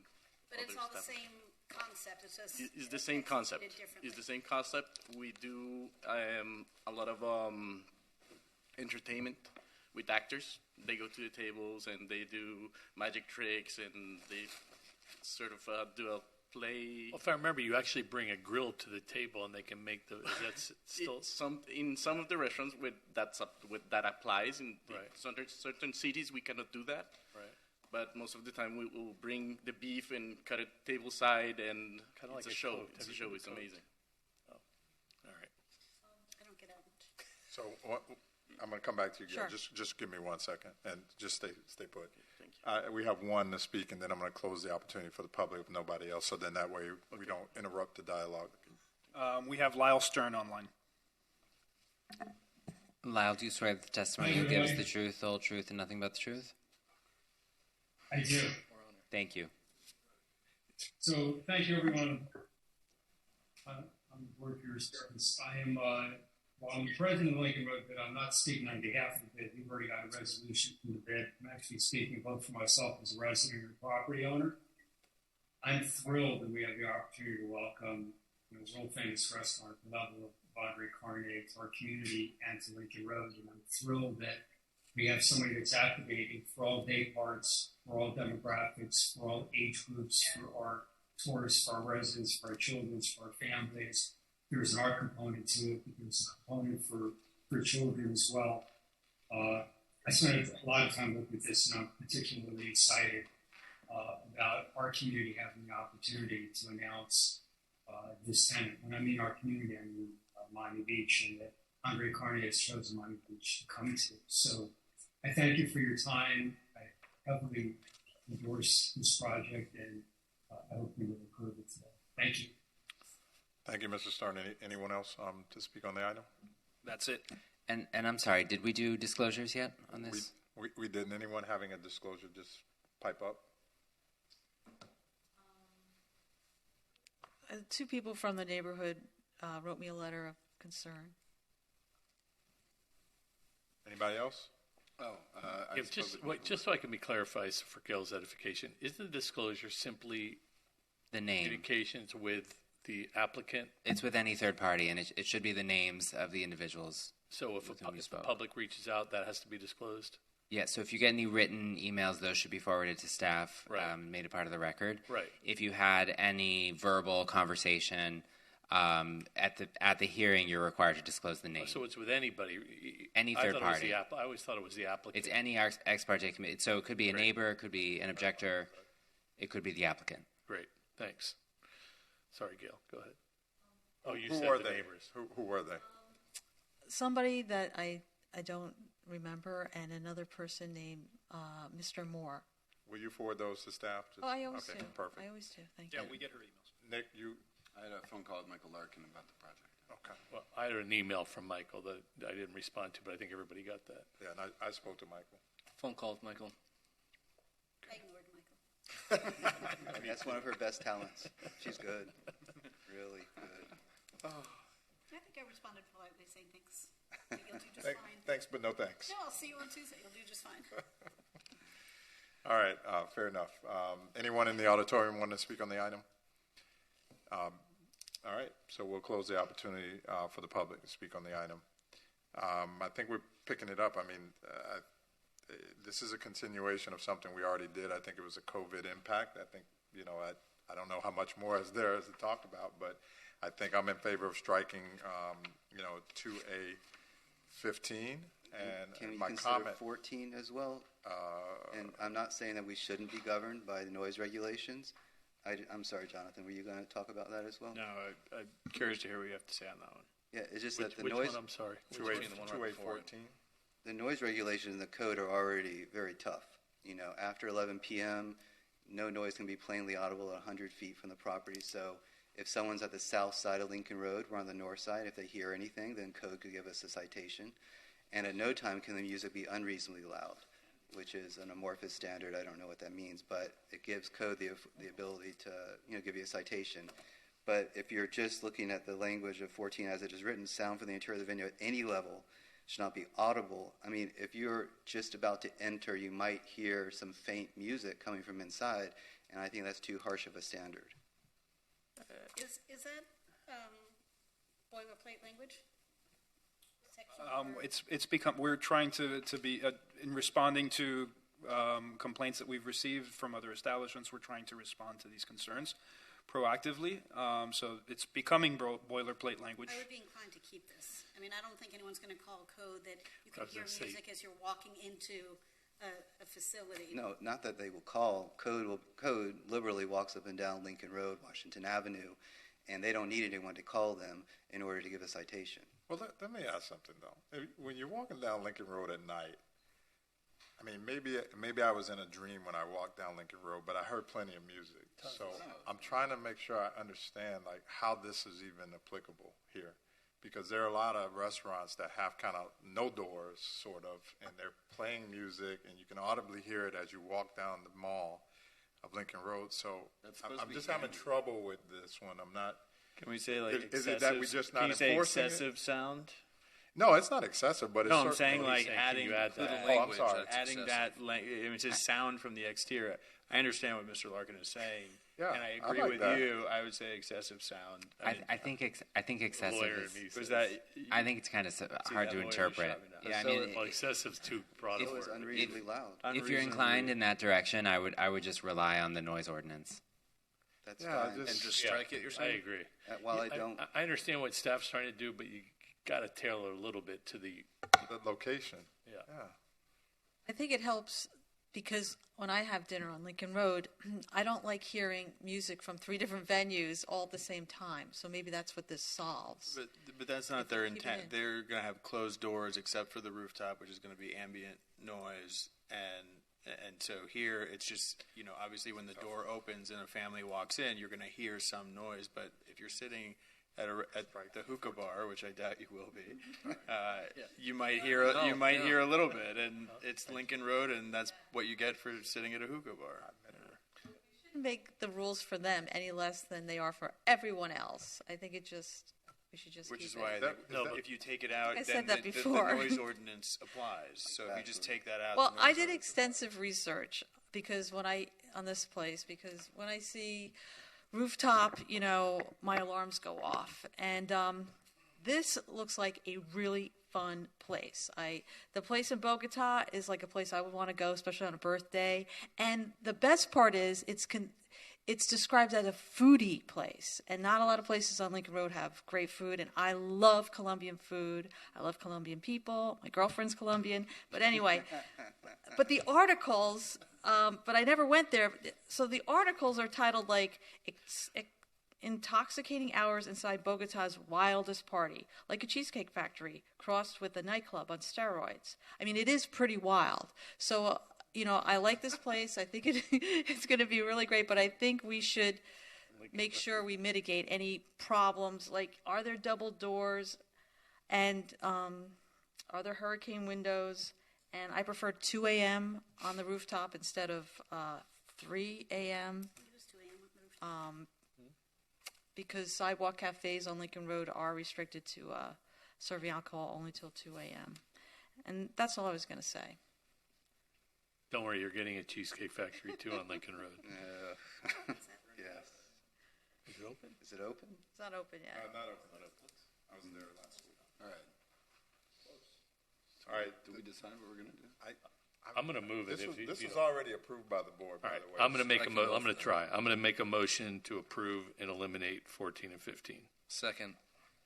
All right, then moved and seconded. And modify the hours as I read into the record? Yes. Yes.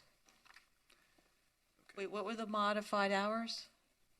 that indoor portions of the restaurant only, the music, well, so the actual establishment, we're not modifying the hours, it's the entertainment hours. That indoor portions of the restaurant, the music may start at 10 a.m. and shall not operate past 4 a.m.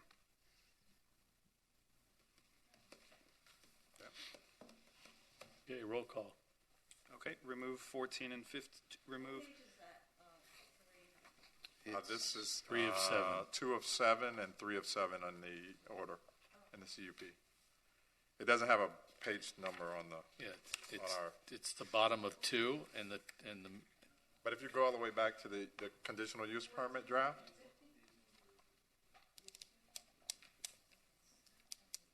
Okay, so we have a motion by Mr. Elias and second by Ezekiel. By Mr. Cement. Okay. Cement. Yachiel. Now we're doing names today.